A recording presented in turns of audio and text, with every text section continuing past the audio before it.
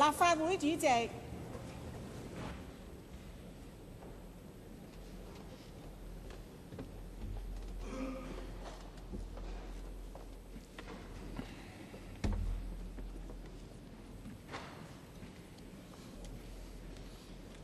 早晨。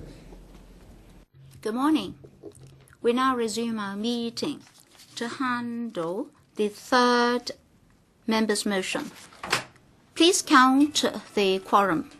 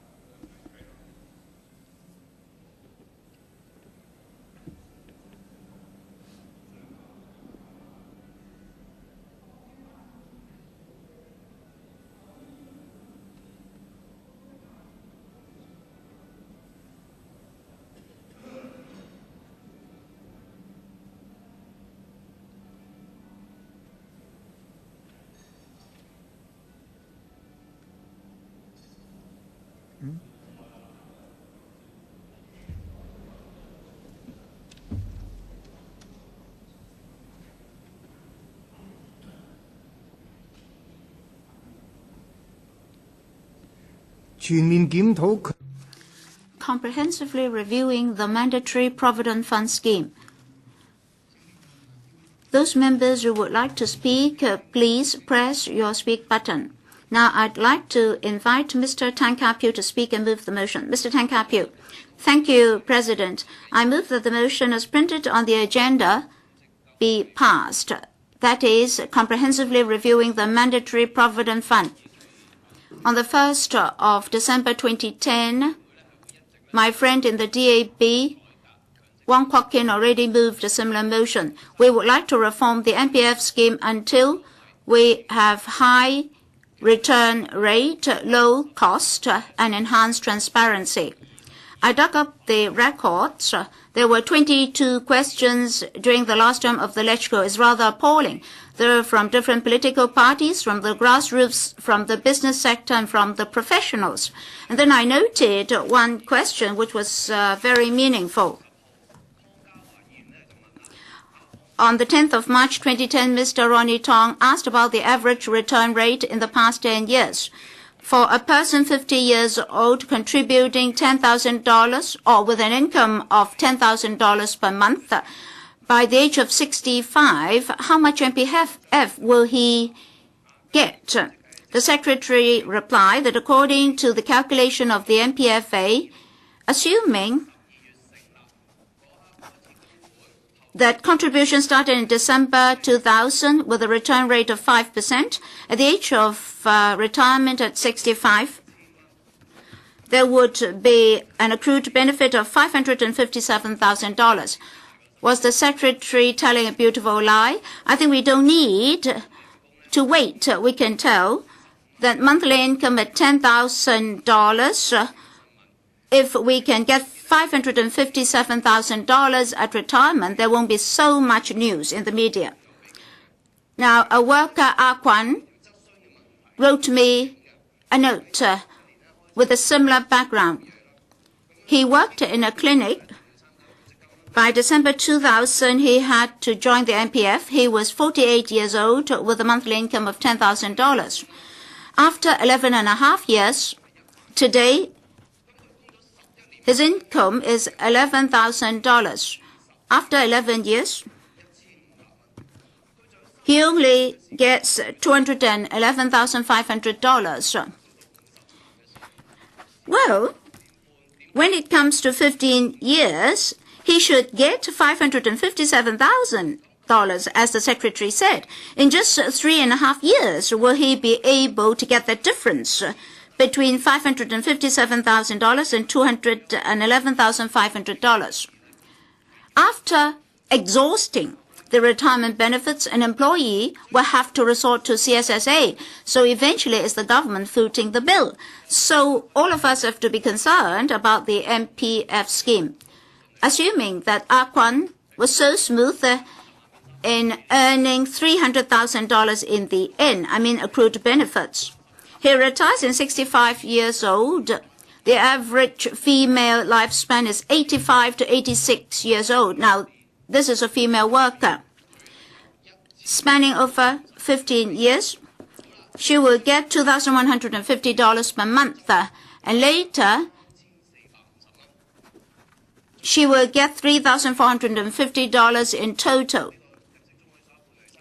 Lower than half. Lower than the median wage of $3,500. With a stable work, with Form 5 education standard, once she retires, she will fall below the poverty line. So Kwan's case reflects the situation of most grassroots workers and the potential retirees. It's a tragedy. With high cost and low return, elderly poverty will be even more serious in future. On the 26th of November 2010, Ms. Anna Wu criticized the second pillar of the retirement benefits. It's not clearly spelled out the role of the government and the income replacement rate. For Kwan, it's just over 10%. Is insufficient for sustaining her twilight life. Therefore, Under number 11 of my motion, I propose the implementation of a universal integrated retirement protection scheme with tripartite contribution with no means test. It's reasonable and non-stigmatizing. It's actually a defined benefit scheme. It's very urgent. By 2041, we'll have an aged population with an elderly population of 30%. I hope that next Wednesday, when we have the policy address, we can have something about poverty, retirement benefits, and elderly welfare. My motion focuses on rectifying the loopholes. Otherwise, the elderly will get nothing. This is actually a sieve that will let money flow away to the fund managers, the intermediaries, and secret guarantors.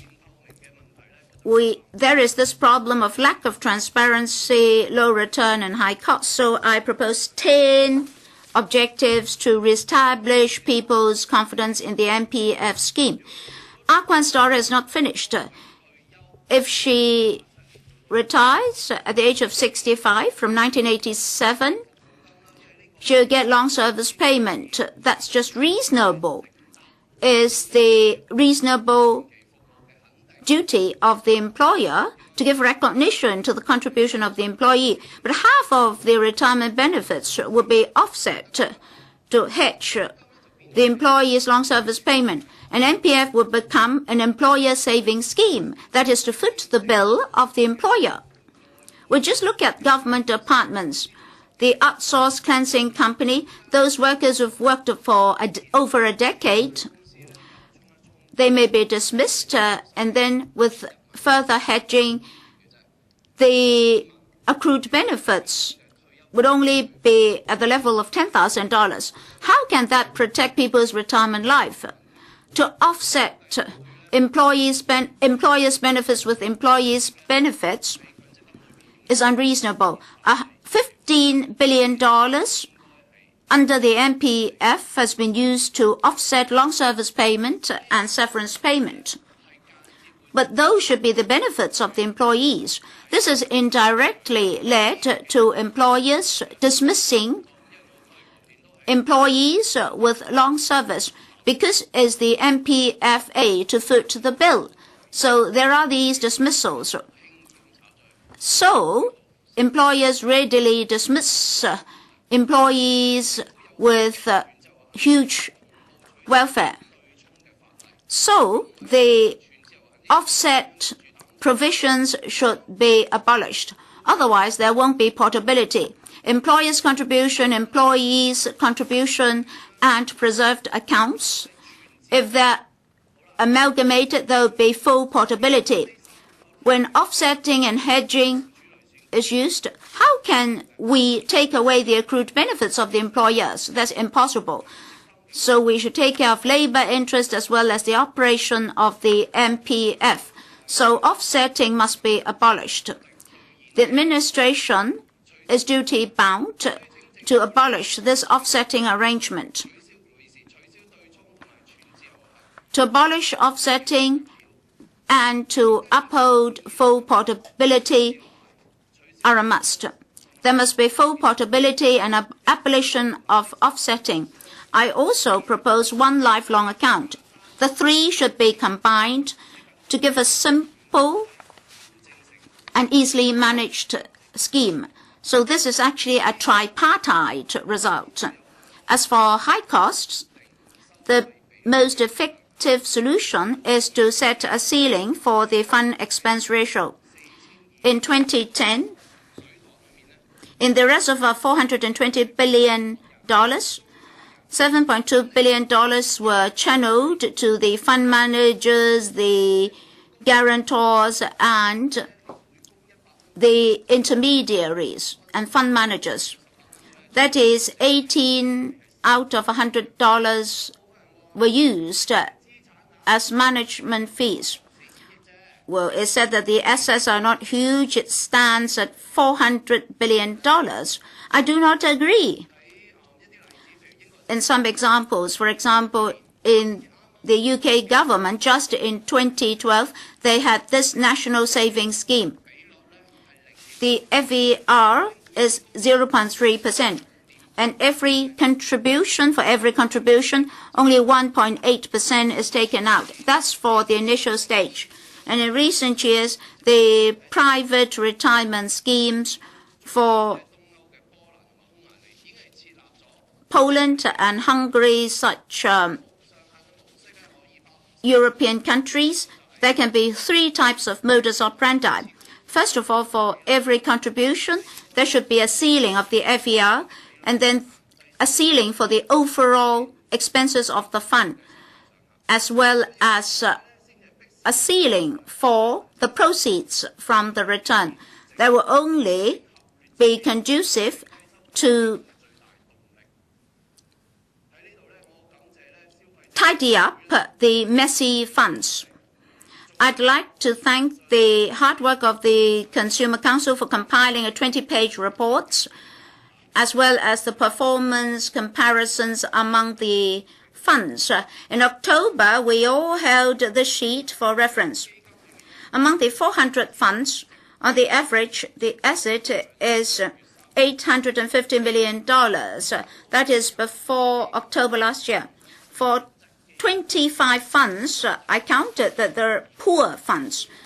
I do have evidence.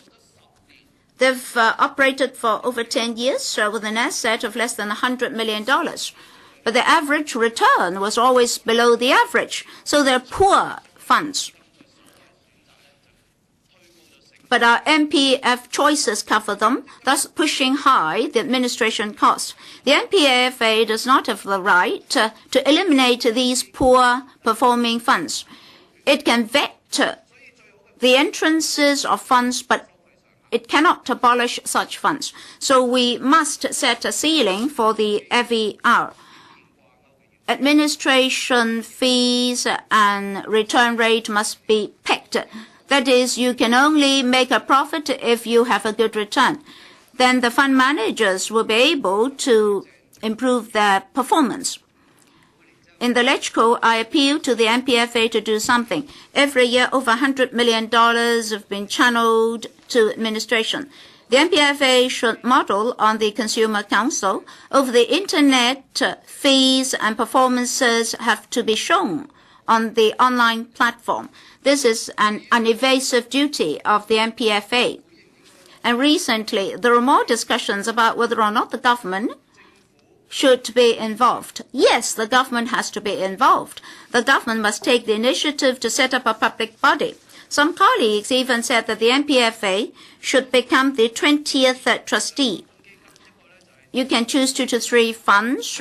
One is pegged to the exchange fund, an index fund, or, like the I-bond concept, one fund can trace the inflation rate to maintain a low administration cost and to boost the confidence of the public.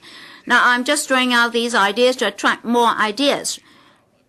But we can fully consider the possibility of the government being the 20th trustee. Even in New Zealand, where they have a free economy and culture, they're tendering for a new system. There will be a main fund first, and to consider performances of funds on behalf of employees. So the involvement of the government is not rare. We already have that in the UK and Sweden. And there is also this secret guarantor. Well, we don't see any description anywhere. But on the 26th of November last year, at a press conference of the MPFA and in its report, this guarantor was mentioned. And its profits took up 20% of the MPF. I just want to know what measures there are to monitor these guarantors. And very often they're the parent companies of the subsidiaries. So profits made by these guarantors must be disclosed. As for the other details, I leave them to the other DAB members. OEC published in 2008 a report on a study on private MPF funds. Open market and encouraged competition might be the solution, but the OECD said that that's wrong. That would only enhance exchange fees drastically because employees are not sensitive to description about administration costs and fees. So we cannot just rely on portability. All these measures should be implemented. I now propose the question to you, and that is that the motion moved by Mr. Tang Ka-piu be passed. And we'll now first call upon Mr. Lee Cheuk-yen to and others to speak, and then there will be a joint debate on the motion and the 4 amendments. I will first call upon Mr. Lee Cheuk-yen to speak, to be followed by Mr. Poon Siu-ping, Dr. Kwok Ka-ki, and Mr. Tan Kin-por, but they are not supposed to move the amendments at this stage. Mr. Lee Cheuk-yen, well, since year 2000, we have had numerous debates on the subject, and even myself and Professor K.C. Chan will be harping the same tune, so he'll be acting like a human recorder. But then this is already, well, since 1st of October year 2000, it's over 12 years now, but then the problems are very much the same. All right, you'll be looking into this, and still we have very much the same problems. We'll be talking about this for 12 years, and yet we are still stuck with those problems. So I cannot but think that in terms of the concept of the MPF, there must have been some problems with the administration, and what the administration is trying to do is not to benefit the workers, but then they're just serving the consortium so that they can have hundreds of billions of dollars. Well, if you look at the accrued benefit of the MPF asset, actually they've already accumulated up to some $400 billion, and actually every year we are talking about some $30 billion, and therefore it's like a money printer or banknote printer. Well, on that occasion, I was representing the CTU, and I was against this. And we could see that if you look at the MPF, it could be an offset against severance payment. And even if you work for several decades, what you accumulate will still not be able to help you in your retirement years. Well, back in 1996-95, when we discussed the MPF system, we were not able to reject it. And between then and now, as you can imagine, it's already close to 10-20 years now. And still, what's happened is that we still do not have any universal retirement scheme. And therefore, what is lamentable is that, well, how many decades do we have in our lifetime? And the MPF has already spent over 10 years, and some workers have already put up with this scheme for some 10 years, and they've already put up with the shortcomings, and still there is no way out, and there is no light at the end of the tunnel. And therefore, we must emphasize that we have to have a universal retirement protection scheme in order to supplement it, in order to protect the workers after their retirement. We've been also fighting for this, and still, for more than 10 years, we still have not been able to get any headway. Is about the offsetting arrangement between the MPF contribution and the severance payment. All right, many people have been calling the MPFA, and also the administration. They said that well, they are unemployed and they are suffering from serious illnesses, and they like to withdraw from the MPF account, but then they are not allowed to do so because you've worked for some 10 years, and yet whatever you've saved up to, that cannot be used during your unemployment in order to pay for your household expenses. And yet, on the one hand, you do not allow workers to take out any money from their account during their hardship years because it's supposed to save, it's supposed to be used for their retirement. But then how about employers? They are allowed to withdraw it. And if they lay off workers, the employer's contribution can be taken out to offset their severance payment. So this is, what is this? Is it a severance payment fund or a mandatory retirement fund? So actually for workers who have worked very hard for for the whole life. They are not allowed to withdraw anything from the account while workers or while their employers are allowed to do so. What type of protection is this? Because if a worker is unfortunate enough so that he could be laid off time and again during his lifetime, and then by the time when he reaches 65, he should have been able to get long service payment, because after working for some 5 years, he'll be able to get long service payment, and then if everything is being offset, then what is left for him? So by the time when he retires, he'll get nothing at all. And that's why the offsetting arrangement right now has rendered the whole scheme exposing all its weaknesses. It's not there to protect the workers. All right, CY Leung said that he would be looking into this, and I don't know if KC Chen is able to hand us the homework, because CY Leung in his political manifesto promised that he would be able to resolve a certain percentage of the problem. That is the percentage of offsetting. And secondly, we also think that there should also be legislation on the ceiling of the fund expense ratio. All right, we only have a semi-portability under the ECA, but then I do not expect that that would be sufficiently efficient in order to suppress or cut down the fees.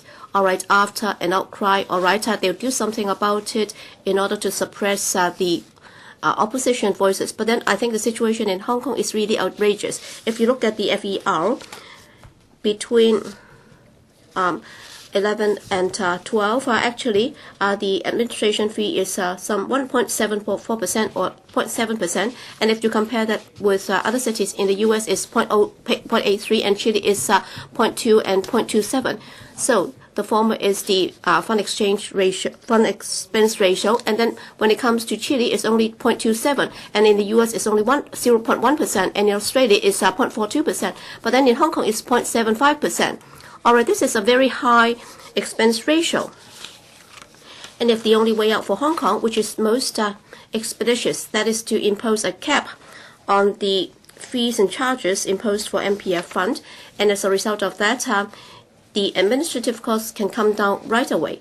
I think these are really very appalling. All right, if you're contributing $1,000 and after 24 years, the accrued benefit, let's assume that there is a return rate by some 3.4%, and if I can reduce the rate by some 1%, then there will be an increase by $250,000. In other words, for every percentage point of fee reduction, then we are actually talking about some $400,000 out of $1 million.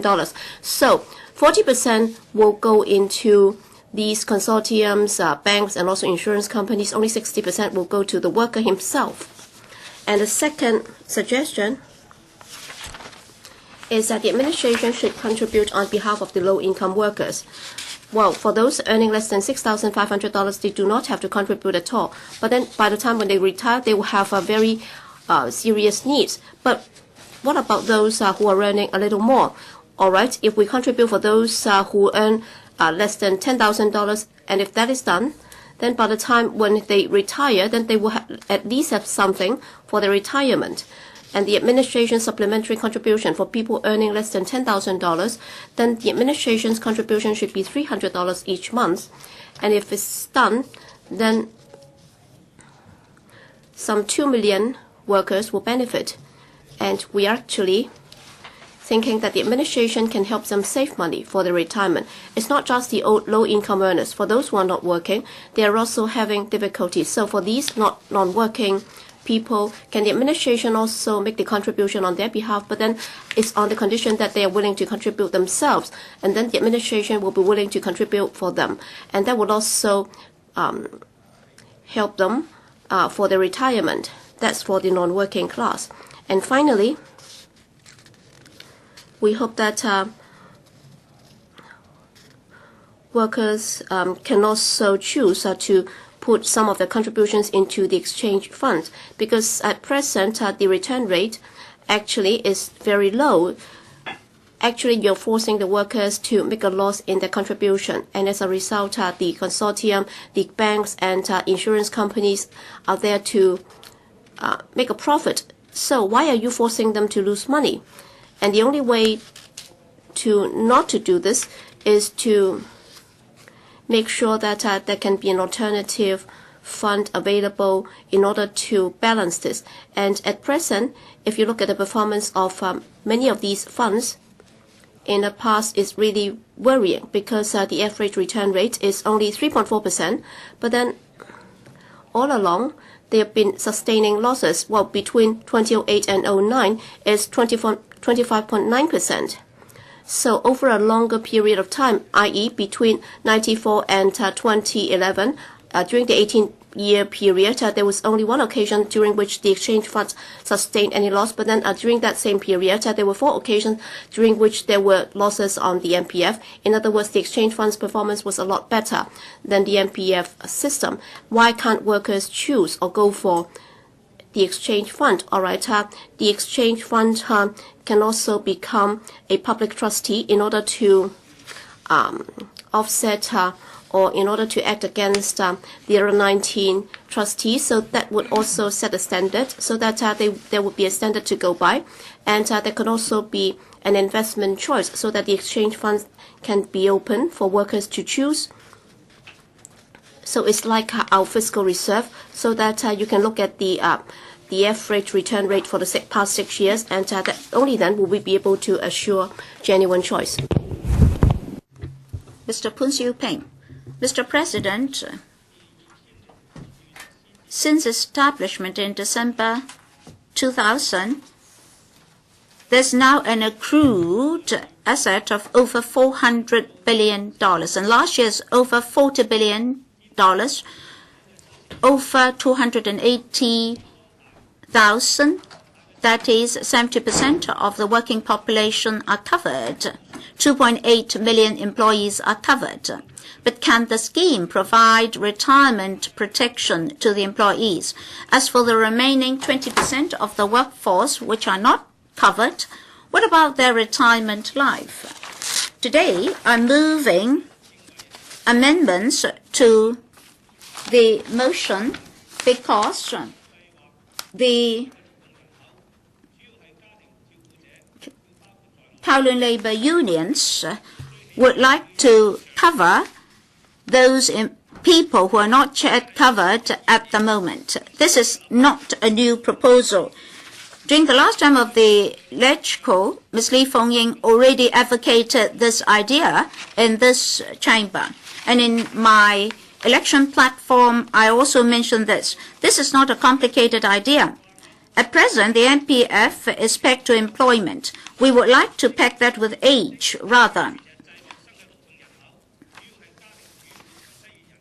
Housewives and the unemployed should also be covered, and the contribution rate should be based on the minimum wage. That is 5% of $6,500. That is about $325.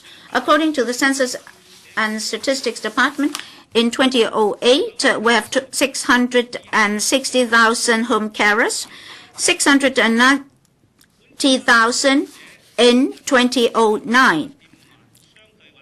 Average 675,000 people, quite stable. If we contribute for the home carers, it will involve public expenditure of $2.6 billion. And the contribution for the unemployed will be just over $3 billion. So financially, that's totally feasible. Of course, we don't think that an MPF scheme covering home carers can replace more perfect retirement schemes. For example, if a person gets married at the age of 30 and then he or she becomes a home carer, if the government proposes contribution for MPF until 60 years old, given the present wage level, the MPF account will eventually end up with $150,000. If the average return rate is 5%, his MPF account will not exceed $200,000, not yet including administration fee. Given an average age of 83 years old, a retirement benefit of less than $200,000 will not be able to take care of the twilight life of home carers. So we agree to the original motion that there should be comprehensive universal retirement schemes to complement the inadequacy of the MPF. My association's proposal is still valid because that will be recognizing the contribution, selfless contribution of the home carers.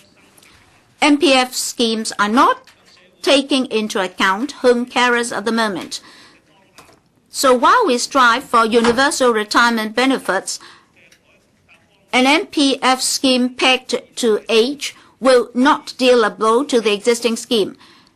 There's less controversy and administratively is feasible. I urge LegCo colleagues to support my proposal and the administration to accept my suggestion. A matching proposal is suggested. That is, non-working spouse and low-income employees should receive top-up benefits. Now, we should continue to explore that, but home carers should be considered independent persons. We should recognize their contribution to society. At present, we don't have an ideal arrangement. However, that suggestion involves some problems. For example, how matching accounts can be established. For non-working persons, what about their contributions to the MPF? There are other unreasonable aspects of the MPF, one of which is the long-term head offsetting arrangement against long service payment and severance payment. This is totally against the objective of the MPF to protect the retirement life of employees. So we have to abolish this offsetting arrangement for severance payment and long service payment. This has always been the demand of the employees. We urge the administration to plug this loophole as soon as possible.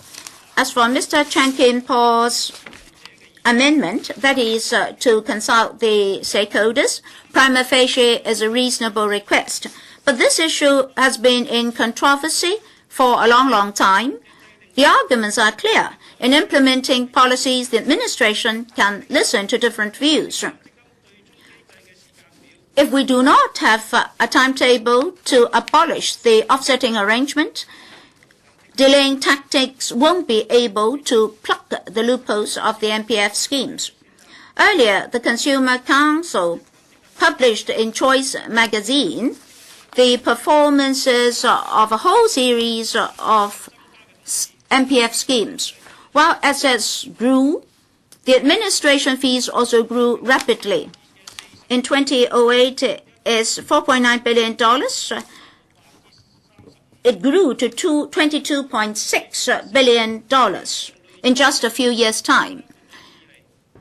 Consumer Council compared us with other countries. For Chile, is 0.56%, UK 1.19%, Australia 1.21%, and Singapore 1.41%.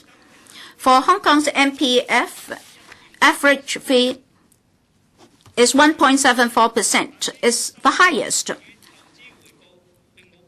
But fees are not related to return. According to the study of the Consumer Council and samples compared, among 159 funds from 2007 to 2011, there was a negative return. The poorest one recorded a loss of 14%, and on the average is only 0.24%. The average return rate was inflation rate was 0.29%. So the performances of our MPF funds were poor. So we must suppress the fund expense ratio. Of course, we must allow the funds to have autonomy. But then in the market, it is difficult to limit the performance of individual funds. We should cautiously handle the full portability issue. MPF is an important pillar for retirement protection. If MPF funds are not managed well and suffer losses, eventually society will bear the brunt. autonomy of MPF funds, protection for employees, reduction of investment risks, etc., have to balance against one another. If we hastily implement this full portability arrangement for MPF schemes, that will only become an excuse for shirking responsibilities on the part of the funds. So systemically, we must manage risks well. I believe that is the pretext for portability of MPF schemes. Thank you. Dr. Kwok Kai-ki, President. We are debating the mandatory provident fund today. Now let's cast our mind back to why we need the MPF. In the 1960s, the UK colonial government in 1966 engaged Dr. Williams to conduct a feasibility study in this regard. Back in 1966, it was pointed out that there was a need for a kind of social security system to tackle the aging problem. In 1986, the administration published a consultation document on the feasibility of MPF. In 1987, Governor Wilson decided against it. In 1993, Governor Chris Patten, in his policy address, floated the idea of an old age pension scheme. In 1993, it was said that at the age of 65, residents should be able to get $2,300. If we work it out in today's price, it would be something like $4,000. There was a great deal of controversy at that time. As I remember, the Chinese representative of the Joint Liaison Group made the analogy that Hong Kong is going to face a car crash, a fatal car crash, as it were. And then there was an idea of the mandatory provident fund, and that's the fund that we have today. Now, MPF is there for retirement. The administrative costs will not be important. In the motion, there is a mention of the investment return. Now, in future, can we make sure that the retirees will enjoy a decent life? According to the latest studies, in the past decade, 40% or 45% of the funds were in the red. We're not sure what's going to happen in retirement. If you have selected the wrong fund, which are not performing well enough, either you or your employer picked the wrong fund, then all you can say is that tough luck. I mean, there are 500 or so funds. There are so many funds to choose from. It sounds very good. Now, every day we have a lot of residents who don't have a lot of expertise there, telling us it would be very difficult to pick and choose out of the 500 funds. Mr. Secretary, I'm not sure whether you have any family members working for these large fund houses. I understand the former financial secretary is now working in one of these fund houses. I wouldn't like to go so far as to say that there is collusion between the government and business, but this MPF is benefiting the large fund houses and the trustees. We have $400 billion in asset. What they can enjoy, what people can enjoy, would be only $7.3 billion. So a lot of money has gone into the pocket of these trustees. This is tantamount to a massive black hole. These are hard-earned savings of the contributors, and they are pouring good money after bad, and you think that there are no problems with that. A couple of days ago, Ms. Anna Wu said here in LegCo that they are going to remedy the situation. And they won't come about until 2016. And as you all know, here in this council is dominated by the business sector. How can we get across the sentiments of the workers? Now, the competition ordinance, which is really something that is very clear-cut, but it has been stripped down to like a toothless tiger. I'm not sure how these changes are going to pan out eventually. But if government has a modicum of conscience, it would understand that we're dealing with retirement problems. We're not dealing with how much the trustees are making in profits. I asked one of the finance people, and I asked whether the government can take over, and he said that the fund houses, the trustees are very aggressive, and it will be a non-starter. And it may be a light-hearted remark, but I think that this represents the government sentiments. If we take money out of take the $400 billion away from these trustees, I don't think Mr. Chen, the secretary, will have the gut to do so. I mean, if to improve the MPF would be like asking the tiger for its skin. Earlier, we discussed the old age living allowance, the OALA, at the Finance Committee. That would be a very good opportunity for us. As we all know, the whole society is telling the administration that instead of implementing the OALA, the government might as well implement the universal retirement scheme. In my amendment, I already pointed out that according to some actuaries, without increasing taxation, without increasing the burdens on the employer and the employee, we should enable people to get $3,000 in retirement benefits. This is important because this is something that would be guaranteed for everybody.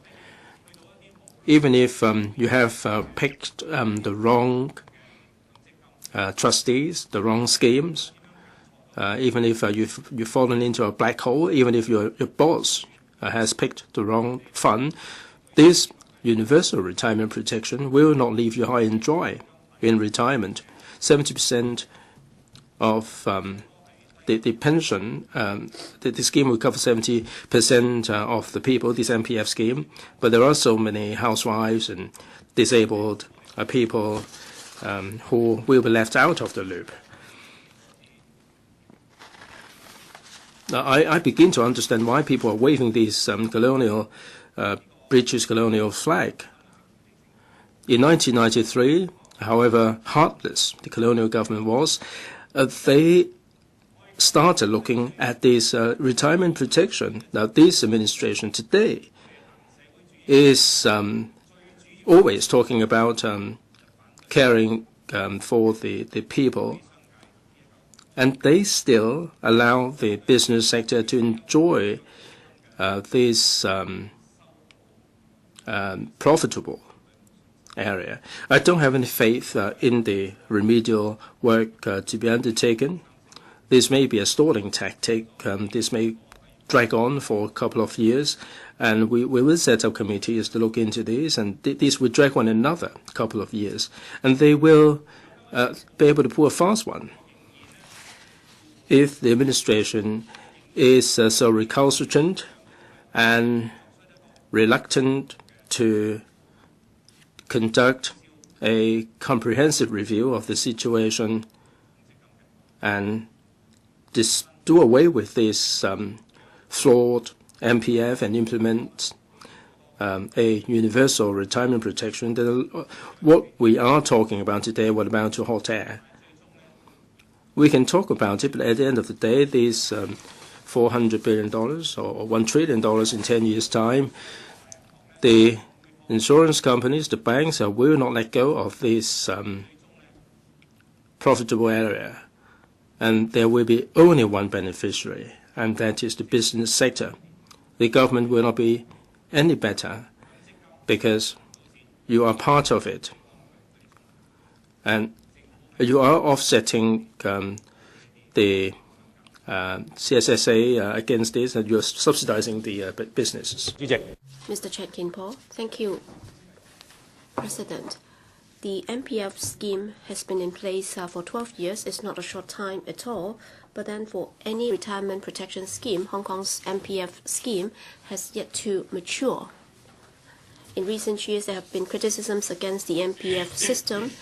Indeed, the MPF as a long-term retirement protection system needs to further develop and further improve, but then it doesn't mean that there are serious loopholes under the scheme. The present problems, for example, the high management fees, I think that's mainly because Hong Kong's MPF scheme has yet to mature, and the system is too complex and is too dependent on manpower management. According to a study report, retirement protection systems development can be categorized into 5 stages, and Hong Kong has only embarked on it for 12 years, and therefore we are still in the initial stage. And in Australia, Chile, the UK, Singapore, and the US, which have had such systems in place, they have had it for some 20 to 40 years. And in simple terms, Hong Kong system is still very much in its childhood stage. For the other systems, they are raw grown-ups. And therefore, according to the study report, if you look at the scale and also the administrative costs, in fact, there is a link between the two. There is a reversal link. In other words, if the system has been in place for a longer period of time, then the administrative costs will come down. And therefore, if you look at our fund expense ratio, in fact, when we compare with Australia, which is 60 times the scale of Hong Kong system, in fact, if you compare that, it's not a fair comparison. Well, during the initial years of establishing such a system, the administrative cost is bound to be high because trustees would very often have to invest tens of billions of dollars into it. They will have to develop computer systems and software and so on. And also, if you look at the administrative costs for contributions and so on, that would also be high. But then after the assets have been accumulated for a while, the administrative costs will come down. I think we are also moving in that direction. In 2008, it's 2.1%, and now it's 1.74%. And if you look at the study report, according to the projection, after the scheme has been in place and after streamlining of the system and also the computer software enhancement, in fact, we should be able to enhance it. We should be able to improve it to 1.14% when compared to Australia, 1.12%. It would be even lower. And therefore, if we are able to improve the system, if our assets can improve and increase to a scale comparable to these places, then our administrative costs will also come down. But then, according to the study, if we separate the administrative costs and other components, then we'll be able to see a bit more.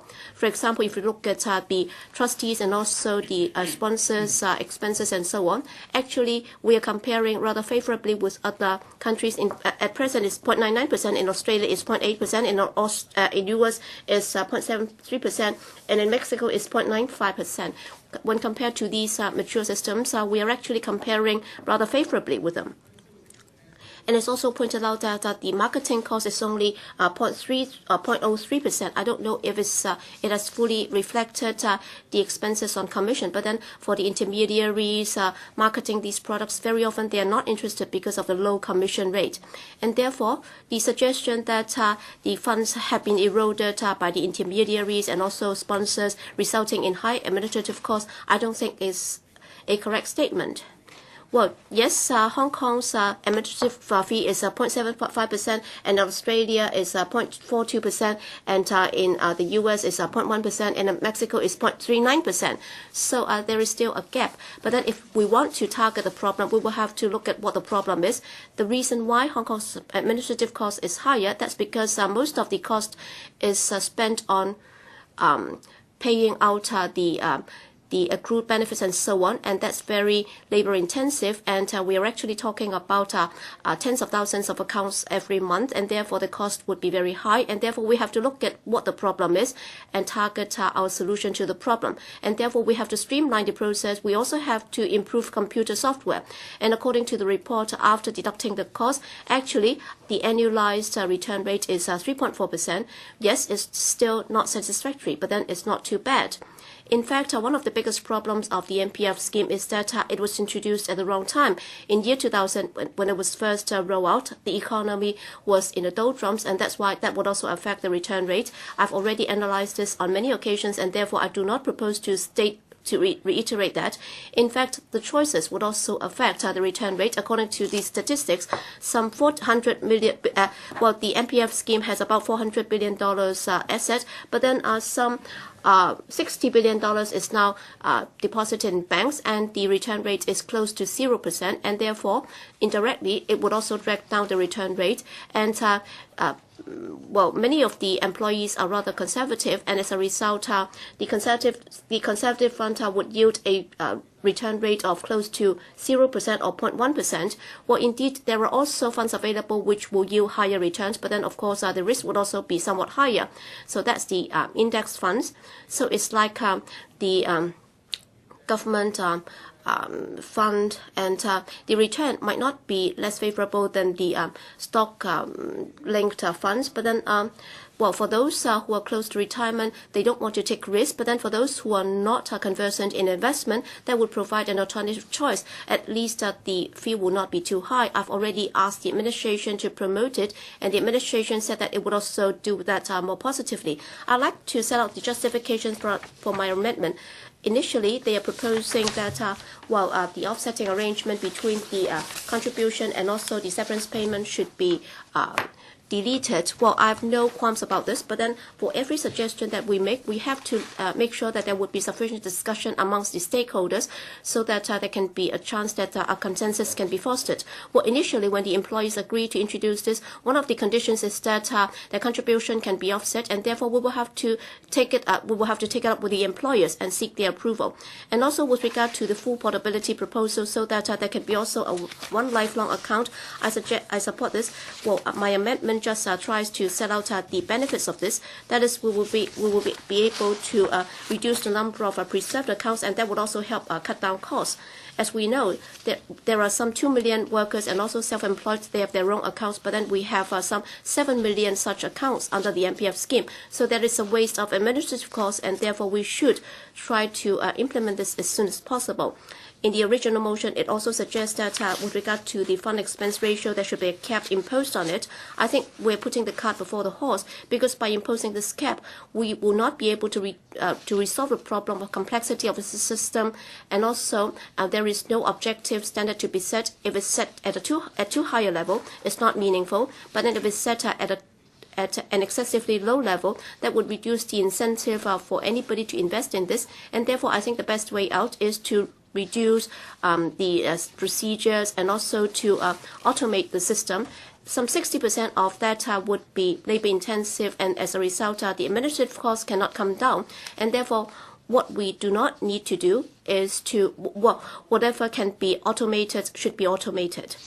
And also for public organizations or voluntary organizations or non-profit making organizations, they should also be allowed to introduce inflation-linked fund. Well, whether or not this is feasible, there is a big question mark. If public organizations or voluntary organizations without any experience in running such funds, they simply are not able to do it.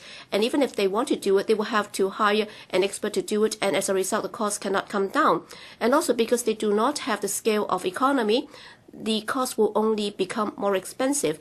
As to asking the administration or the monetary authority to do it, that would tantamount to asking the taxpayers to subsidize it. And even if they are going to do it, the costs incurred by the administration will be even higher. And I agree that there are some funds that do not attract many people, and if they can be consolidated, then that would also help save costs. But then I have to emphasize that for any such consolidation, we will have to consult the stakeholders in order to achieve better cost effectiveness.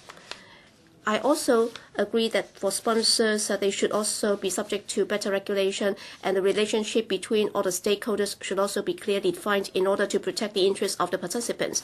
I also agree that we should educate the public so that they will be able to manage their own accounts. Indeed, that's also an investment too, and if they know how to invest, then they will be able to look at the market trends, and then they can also adjust their investment portfolio, and in the long run, the return rate will also be able to be better than the overall economic growth. But then they will have to be educated, and therefore the administration will have to think about how they can educate the public in terms of investment knowledge, and a lot of work will have to be done. And they will also have to encourage the public to invest in more funds. 財經事務及庫務局局長。Secretary for Financial Services and Treasury.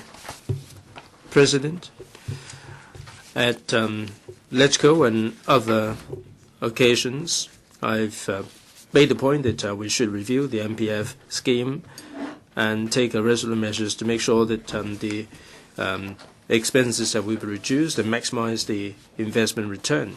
Mr. Tang Ka-piu moves this motion to review the Mandatory Provident Fund scheme, and also Mr. Lee Chek-yen, Mr. Prince Yu-ping, Mr. Kwok Ka-ki, and Mr. Chen Kin-po moves these amendments. This is an opportunity for us to review this scheme. And this MPF is the second pillar of retirement protection. The scheme is privately managed. It is a defined contribution scheme. The scheme came about in 2000 to improve the retirement protection. Before the introduction, only 1/3 of the workforce enjoyed protection. Now, under the MPF scheme, 85% of the people, or 2.5 workers or self-employed people, enjoy various degrees of protection. As of 30th of September 2012, there is an investment asset of $412 billion. After expenses, the annualized return is 3.4%. The CPI is 6% in the same period. The MPF scheme will offer protection to the workers, and we have achieved tangible results in this regard. But as far as retirement protection is concerned, this scheme has been around for 12 years. It hasn't quite matured. Over the years, the MPFA and the government have launched various measures to improve the system. We have increased the market transparency and fostered competition. We have achieved specific results. The FER has come down from 2.1% to 1.75% currently, and this is as of 31st of December 2012. The latest measures were started in November last year. We've started the ECA, the Employee Choice Arrangement. The administration and the MPFA expect this arrangement to make sure that there will be a further reduction of the charges. This ECA measure alone will not reduce the fees. The ECA will foster greater competition and a better improvement, better services to the scheme members. The ECA alone will not really achieve this particular purpose. So at the same time, the MPFA has conducted a cost study. The cost study has just been completed regarding the trustees' costs. Now, in relation to the reduction of administrative costs, the MPF, the study has made some recommendations, like there should be industry-wide measure to implement end-to-end online electronic payment and data processing. There should be account consolidation while transitioning to full member choice. The industry should be assisted to put in place the platform, the electronic platform. The government will be following up on these recommendations for implementation. Now, the MPF is a part and parcel of the retirement protection. The fees and charges and also the accrued benefits will have implications on the workers. The MPFA and the government will consider further measures to reduce the fees and charges in order to measure up to public expectation. As of now, the MPF offers a multiple investment platform. The competition is not based on reduction of fees and charges. Now, members mentioned that there were 500 or so funds. It would be difficult to pick and choose. To a certain extent, this has reduced the economy of scale that can be derived from the market. And this platform is for the purpose of retirement protection. It should be simple. It should be streamlined. There is a need to improve the fund choices. Now, with so many choices, will we be able to bring about benefits to the workers? We will conduct some studies in this regard. The motion also mentions capping the fees, and also the possibility of full member choice. This is something that the government and the MPFA will look further into. As to the capping of the fees and charges, I will go into greater detail in a few moments. But as I said before, repeatedly, this is the direction, the capping of the fees is the direction that we're striving for. We don't have any differences there. It's a matter of how we do it. President, after listening to members' views, I will make a consolidated reply, and the administration and the MPFA will have regard to members' views and recommendations. Thank you. Ms. Alice Mack. Mr. President, at present, the MPFA schemes have been in place for 10 years. The blind point here is that within the working population of Hong Kong, over 300,000 people are not covered by retirement protection schemes, including home helpers and hawkers. The MPF ordinance has excluded helpers and hawkers.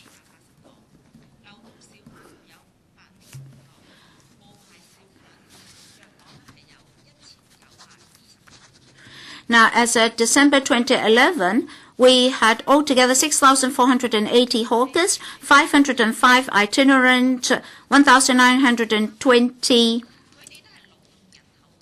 non-licensed, and 6,480 fixed store hawkers. And domestic helpers are not covered. Why? At present, our MPF schemes are employment-pegged. So, home carers, ordinarily housewives, are not covered. Among 658,000 housewives, they actually posed a very important role in taking care of family members, children, sick family members, etc. They're actually nurturing social pillars to promote social development. So they make great contribution to society without being paid. So given this employment-pegged MPF system, they are not covered. When they're old, if their children are willing to take care of them, good. But if their children are unwilling or unable to take care of them, they will be very miserable. According to statistics from the Census and Statistics Department, we have 437,000 working females, far lower than the number of male workers. And the average lifespan of females is 86.7 years old. For the males, 80.5 years old. So females face more serious retirement problems because either they don't have any income or they enjoy low income, but they have a longer lifespan. So it's only with universal retirement systems that we can take care of these home carers, such that low income or no income females can be protected. And then we have the persons with disabilities, about 360,000 of them in Hong Kong, amounting to 5.2% of our population. In Hong Kong, we do not have employment statistics for these PWDs. But if we resort to the NGOs, only about 40,000 employees are PWDs, less than 10% of our working population. Wheelchair-bound, more. The MTRC does employ some PWDs, but it is stipulated that no wheelchair-bound employees should be recruited. The Hong Kong government is the biggest employer in Hong Kong, but only 2% of government employees are PWDs. For a person with tertiary education and a design certificate, a PWD did seek help from the Labour Department, but he was only introduced to dishwashing and postal jobs, and eventually he got a full assistant job in the EPD. PWDs cannot work normally. For these employment-pegged MPF schemes, they cannot cover these people. Their retirement life is not protected. By about 2030, according to the government, the number of people above 65 years old will amount to 28%. That is about 2.3 million people. Society is developing, and every person should be protected. Hong Kong should no longer rely on MPF schemes and personal savings for retirement protection. The DAB has always advocated for a comprehensive retirement system. That is, apart from the MPF, we should have universal retirement protection schemes, such that those who are excluded by the MPF, including hawkers, home carers, domestic helpers, and PWDs, can be protected for their retirement so that they can lead a dignified twilight year. In future, when they become old and have financial problems, they don't need to rely on CSSA. So we should prepare early so as to reduce the social burden. Besides, I'd like to respond to what Mr. Chan Kim-paul said. He mentioned education. He said that we should educate the public on financing or finance management. But first of all, you must have money before you can manage your money. Now, these people don't have jobs. They don't have money. So what's the purpose of educating them to manage their money? So we have to review the whole MPF system. We must have universal retirement protection scheme so that members of the public can lead a dignified twilight life. Next, Mr. Wong Kwok Hing. Mr. President, today I've brought with me this prop when I discussed MPF. Now, MPF schemes are for our future. That's what the government said. Is that really true? No. Look at this pic. On top, you put in your money. At the bottom, money leaks out. Why? because severance payment, long service payments, administration fees, etc., are to be taken out of the employer's contributions. Now, employers are taking away employees' benefits. So there are layoffs, dismissals, non-renewal of contracts, closure of businesses, etc., etc. Now, this system is very unreasonable. In 2011, that is 2001,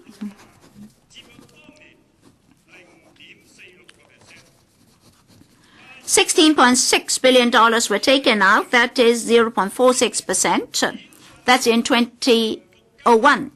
By 2011, long service payments and severance payments are used to help employers in dismissing the employees. $14.73 billion were taken out of the funds, the assets. So the fee rose by 20 times in just 10 years. Is that reasonable? If you say that that is reasonable and rational, then you don't have a conscience. For the whole working population of Hong Kong, we have our benefits taken away by these people. Now, why is it that every year the government has to give CSSA to over 150,000 people? That number is ever increasing as our population ages. That points to the absurdity of the system. Well, let's not look at what's going to happen far away. Look at the present situation. Many of our members of assistance, our term of office is 4 years. Once your term is up, unless you get re-elected, these assistants will be laid off. 4 years. Just within 4 years, there will be another round. And the accrued benefits may be offset by long service payments. In the government, Professor Chan Ka-piu knew that there are over 10,000 contract staff in the civil service, over 100 types of contracts. These contracts may last only, say, 3 to 4 years at most. So every 3 to 4 years at most, the accrued benefits will be offset by severance payments or long service payments. Very good. Really very good. No wonder the employers are hailing the MPF. The MPF is to stay on forever, because so long as MPF is with us, employers can benefit by this offsetting arrangement. Half of the MPF is for business closure, severance payments, and long service payments. It's actually serving the employers. This is very, very unreasonable. Mr. President, CY was elected. We could see that Mr. CY Leung mentions on page 11, paragraph 16 of his manifesto, that gradually he is to reduce the accrued benefits of employers in offsetting long service payments and severance payments for employees. That's why the DAB supported CY so as to allow him to implement his new policies. That is one of our reasons for supporting him. So at least the CEO himself thought that the accrued benefits of the employers should not be used to offset long service payments and severance payments. And now it is suggested that the ratio should be decreased gradually. I've not heard from the reply of Professor Chan just now how this would be implemented. So, Secretary, when you reply in a moment, Please tell us. Now, C.Y. Leung has said that. How are you going to go about it? How is the MPF system to go about it? The chairman of the MPFA, Ms. Anna Wu, attended the panel meeting of the LegCo. At that time, she answered one of my questions, saying that within this term of the government, this problem will be solved. That is the offsetting arrangement for long service payments and severance payment. I very much agreed with her. So on that day, I told her that I strongly support her. So, Secretary, would you please respond to this? Mr. President, on this issue, I'd like to appeal to my colleagues that they should support us. In fact, when the MPF ordinance was enacted in the LegCo, that is, on the 27th of July 1995, Mr. Tam Yu Chung, at that time, represented the DAB to speak on the second reading and third reading of the ordinance. We cast a dissenting vote. The fundamental reason is that it is unreasonable to have this offset arrangement for employers to offset against long service payments and severance payments. So, members, please use your conscience to support the original motion of Mr. Tang Ka-piu. The original motion reflects the aspirations of employees. Mr. Ronnie Tong, President, the MPF has been subject to a lot of criticisms from its early days. All right, it has inherent problems, and one of its cardinal sins is, as we can see in this council, all right, we can see Professor K.C. Chan is here. How come the Secretary for Labour and Welfare is not here? It shows that when it comes to retirement protection or protection for the old, that shows the mentality of the administration. Apparently, the MPF scheme is an investment item. That's why Professor K.C. Chan is here. All right, he's the Secretary for Financial Services and the Treasury. That's not the problem. The issue is MPF is supposed to protect people for the retirement, and it's a very important safety net for them. Indeed, it's right that there is an investment element. Well, for Professor K.C. Chan to be seated here, I have no qualms about that at all. But then how come Mr. Matthew Cheung is not here? President, the administration often thinks that it has nothing to do with the MPF scheme. Historically speaking, before its setting up in year 2000, well, there was a lot of discussion, and back then many people thought that it's a temporary measure to solve an immediate problem. But then, now the administration is trying to make that a permanent solution.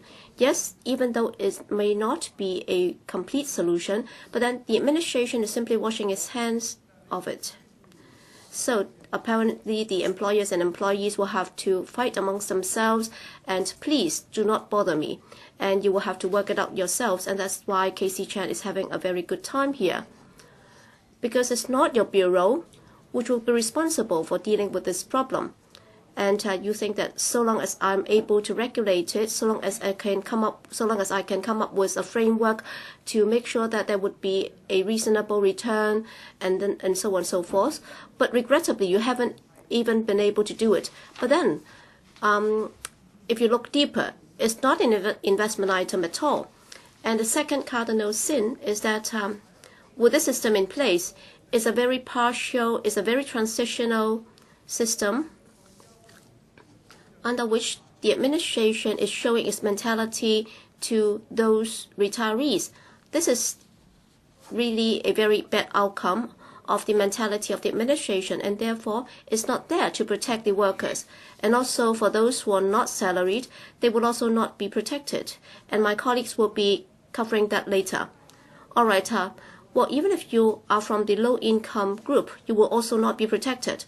Well, even if you are getting statutory minimum wage, you don't have to make contribution at all. But then does that mean that you'll be well off? No. It means that you will not be able to get anything upon retirement. So we are supposed to protect those low-income earners, and yet they are not protected. So what kind of purpose does it serve by introducing MPF at all? Yes, you can say that, well, for the financial services workers, the fund managers, they're actually benefiting themselves. All right, that may not amount to a collusion between the business and the government sector, yet it will benefit the business sector a lot more than others. And for the low-income employees, if they do not have to make contribution, or even if they make very little contribution, then the problem is by the time when they retire, they will not have a protected retirement. So for the younger people, they'll think that why don't I take more risk? That's the reason why Casey Chan is here. So when they try to run the risk, they'll go for the high return, high risk funds. But then the fundamental issue is this system is not supposed to be something like this. This system is supposed to offer retirement protection. It's not for people to take risk or chances. And then the MPF authority, in order to ensure that more people will be interested, they will allow this to happen. All right, so we do have over 400 funds available. So you can choose from amongst 400 funds. So it's like going to a race, a horse race, but then you're actually going to pick one out of a dozen or so horses at any one race. And then 1/4 of them, during the past 5 years, they are actually incurring losses. So there is negative return. So you'll be losing money if you bet on one of these. So how come it has become a betting system? And how are you going to be accountable to the public? President, the fourth point is, you can also take a look at the figures. Every year, the contribution, according to the MPF authorities figures, we are actually talking about some $17.8 billion, and the fee tops the rest of the world. As some colleagues have already said, on average, we're actually about double the level of the others. Let's say the average is about 1% elsewhere, because in our case, it's about 1.7+%. So on average, some $178 million has been spent on areas without yielding any return at all. So for that sort of money to the community as a whole, and also to the with regard to the purpose that the MPF aims to achieve, is a waste. It's a total waste. So actually we're talking about a loss of about $6 billion over a 10-year period. So is that the purpose of this scheme? And also we have 3.67 million workers in Hong Kong, but then the fund is only able to protect some 2.6 million workers who are participants. So even for those who are working, you're actually not able to protect all of them, let alone those who are not working. And therefore, this is beyond salvation. Yes, the authority proposes that there can be some changes and reforms and so on. I think it's time for us to put a stop to it, so that it should be replaced by something that can genuinely protect people after their retirement. That should be the ultimate objective. Thank you. Ms. Dari Lee.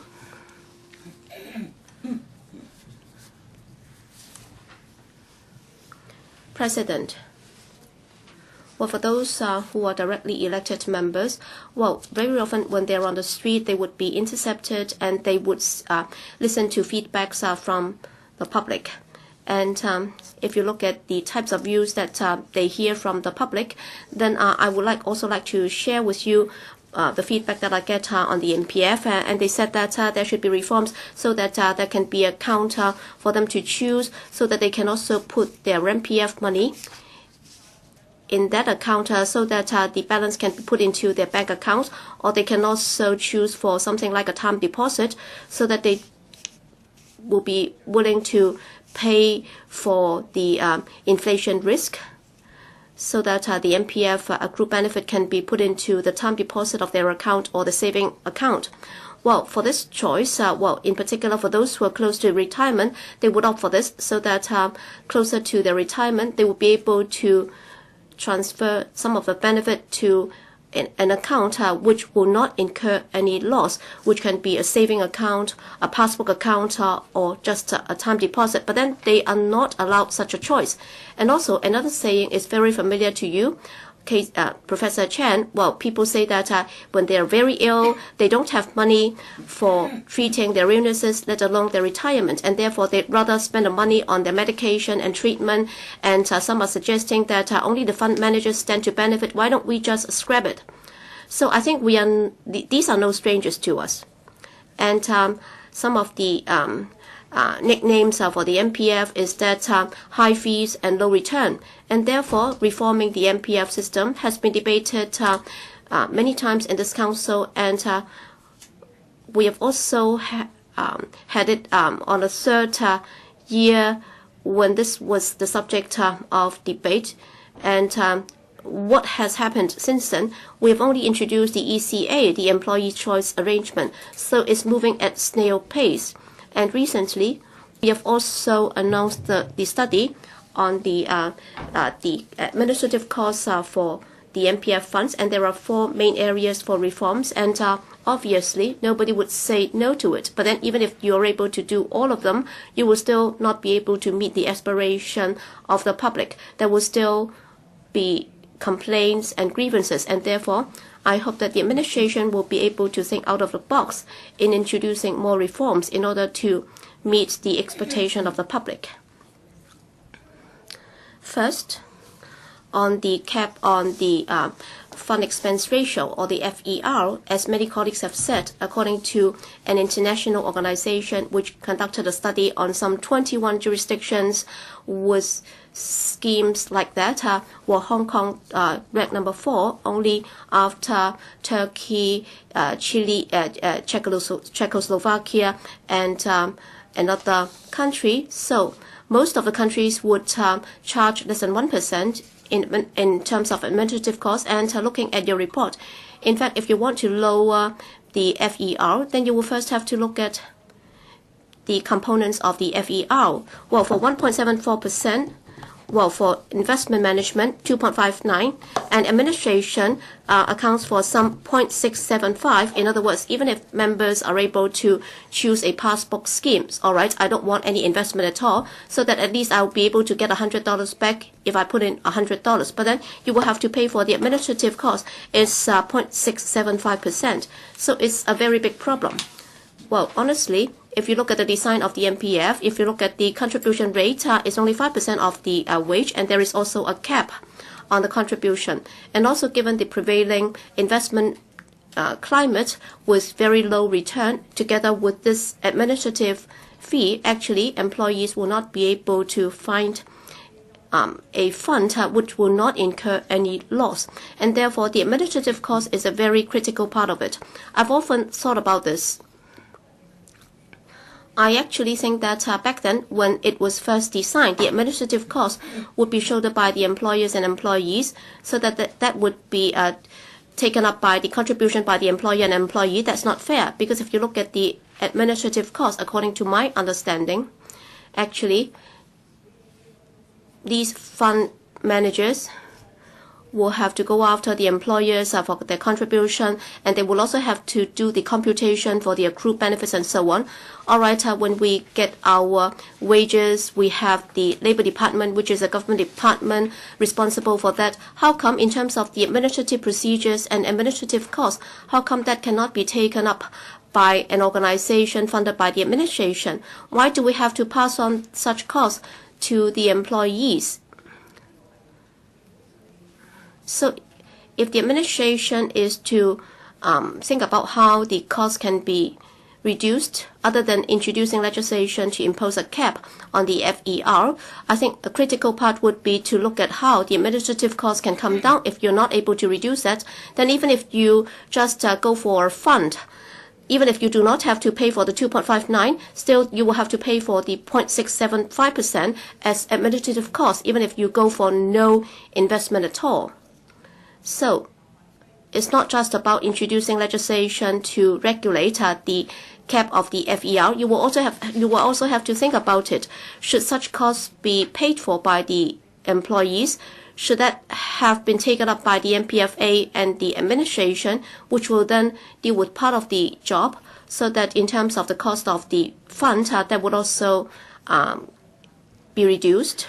Other than the FER, there is another suggestion that they could also have a public trustee that can offer low-cost easy or streamlined cost. That's done in Singapore.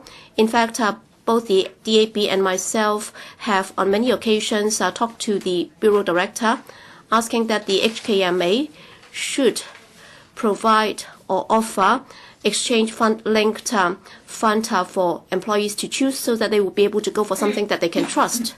All right, with the limited time, many of these are specific proposals, and some of them have not been put out for consultation with the community, and some of them have yet to foster a consensus, and therefore we will be abstaining from these.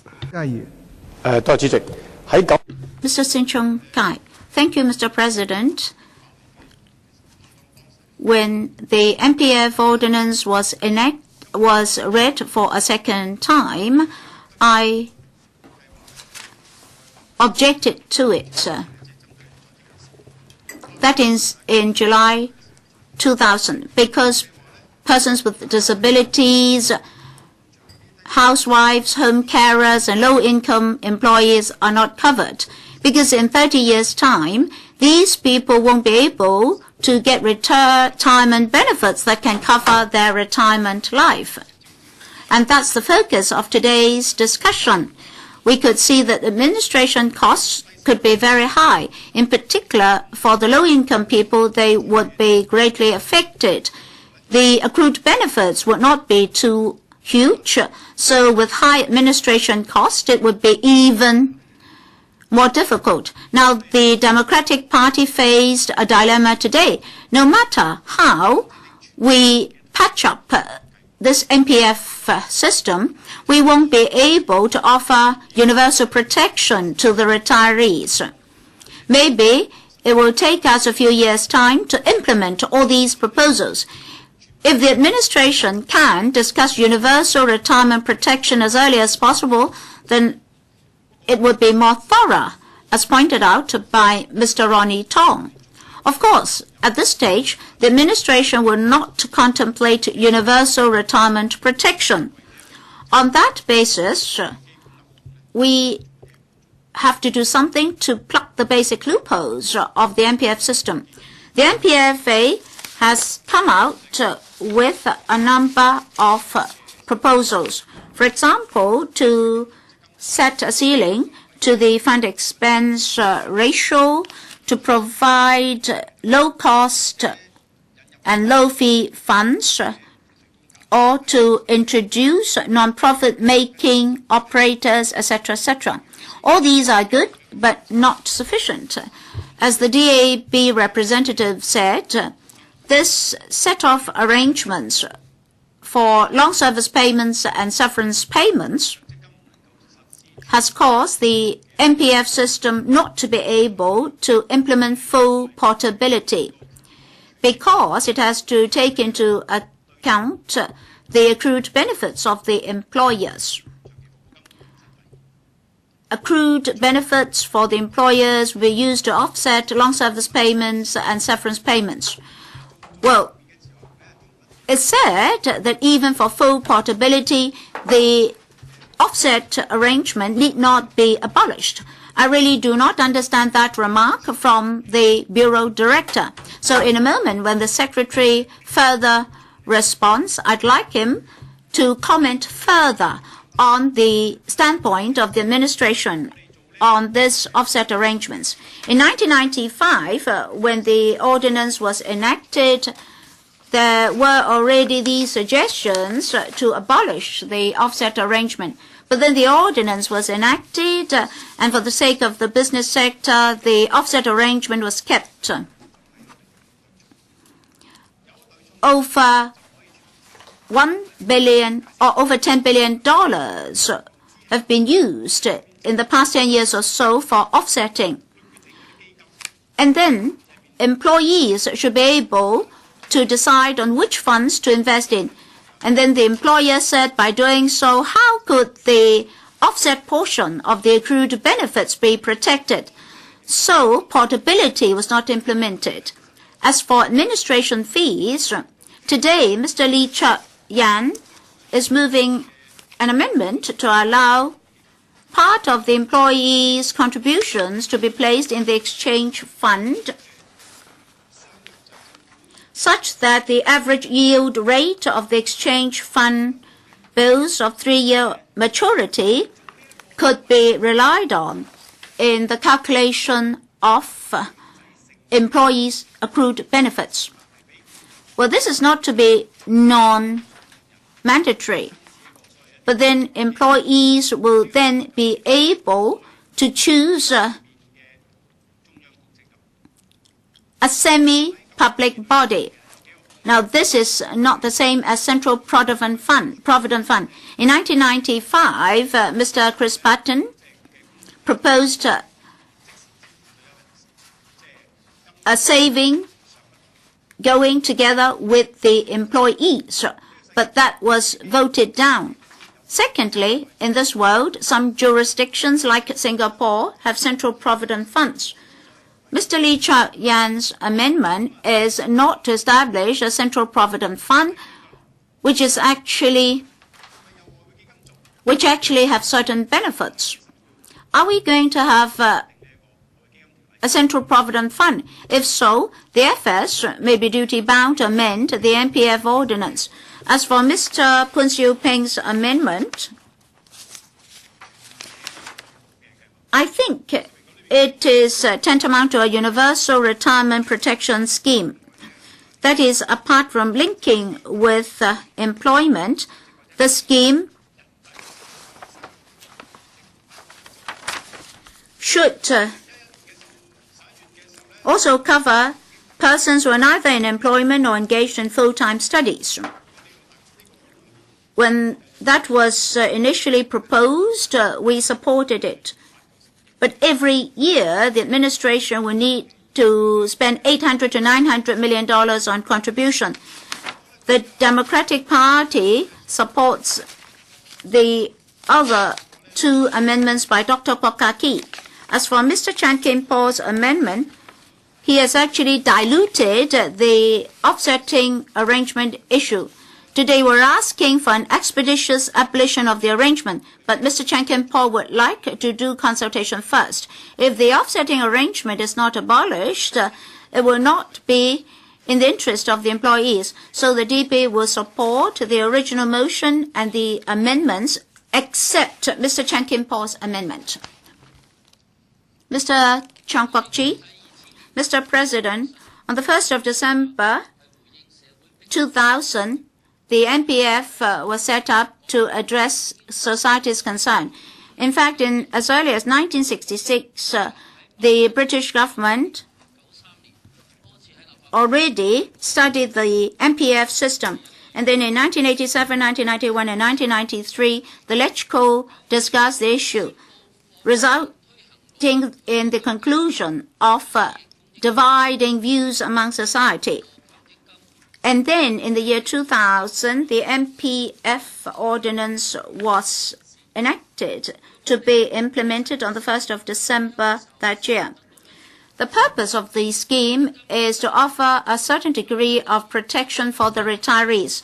To put it in simple terms, the working people from 18 to 60 years old will have contributions from employers and employees for retirement protection.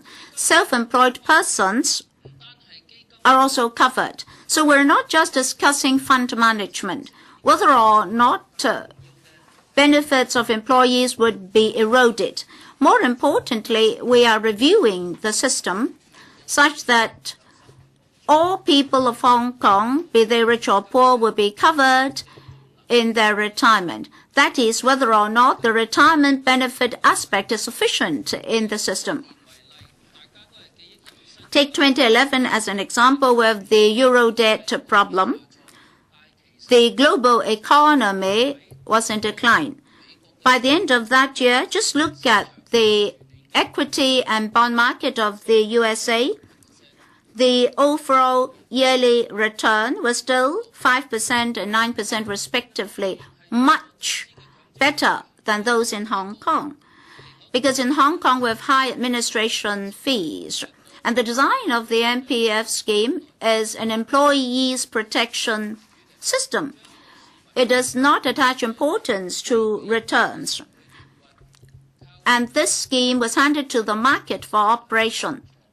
So, to rely on investment return is in itself an error. Benefits have been eroded by the management, the fund managers. For the past 10 years, the average yield is 3.4%. And the return has only increased by 59%.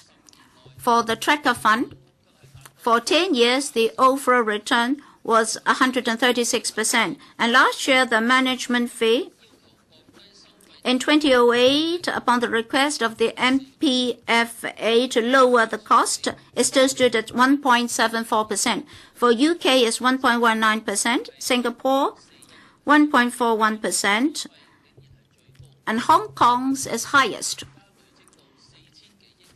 Now we have an asset of over $400 billion for the MPF. Still, every year, over $7 billion are eroded. It's because there is oligarchy in the system. The largest 5 trustees are managing 80% of the funds, involving almost 80% of our assets. So for these 5 trustees, they have no motivation for reform. It's also pointed out that there are at least 6 heads of administration fees. Everybody who is a party to the scheme is trying to reap benefits out of it. As for public trustees, as proposed by a number of our colleagues, that would lead to a lowered management fee and to enhance the public element of the system. But the CEO of the Hong Kong MA has rejected this by saying that it is against the original intention of the MPF, but the Hong Kong MA is managing assets to the tune of $2,500 billion. So I'd like the Hong Kong MA to further reconsider this proposal, and the administration should urge the Hong Kong MA to consider this proposal. It's also proposed that the FER be capped and to legislate to the effect that trustees must provide more choices to the employees and to introduce non-profit-making public trustees. This time, Mr. Tang Ka-piu's motion is actually to pinpoint those 4 proposals of the MPFA. In particular, I support the abolition of the setting off arrangement in relation to severance payments and long service payments. The most important thing is to protect people's livelihood. Scholars' calculation indicates that under the MPF system, the accrued benefits of the employees will not be able to offer sufficient protection for retirement. There was a recent survey by the Catholic Church. It's indicated that over 80% of women do not have MPF accounts. Over 60% of the working women have part-time jobs, temporary jobs, and casual jobs. Over 40% of working women earn less than $5,500 per month. But their expected average lifespan is 86.7 years old. Now we're talking about over 660,000 non-paid housewives. The government should immediately study the possibility of a universal retirement protection system. Thank you. Mr. Kenneth Leung. Thank you, President. Thank you very much, Mr. Tang Ka-piu, for moving this motion on reviewing the MPF. In principle, I am supportive of Mr. Tang's motion, but of the 11 points, I'd like to add 3 additional points. The MPF is inherently bad because the administration has never told the members of the public about the role of the MPF in their retirement. What percentage of the income would be regarded as the retirement protection and so on? The government owes the public an explanation.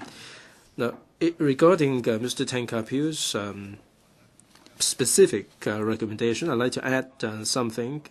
Point number 1, offsetting arrangement. As Mr. Tang and other fellow members said, if you do not do away with this offsetting arrangement, then technically it would be very difficult for us to achieve full portability or full members' choice, i.e.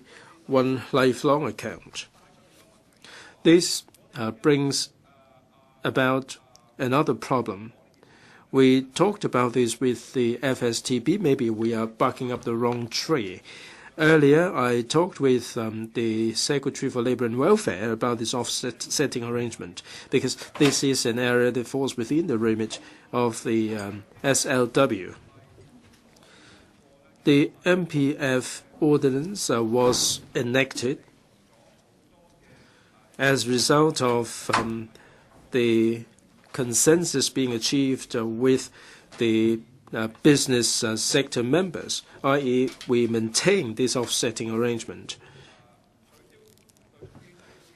On this question of abolition of the offsetting arrangement, I think we have to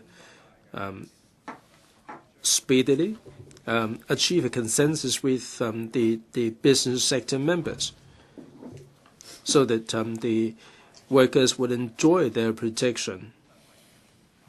I mean, that would avoid the possibility of doing away with all the SP and LSP altogether. The third element is to set a ceiling for the FER, the fund expense ratio. That I agree. I feel that for each and every scheme, we have to set certain low-fee schemes, maybe 1 or 2 low-fee schemes on a compulsory basis. When we talk to the fund managers, we can make it a voluntary scheme, but if they fail to cooperate, the government might wish to make it compulsory for certain low-fee fund in each and every scheme. On point number 5, to set up a public trustee that operates under the government, a public body, or a voluntary organization. Some members went so far as to say that the Hong Kong MA be appointed as the public trustee. At the initial stage, 1998-99, I handled a lot of applications regarding the trustees, that the trustees do play a significant role here. The internal control, the capital adequacy would have to be regarded with all due seriousness. I don't think there should be a public trustee. I don't think Hong Kong MA should be the public trustee. However, I would support this arrangement of public trustee. We're not talking about this in terms of short-term or medium-term measure. I think the government should set up an independent entity as a public trustee, and in the long run, I hope that all the existing trustee roles will be entrusted with this public trustee. Now, I say this in absence of any thorough consultation, and this represents a long-term reform measure. if we are down to one single public trustee, under which there are different funds for selection by the members of the public, then in Ernst & Young's cost study report, there are some recommendations that the fees can be reduced. In fact, this arrangement can reduce the administrative costs substantially. The government should consider whether, in the long run, a single public trustee would be the ultimate objective that should be strived for. Also, the Retirement Association in 2012 made some recommendations, which I'd like to refer to. First of all, after clarifying the role of the MPF, perhaps the ratio of compulsory contributions should be increased. Second, if the administration were to encourage a more voluntary contribution from the members of the public, perhaps there should be some tax incentive to make this happen. Many fellow colleagues talked about the retirement, universal retirement protection. Without thorough consideration, I don't have any views regarding this proposition, but at this point in time, can non-working people or their spouses be allowed to open up an account under the MPF so that they will also be able to accrue benefits in this context? This should be considered. Thank you. Mr. Raymond Chen. President, the problem with the MPF is high fees, a low return, lack of transparency. They see their pay docked. I mean, they're contributing to the account, but they are throwing good money after bad. I mean, all these funds, many of them are in the red. Last year, things may look a little bit better, but they are still lagging behind the market. The Hang Seng Index has gone up by 20%. The Tracker Fund, 23.55%. The MPF, the average return is 12.07%. The MPF is less than a piece of tasteless chicken. It's not good enough. I mean, last year there was some cash benefit that was suggested to be put into the MPF. That caused a furore in the community. The government withdrew the proposition and offer cash benefit instead. And this is still fresh in our memory. If you look at 2011, end of November, the LegCo endorsed the rate of contribution from $20,000 going up to $25,000. Most members voted in favor of this idea. Only People Power, Albert Chan, Wang Yukman, and Tommy Cheung voted against it. Jim Pui-chung abstained from voting. Some Democrat members who criticized the MPF have abstained from voting. I wasn't a member at the time. I was just an ordinary member of the public. I felt really puzzled. These members picked the MPF to pieces, and they said that putting money in the MPF would be like throwing good money after bad. Why would they vote in favor of raising the contribution from 20,000 to 25,000? I mean, they would be making further losses. They would be putting more money into the fund and benefiting the sponsors, the trustees, more. Subsequently, at an election forum, some Democrat candidates were attacked on this particular point, and I heard that one of the pro-democratic members made the point that with this increase in the income level, the workers make more contributions, so would the employers. Wouldn't it be good for the employees? Basically, what he's saying is that despite the higher contribution, they would benefit more. But they have been fooled. I mean, in fact, the costs will certainly be passed on. The employers will make the contribution, but in fact, that is regarded very much part of the overheads. And they contribute more to the MPF, and they would give you less in pay rise. I mean, do you think that they would benefit you like this? It is very simple. We criticize the MPF as charging high fees. These hard-nosed bankers or the bosses will not object to this increase in income level. Now, they couldn't care less because this is not their money. This is your money.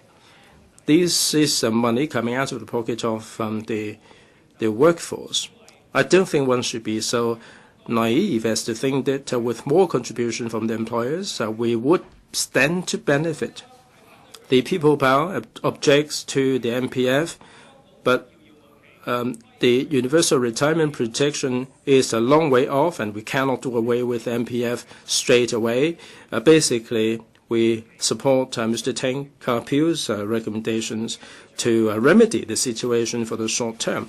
Regarding Mr. Lee Cheuk-yen's amendment, I do have reservations, like we allow the workers to put some of the money with the foreign exchange fund. It would be very difficult to implement if we feel that the foreign exchange fund would be so good. We should leave everything to these funds, just like Singapore.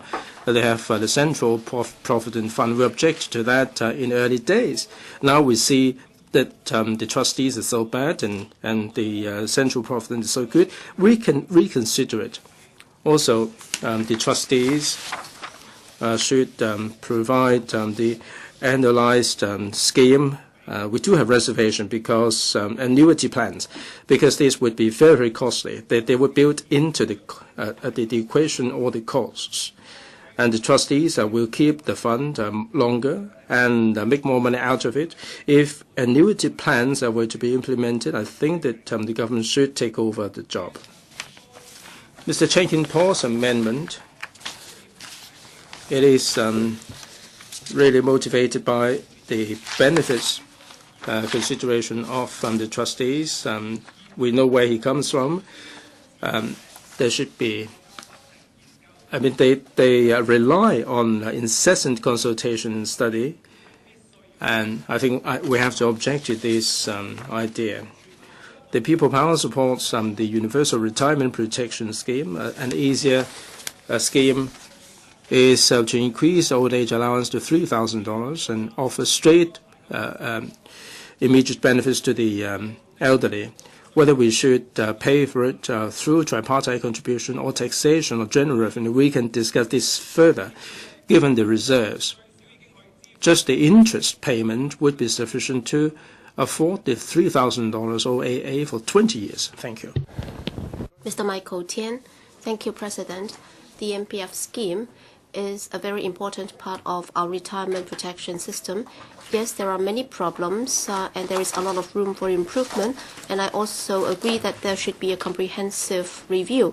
But then in Mr. Tang Ka-piu's motion, I think there are several problems, and I have to share my views with you. Well, in the 90s, in the mid-1990s, in terms of the implementation of a mandatory retirement protection scheme, there was a lot of discussion, and shortly before the implementation of the MPF ordinance, well, employers would have to act in accordance with the occupational retirement scheme ordinance, and they will have to register with certain schemes, and they will have to use their contribution to offset severance payment and long service payment. And in 1996, when the MPF ordinance was passed with regard to the offsetting arrangement, that was extended to the MPF scheme, and the Labour Department pointed out that the MPF scheme, well, there was extensive consultation back then, and in the end, they allowed employers to offset their contribution against severance payment and long service payment in exchange for the support from the employers. And with regard to this offsetting arrangement, there was a consensus between the employers and employees. That's why it was implemented.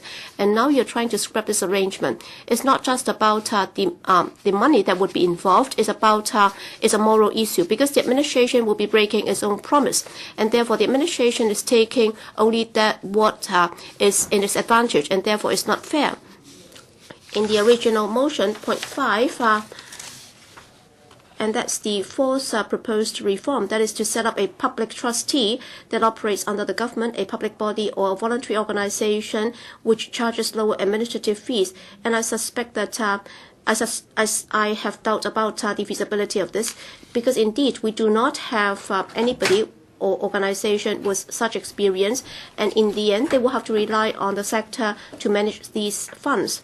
And the administration costs may not come down when compared to Singapore, which is a centrally run system, and in the US they have helps. And actually, they are talking about some 1,300 billion US dollars and $100 billion when compared to some $350 billion. Let's say some 1/10 of the employees change to such a fund operated by a public trustee, then we are actually talking about some $4 billion US dollars, which is a lot lower than the centrally run Provident fund in other countries. And as the investment is a lot less, there cannot be flexible investment, and the return will also be a lot less. But then Mr. Tang is also suggesting that we will have to lower the investment risk, while at the same time we want a higher yield. I think that would be too idealistic, and it's difficult to achieve. And he then suggests that there should also be an inflation-linked conservation or conservative fund for people to choose. Well, that sounds good. But then under the existing MPF system, employees can also change the trustee on certain conditions. So that's the ECA.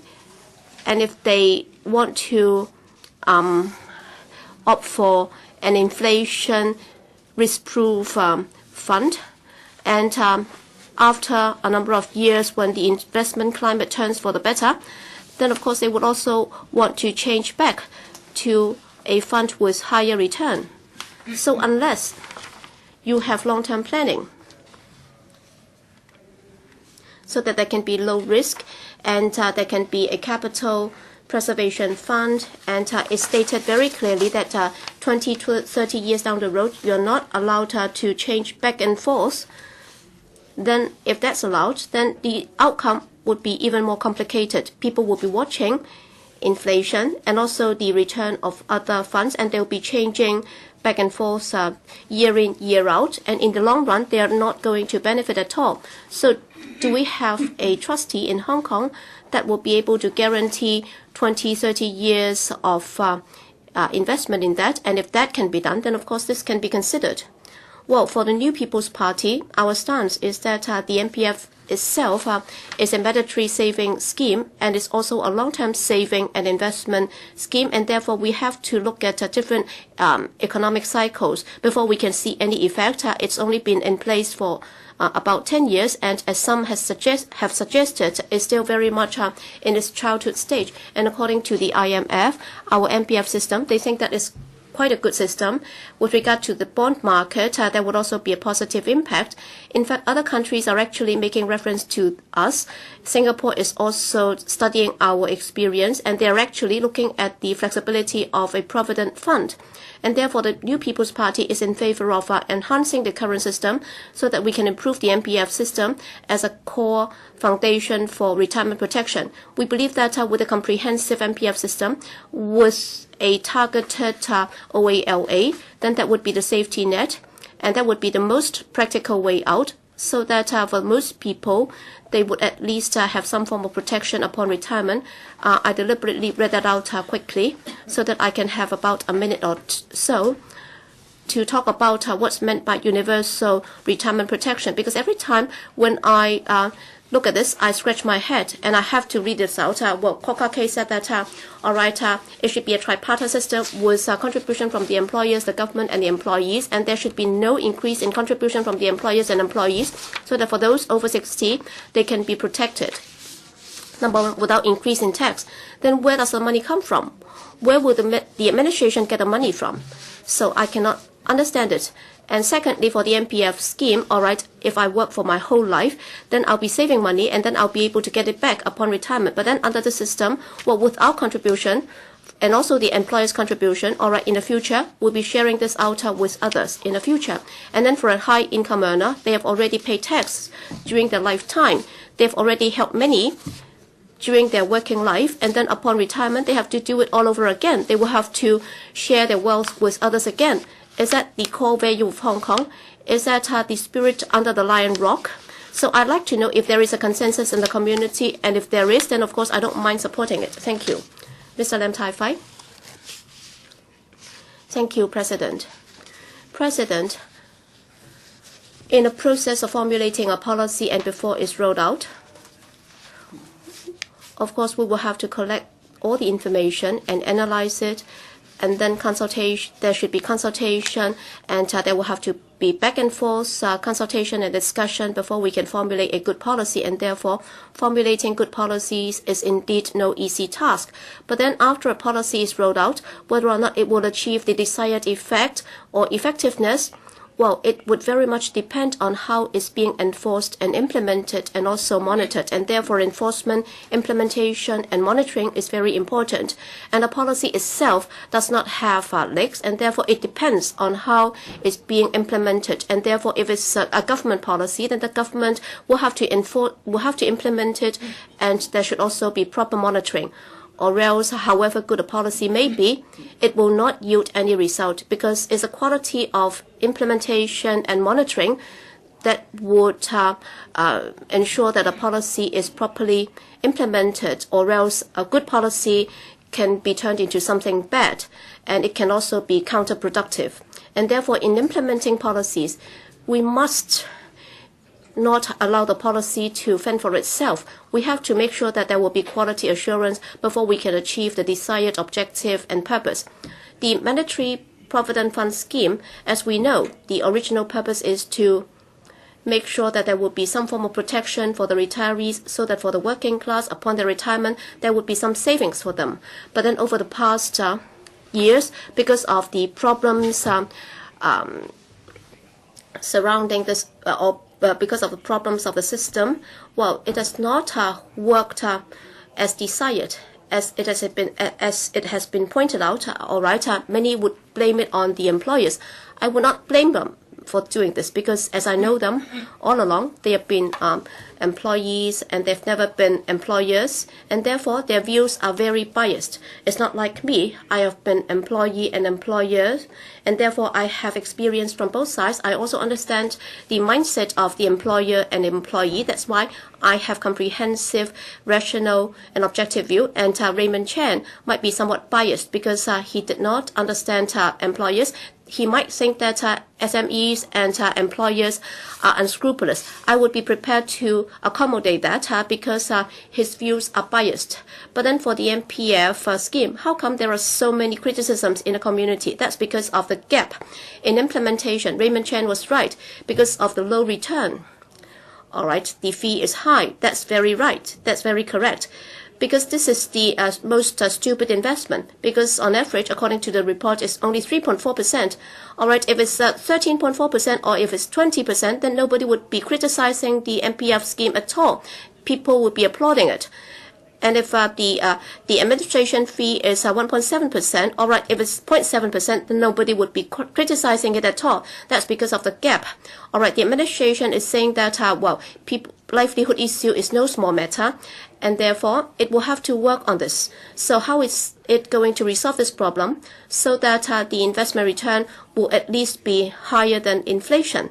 And it will have to be higher than time deposit, or else why do we not put it in our time deposit? And also the fee will have to be lowered so that people will feel at ease about it. I think the most headache problem is, irrespective of the return, the fee is going up all the time. and there is no regulation whatsoever. So it's like the utilities. It's like the HEC is increasing tariff all the time. That's why if the administration really want to work on the real thing, it will have to work on it. So for the MPF system, it's a mandatory scheme, and therefore if you do not take part in it, you will have to be arrested, you will have to be punished. Since you're forcing everybody in, since you're forcing everybody to jump into the sea, you will have to teach them or tell them how to swim, and you will have to make sure that everybody will be able to survive. So it's like Ronnie Tong, who described it as a horse race. All right, in a horse race, you will have to choose a fund, you will have to choose a horse, you will have to have tips, you will have to know its track record, you will have to know who is riding it. So for MPF schemes, you have hundreds of them, and they are very diversified. So President, all right, of course, you are very competent, you know everything, including financial services and the financial sector, but then for an ordinary man on the street, not everybody is university educated, and even if they have gone into university, not everybody is a KC Chan, so they know nothing about financial products. So they will have to rely on the agents who market the products. Sometimes it's about the name of it. All right, if the horse name is good, then you would go for it. But then you cannot just rely on the name. All right, it's a mandatory scheme. We are forced to join, but then there is no practical assistance for us. There is no platform for us to understand better what these products are and which one is better. And of course, it's not possible for the administration to impart such knowledge into all the 7 million people in Hong Kong. All right, after 12 years of operation, can you at least do some filtering of these schemes, and if a certain scheme is not doing well, then they should be filtered out, so that you can also come up with a league table. So it's like in a horse race, the critics will come up with a chart. Because you're asking people to invest in them, you will have to at least come up with a league table, so that we will have an idea as to which one is doing better, and then people will be able to know which fund to choose, instead of relying on the agents marketing these products, and then whoever is more eloquent will be able to do a better job in marketing their products. So I think the administration must set up a platform. There must be a channel through which the public will be able to know more about these products, and then they'll be able to make their choices. And of course, I also talk about the gap. That's about the cap on the FER that will have to be regulated. And if a fund is not doing well, then you should even ask them to make some refund. Why are they allowed to charge so much? So in terms of the fee rate, there must be a platform to deal with excessive charges. You can't say that with a platform to disclose the fees, then there would be fair competition. Mr. Wong Ting Kwong. Thank you, Mr. President. Mr. Lam Tai Fai's speeches have always been very appealing and eloquent. Well, I have to declare interest because I'm the chairman of the advisory committee for the MPF. Just now, many colleagues criticized the MPF for its high administration cost, low return, and erosion of employees' benefits, etc. All along in society, there are voices to urge the MPF system to be reviewed. In the past, on several occasions, this council debated the MPF system. Therefore, last November, the MPFA implemented the semi-portability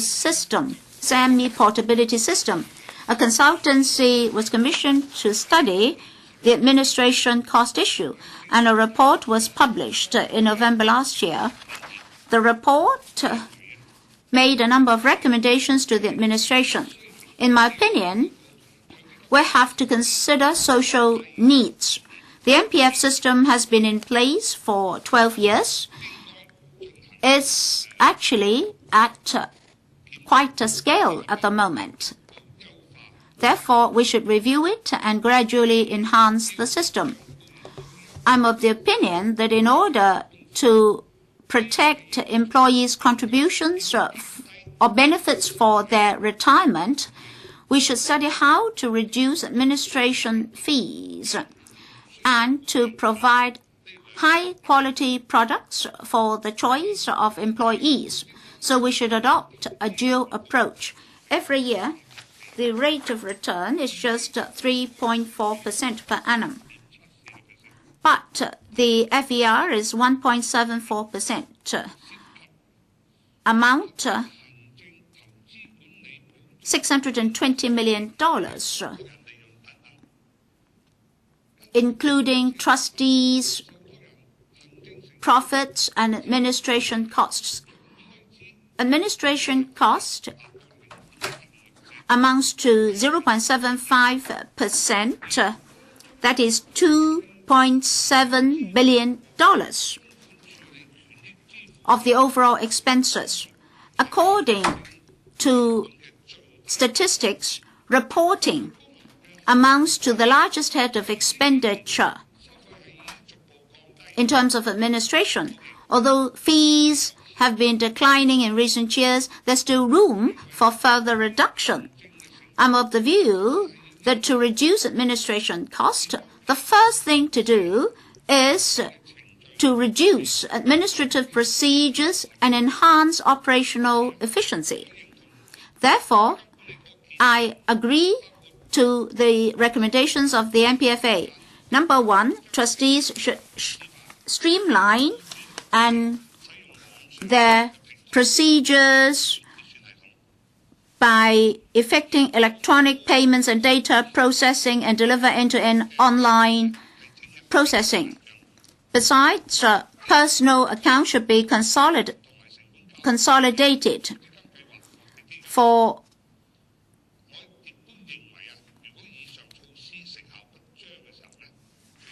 the funds with low return. They should be consolidated. Failing all these measures, we should cap the FER and provide that trustees should explain to contributors the various heads of expenditure. And then there is this issue of whether or not there are sufficient quality products in the market for the choice of employees. That's also very important. In particular, for those employees with no investment experience and a low affordability of risks, low-fee funds may be more beneficial and effective. So there should be more low-fee products for the choice of the employees.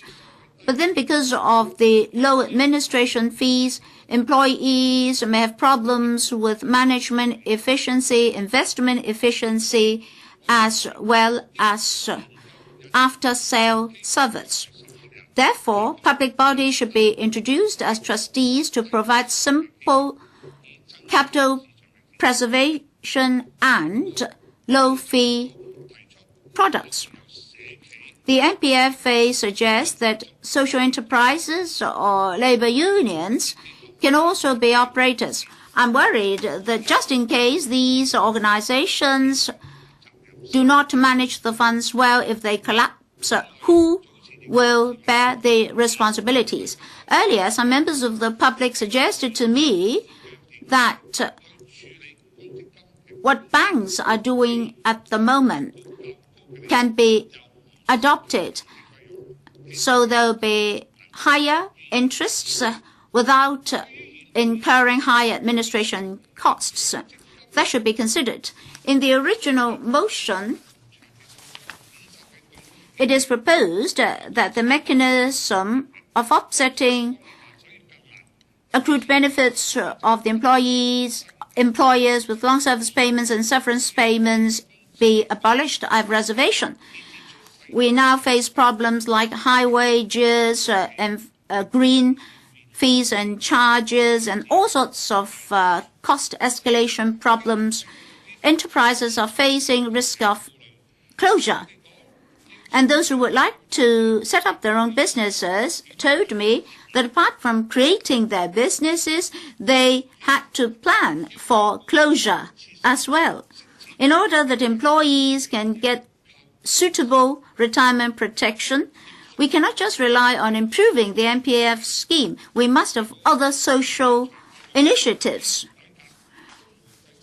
Medical reform, CSSA reform, etc. should also be contemplated. So in future, while reviewing the MPF system, we should consider social sustainability as well. Thank you. Mr. Jeffrey Lam. Mr. President, once again, we're discussing MPF. High administration fee and low return are commonly known as problems of the system. The present situation is very much different from the original expectations.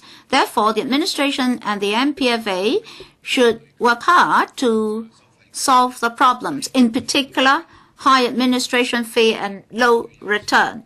That is to safeguard the retirement benefits for employees.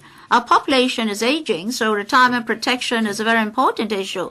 We need a sustainable plan and scheme that can balance all interests in society. Over 10 years ago, we took the first step, but the achievement is not too good. Hong Kong people do not want to be forced to do something, but the MPF system is mandatory. Be it employers or employees, they are criticizing the MPF system. Although the system can save money for those with no saving habits, the rate of return is not satisfactory and part of the benefits are actually eroded. So the existing MPF system does not have the confidence of the public. MPF is only part of retirement protection. We must not treat it as comprehensive protection. The MPF was designed for the employed and the self-employed. They will save money as they work for their retirement. In 1995, the MPF scheme ordinance was enacted. The then Secretary for Education said that the MPF would benefit the employed. Whether or not it is social security is another issue. Retirement protection is not just the duty of employers, but everybody. We should manage our capital and money. Children should have filial piety in taking care of their elderly parents, and the administration should take care of those who cannot take care of themselves. Basic protection must be provided. We must not allow any retiree to be left in plight after retirement. We should not push or put all the blame on the employers, saying that they do not provide enough money for the employees' retirement. And then benefits accrued need not be shared with the government. At the same time, employees should not blame the administration for not performing well. All along, there are voices in society that the offsetting mechanism for long service payments and severance payments be abolished. Even before MPF was in existence, Provident Fund had been used to offset long service payment and severance payment. Therefore, there was this consensus for this offsetting arrangement, and when MPF was established, before we have any social consensus, we should not change the mechanism. Mr. President, the operators of SMEs are most unprotected. Welfare, not for them. MPF, nobody is contributing for them. Just now, Mr. Chen Chi-chun said that the money does not come from the employers. The money should belong to the employees. That's not correct. In particular, for the SMEs, given the poor economy at the moment, every cent of the SMEs is hard-earned. And the operators of SMEs have to take care of the employees. Therefore, we must have a conscience towards the SME operators. They're in the same boat as the employees. There should be mutual accommodation. We should not divide them. Well, they have to plan for themselves. They have to rely on themselves. In case their business collapses, in the end, they have nothing. As I said, the operators had to dip into their pockets to pay for the employees. And because they cannot afford severance payments, they may have to continue with their business, even when they are to exhaust all their means and assets. And now the MPF is adding to their operational cost. Is that fair? How much money is to be used? How many employees are to be employed? SMEs did have their plan. They have to calculate potential severance payments and long service payments. For the past 10 odd years, employers have contributed $200 billion to the MPF. If another $200 billion are to be taken out, no matter how good or bad the economy is, many enterprises will have to close, and many operators will have to dismiss long service employees, and in future there won't be any more fixed term contracts for the employees. Otherwise, the SMEs will not be able to afford this huge amount of long service payment. So will that benefit employees? If there's no enterprise, there won't be any employment. As for welfare, if the government cannot afford it, what protection is there for the employees? Can we rely just on MPF for our retirement? That's a naive thought. But the higher the return of the MPF, the lighter the burden of the retirees will be, and the lighter the burden will be on society. So I support enhancing the existing MPF. But we have to be cautious and rational. Between the employer and the employee is not a zero-sum game. We can have a win-win situation while giving the biggest protection to employees. Mr. Ng Sing, President, in response to the development of our society at the end of the last century, after thorough deliberation, the government has set up the mandatory Provident Fund as a retirement protection for the workforce. And this is one of the pillars for retirement protection. Over the past decade, the MPF has been of concern to the members of the public. The focus of attention is the high fees and the low investment return. And it was started at the time when the economy was not particularly good, and the return couldn't even catch up with inflation. And there were many instances of making losses. The workers feel very much that they are unprotected. Over the past couple of months, we've had a lot of discussion on the old age living allowance. The securities market changes or fluctuates, and this will make a difference to the investment return. The recently introduced employee choice arrangement and also the fee table arrangement have been put in place. And also a cost study was conducted. At the beginning of this year, 1 million or so MPF account holders were notified of the fact that they can consolidate their accounts. We should review the system timely and make suitable recommendations. President, before we talk about the review, I must make a declaration because the company I work for does offer this kind of service. I would like to share with members a couple of points. First of all, the MPF scheme is merely one of the pillars in the retirement protection. It can only provide a low level of retirement protection. it is directly proportional to the pay, given the low level of contribution and the investment return. Obviously, we cannot provide a decent protection for the retirees, in particular the low-income workers. It would be very difficult for them to enjoy full protection from a scheme which has started about 12 years ago.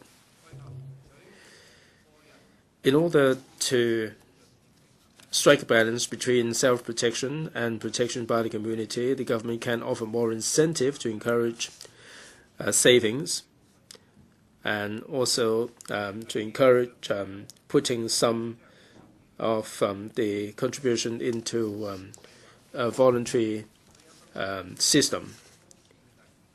We are still at the second stage of the maturity period. It would take 40 years for a scheme to achieve a full majority. A 12-year accumulation means that the asset has reached $400 billion, and there is a lack of economy of scale, and the fragmented management means that the administrative cost is very high, and we can increase the contribution in order to maximize the benefits. Third, the MPF is monitored by the administration and managed by the private sector. It is different from other economic activities. It is a public policy with an element of a compulsory element. There should be supervision of the investment products. There are 41 schemes under the MPF and 460 different funds. The fund products range from aggressive to conservative, and there is always a link between investment and risks. The government should make sure that the products should not be too complicated. For the aggressive products, they should not come with too high a risk. 14% of the scheme members are not making any active choices. These members do not have a good enough understanding of the scheme. I think we should offer some schemes or some funds that offer conservative nature, and the administrative costs can be reduced, while at the same time we can achieve higher accrued benefits. Fourth, through the government supervision, we should ask the trustees to offer more products, and we should also enhance the transparency so that the participants will understand the situation regarding the investment. We should also enhance the quality and the credibility of the trustees. This will be a win-win situation for the participants and the trustees. President, the recommendations regarding improving the system should be looked into by the industry as well. Through bigger economy of scale, we can achieve better results in this context. Thank you. Dr. Kenneth Chen. President, thank you. The government admitted that there is very much a trend of an aging population. The retirement policy is all the more important, and we should keep this under review. The government keeps rehashing the old arguments that there are three pillars. We have the CSSA, savings, and the MPF. And we can optimize these three pillars. Today's debate, as well as a lot of the issues that we discussed during this term, the three pillars, in fact, are the sources of the problems. The policy address and the budget should should conduct a review of the 3 pillars and come up with new ideas. Otherwise, these 3 pillars will be part of the problems instead of part of the solution. President, I'd like to speak up for the women in Hong Kong. Demographically, we have more women than men. As the population is aging, there would be more elderly women in Hong Kong. This phenomenon will have implications on public policies and the requirements for resources. A policy that is gender neutral has ignored the division of labor between men and women, and the female population is given less resources. In the long run, we're going to widen the gap between the 2 genders to the detriment of the female population. Now, take this MPF and retirement protection, for instance. We understand that only working people would be protected by the MPF. Those working part-time, those who don't hold down a job, are women. Men have the role in society, and women have a role at home. In 2010, male participation rate is 70%, female less than 50%. 15% of the women have to look after the family members at home and cannot take part in the workforce. And this is higher than the 1.7% for the male population. Women may only be able to hold down part-time jobs. They may work as casual workers. The government is relying on the MPF to provide retirement protection, and the female carers have been excluded from the equation. And the women population, as the population is aging, are finding themselves in even more difficult positions. Only those female population with a job will enjoy the MPF. Housewives are not protected. Can they rely on their husbands? Can they rely on the children? They may be able to do so, but would there be any savings on the part of the husbands to look after their better halves? What about children? Many children, adult children, are struggling to stay afloat, to keep their family together. Do they have spare capacity to look after their retired parents? It is very much a crushing burden on them. What about CSSA if the husbands do have MPF or some savings? They are not eligible. It's only when they're exhausted with the MPF or the savings that they would be eligible and enjoy the protection from one of the pillars. So these 3 pillars would mean nothing for the home carers, for the housewives. We are raising children for old age. I mean, this is very much a luxury. What about those women who are at work? The protection is nowhere near enough. They may not be able to afford domestic helpers to look after their kids. Many women, for the sake of the next generation, will have to leave their jobs. The nursery, the child care services are not sufficient.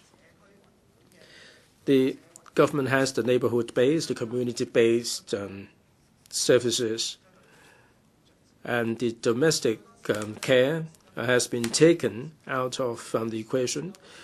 Women can only work part-time jobs. The MPF or the savings that they can achieve would be negligible. And many hold down casual jobs that do not offer them any protection at all. If they want to hold down full-time job, they would delay their childbirth, and that would also bring about these retirement protection problems. Many parents, maybe 50 or 60 years old, they still have to look after their young kids, and the accrued benefits from the retirement scheme would be very negligible. Full-time women workers are also suffering from this problems in the MPF, high fees and low investment return. If we do not take into account the gender element in this context, then the government has got nothing to show for it in the policy address. Now, the MPF and the 3 pillars cannot protect the women population. We cannot protect the retirement life of the working women. I urge the administration to start a consultation on universal retirement protection. In the short term, we can tinker with the improvement with the MPF. This is something that the government ought to do, but that doesn't mean that the government should give up on the idea of universal retirement protection. For the home carers, the government should take a leaf out of the book of the advanced jurisdiction. Some subsidies should be offered to them, and to maintain their dignity and to recognize the contribution that they're making to society. With these words, I end my speech. Thank you. Mr. Andrew Low, President, before I speak, I'd like to declare that I'm a non-executive director of the MPF Authority. Since the implementation of the MPF system in year 2000, it's been 12 years. I agree that there is a lot of room for improvement, and it's also the time for us to conduct a review. Yes, the fee is very much my concern and people's concern, but then fee is not just the most significant problem. I think the return should be what we are most concerned about. Well, since year 2000, I've repeatedly talked about the fee of the schemes. I've made suggestions at the board meeting, and we should have a platform which will disclose the fee level of different trustees, and there should also be full disclosure of the fee level of different fee funds, so that there can be comparison by the participants. And also we can also put pressure on the trustees, and as a result they would also lower the cost. Later on, the authority will set up a working group to see how we can force these trustees to lower their fees.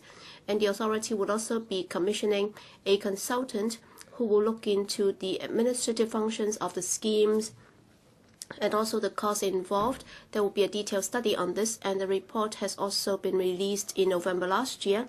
This week, at the FA panel meeting on Monday, there was also a briefing with regard to the components of the fee structure. There was also a briefing, and a number of recommendations have been put forth to the administration and the authority for implementation. There are 2 points that I have made.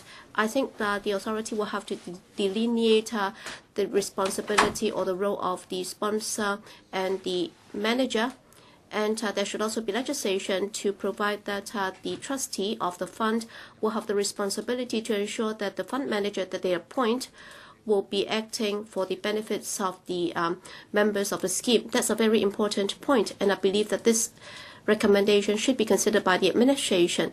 And also in recent years, the authority has been meeting with different sponsors and trustees, asking them to provide different types of low-fee funds, and they should also be marketing such funds. I think this is a good direction, but then as I just said, well, for low-fee funds, it doesn't mean that the return will be high. Yes, in terms of the net return, that's something that we will have to be concerned about. President, the MPF is a very important protection for the working class. It's a long-term investment, and therefore we should not just be concerned about the fee level. We should also be concerned about the net return of the fund. And on the webpage of the authority, they've already got this league table of the performance of different funds. But then I've also asked my assistant to browse that page, but then he or she has no idea as to the performance of individual funds. And as somebody who is rather conversant in investment, after I read it, I also had difficulty grasping the idea, and therefore we have to come up with a league table which is more easily understandable, and even for those who are less conversant in investment, they should also find it easy to understand. And we can also set up a benchmark for individual funds, and there should be a very clear table setting out all the different types of funds, and also the benchmarks should also be there, so that everybody will be able to tell whether his or wrong fund is doing okay, whether he should switch to another fund, and so on. I think with such a league table in place, then the fund manager will be taking his or her job more seriously, because if his performance is not good, then the contributors would be switching to another fund. And to make sure that the trustees will be taking their jobs more seriously, I suggest that we should consider the recommendation made by the consultant of the authority, that is the trustee and also the responsible fund manager will have to act in the best interest of scheme members. I think as a responsible fund manager, there is no way that he should not meet this benchmark. I think they should know their basic responsibility, that is to yield a better return for their scheme members. Well, many scheme members are taking that as they have already handed their Provident fund to fund managers or investment banks for investment, and very often from time to time they will have to get reports from these banks, and that would be done on a quarterly or annual basis, and they will have to look at the performance of the fund and the net return after deducting the administrative cost and also the benchmark return. And if a fund's performance is not good, then when the investment bank reports it to the board, it would also have to explain the reason. And also very often such Provident fund would also have to meet the portfolio requirement. For example, half of them would have to be invested in bonds or debts with lower risk, and for share investment that could only be up to a certain benchmark, and the risk can also can only be medium. And even if we were to introduce reforms, we will have to work in that direction, so that for employers and employees who have put in so much contribution into the fund, they should not all be put into the same basket of high risk investment, or else in the end, upon retirement, the size might shrink. Well, there might be there are many funds available, and we do have some difficulty in choosing the right fund, and therefore the authority will have to help the sector to consolidate these funds and investment, in particular for the smaller scale funds with lower return. They will have to be consolidated in order to improve the cost effectiveness, and there should be a scale of economy, and the scheme members will also have to be educated so that they'll know their risk and to what extent they are able to sustain risk. Well, we will have to be very careful about this.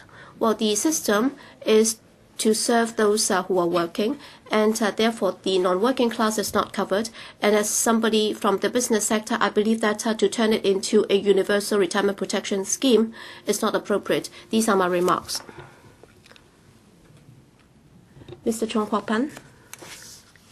President, Hong Kong's MPF system has been in place for 12 years, and yet as far as a retirement protection system is concerned, it's still very much in its initial years. There is a lot of adjustment that will be required before it can become better, and therefore we will have to assess its cost effectiveness, in particular when we are faced with an aging population. The administration must face up to the loopholes or the problems of the existing system.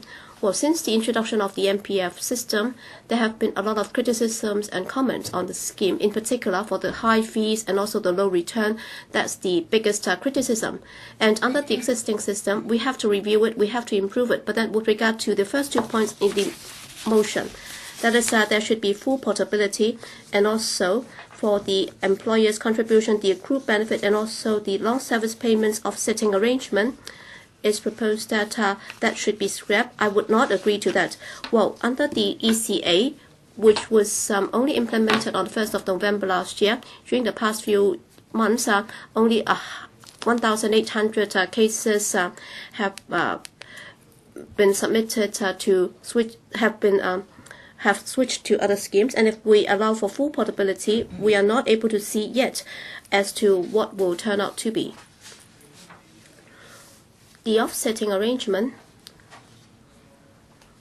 well, initially when it was first introduced, there were very extensive consultation, and there was a consensus, And because of this offsetting arrangement, employers decided to support the introduction of an MPF system, and therefore we should not just overturn it and scrap it and replace it with something else, because it could become a double burden on the part of the employers, because they will have to cope with long service payment and severance payment on the one hand, and on the other they will have to continue to make contribution to the scheme.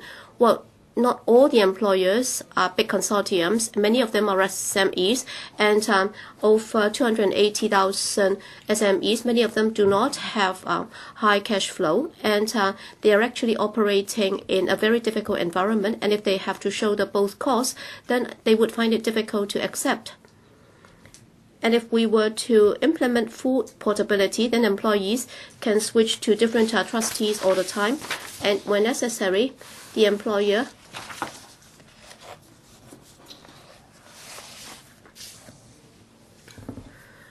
might now use it to offset its severance payment, and they will have difficulty tracing where these funds have been deposited in, and that would be very time consuming for them to track the funds, and they will not be able to use it to offset their severance payment and long service payment, and that would also delay the time when the employees will be able to get their long service payment or severance payment. At present, it's up to the employers to decide which of the 19 trustees would be chosen to deal with their MPF schemes.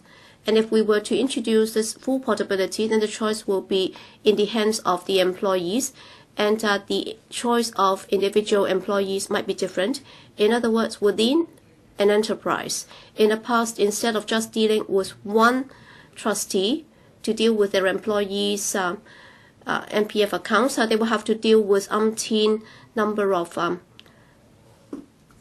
trustees, and in the worst case scenario, they might be dealing with 19 trustees to deal with their employees' accounts, and the administrative costs and also the time that will be required is unimaginable. And therefore, for the SMEs with limited resources, there are actually more problems than benefits, and therefore it's difficult for us to accept the first 2 points in the original motion.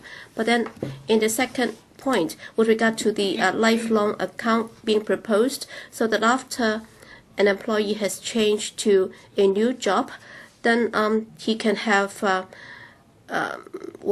2 or 3 preserved accounts, and that would also increase the administrative costs, and it would be difficult for them to lower the fees as proposed. And therefore the Liberal Party is of the view that if we are able to reduce the number of preserved accounts that anybody can hold, then that would also help reduce the cost. And there should also be some incentives for the contributors to consolidate their own accounts on their own, instead of introducing a mandatory requirement. As to the proposal to enact legislation to set a ceiling for the FER of MPF funds and require trustees to set out the actual amounts and ratios of various fees and FER in the annual reports issued to employees, the Liberal Party basically would not object to increasing the transparency of such funds, but to introduce legislation to set a ceiling for the FER would be against market principles. And how do we set the ceiling? Well, if there is inflation, then if we were to amend the legislation, then that would also give rise to a lot of legislative and administrative problems. And we are actually encouraging fund managers to charge the highest amount or highest level instead of cutting down the fee. I think we should review it as soon as possible. We should cut down the fee level. We should also improve the quality of management. But then any measure should not affect the overall business environment. There should not be negative impact. In particular, to offset, to scrap the offsetting and also the full portability proposal, we cannot support that. Ms. Chen Yun-han. Thank you, Mr. Deputy. Originally, a lot of people are criticizing the administration's MPF for the high fees and low return. So, employees would like to move this motion.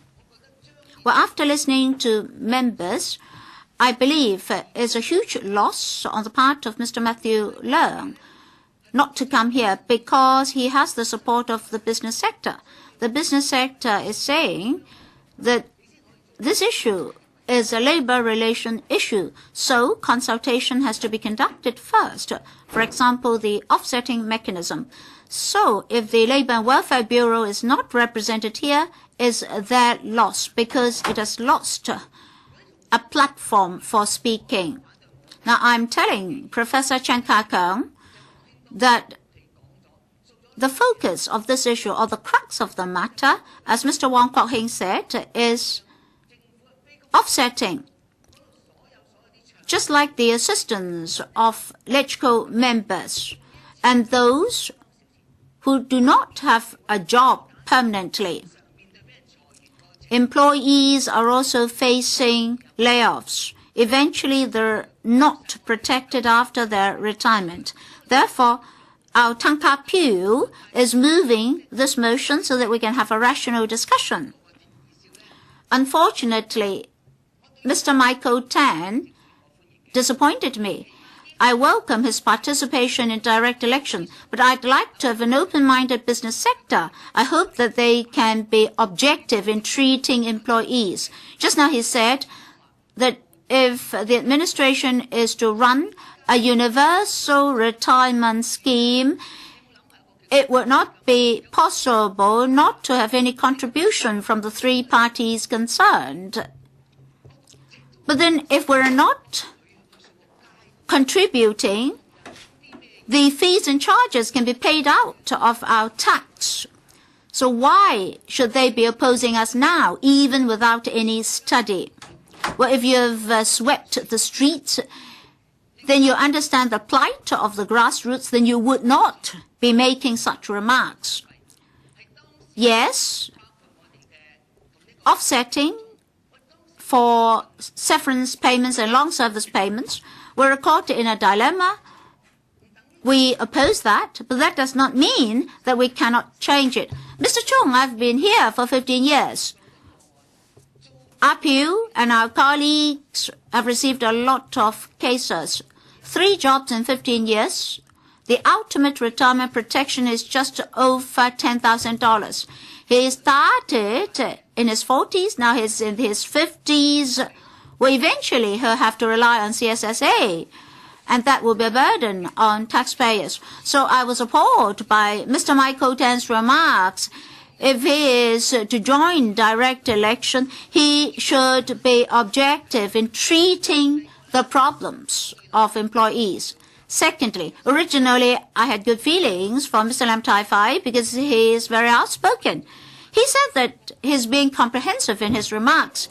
He said that he had worked as an employee as well as served as an employer. But I do not agree to his remarks. Well, even parrots learn the language of humans.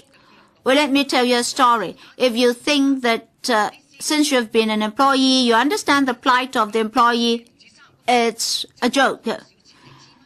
Do you know that some employees only get very little money after a few jobs?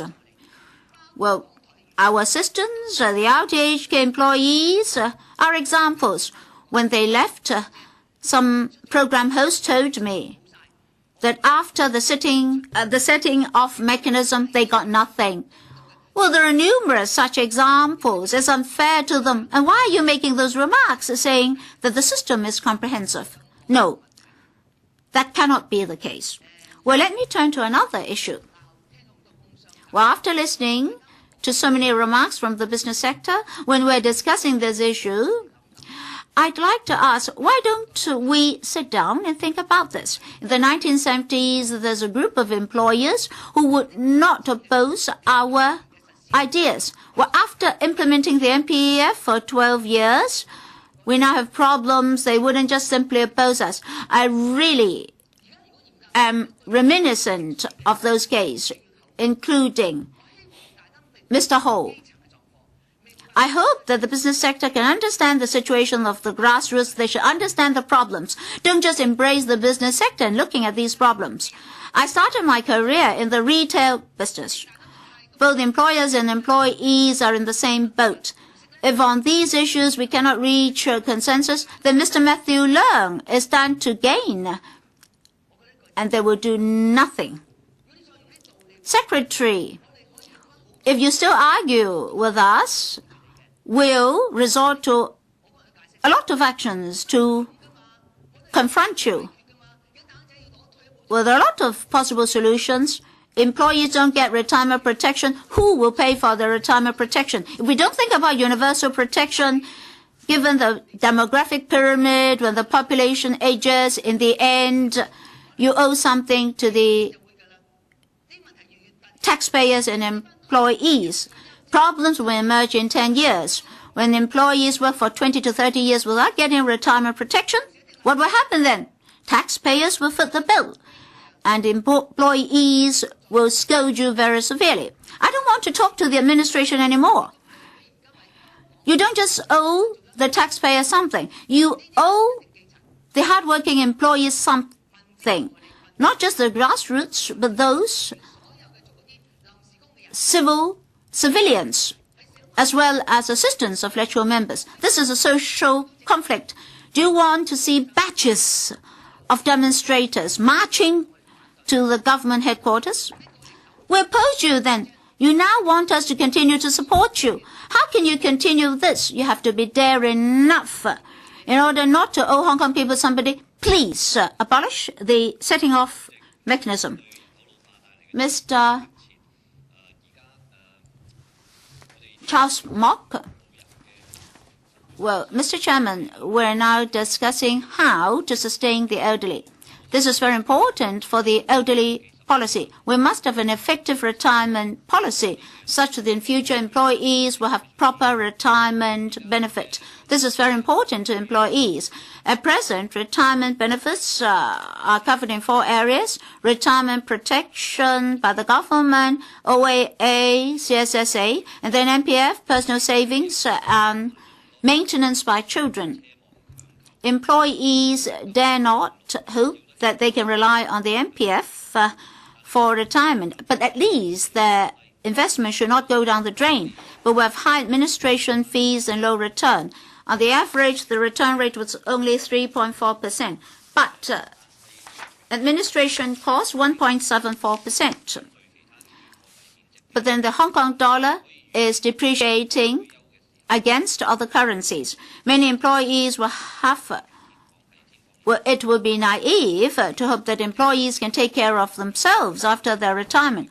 Earlier, the NPFA had 4 proposals for the government in the hope that administration fees can be reduced. But what about the basic problem of low return? I agree with my colleagues in their proposals for improving the NPF. But in the long run, we should study how the MPF can have long-term stable returns so as to protect our retirement life. My association published a study report last year to analyze the cause of low return. Apart from high administration fee, investment returns have been going up and down. Yes, colleagues, would you please help Mr. Charles Mock? Well, my mobile phone was actually there. I don't understand why. Maybe you shift to another microphone. Last year, we published a study report to analyze the main cause for the low return of the MPF. Apart from high administration fee, investment returns have been going up and down tremendously. We should attach importance to long-term investment so as to gain better protection. But the MPF mainly invest on high-risk, high-return products.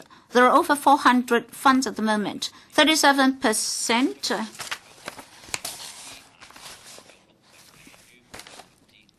60% are equity fund.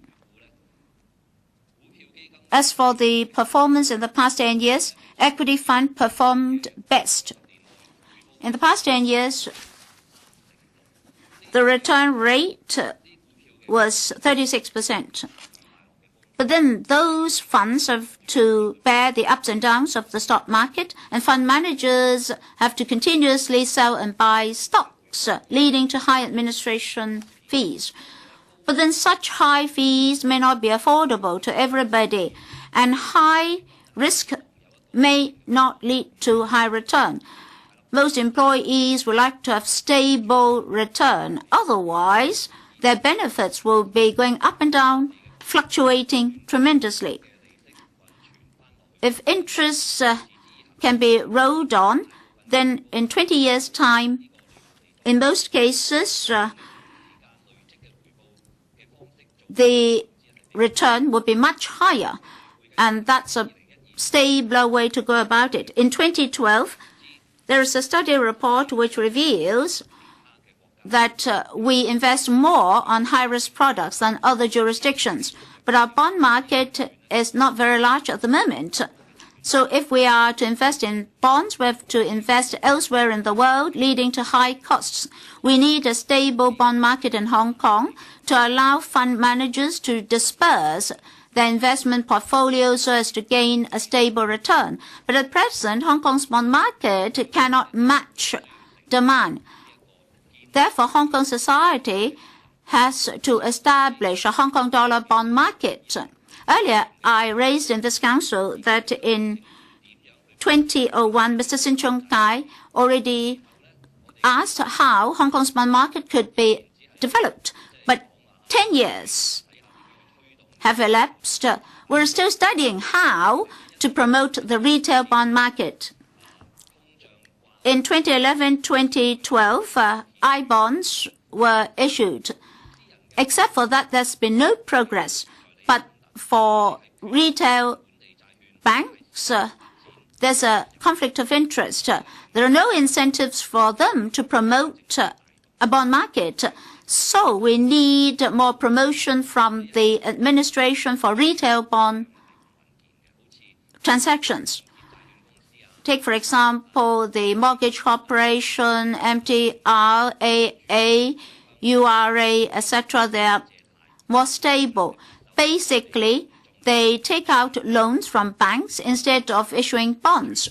If Hong Kong can have a healthy and mature retail bond market, then these semi-public bodies can raise funds among the public that will enhance the flexibility of financial management on the part of the government. And by issuing bonds, the government can support the development projects of these bodies so that members of the public can participate in their investment. Members of the public do not want to bear high risks when investing in MPF. Otherwise, they lose a great deal of their benefits upon retirement. There's huge room for improvement for the MPF. Today, we say we want to reduce management costs. At the same time, the government should promote the development of the bond market and then set up Hong Kong dollar bond funds so that we can reduce the liability of the MPF on the stock market. And then members of the public will have more low-risk products to choose from. So we can do something concrete for the public. Mr. Leung Yu-chung, President, I heard from fellow colleagues that if we convert this MPF into a universal retirement protection, it will not be appropriate. I regret hearing that. Why inappropriate? Unless you don't understand the whole thing about the MPF. The MPF scheme is intended to offer protection for retirees. But the thing is, does this MPF scheme achieve its intended effect? The answer is a resounding no. Because only those who are in the workforce would be able to make contribution to the MPF. What about the housewives? They are denied the opportunity to make a contribution. So the problems remain unresolved. But the other issue is that in this MPF scheme, the trustees would charge the administrative costs. The more transactions there are, the more charges are levied, and the contributors would collect less accrued benefits. That would make a big difference to the actual amount of accrued benefits in their pockets. Also the risks. It would depend very much on the market condition. If the market is not performing well enough, then the investment would make a loss. Over the past 2 years, the losses have been pretty staggering. So in these circumstances, the MPF scheme is not a good thing for the employees. For those who are not in the workforce, they find themselves in a worse predicament. So this is no solution to the retirement problems. Now, we talked about the OALA, $2,200, but there is an asset limit, and there is a certain proportion of people who will be denied. Are they as rich as Li Ka-shing? Those on the periphery will be denied the old age living allowance. Our population is aging. In 2033, 1 in 4 of us are senior citizens. Now, you may rely on the $2,200, but how do we arrive? How do we come up with the $2,200? This is not money from nowhere. This is really funded by the administration. And where is money going to come from? The only source of funding would be from taxation. As we can see, the corporate tax is pretty low, and the members of the public will have to pay higher taxes in the form of indirect tax. So we hope that we will be able to achieve a universal retirement protection scheme, which is a tripartite scheme comprising the employers, the employee, and the government. That would be a long-term solution to the problem. Why is it considered a non-starter? Now, with this tripartite contribution, the administration's expenditure can be reduced. Now, with this universal retirement protection, there would be less call on the general revenue. This is a bird, one stone. Many birds are with just one stone. And this is the solution to the retirement protection problem. Many fellow colleagues suggested that this is not a good idea. I mean, I am really baffled as to why they advanced this kind of argument. In this MPF scheme, other than the mandatory contribution, there is no protection, not much of a protection.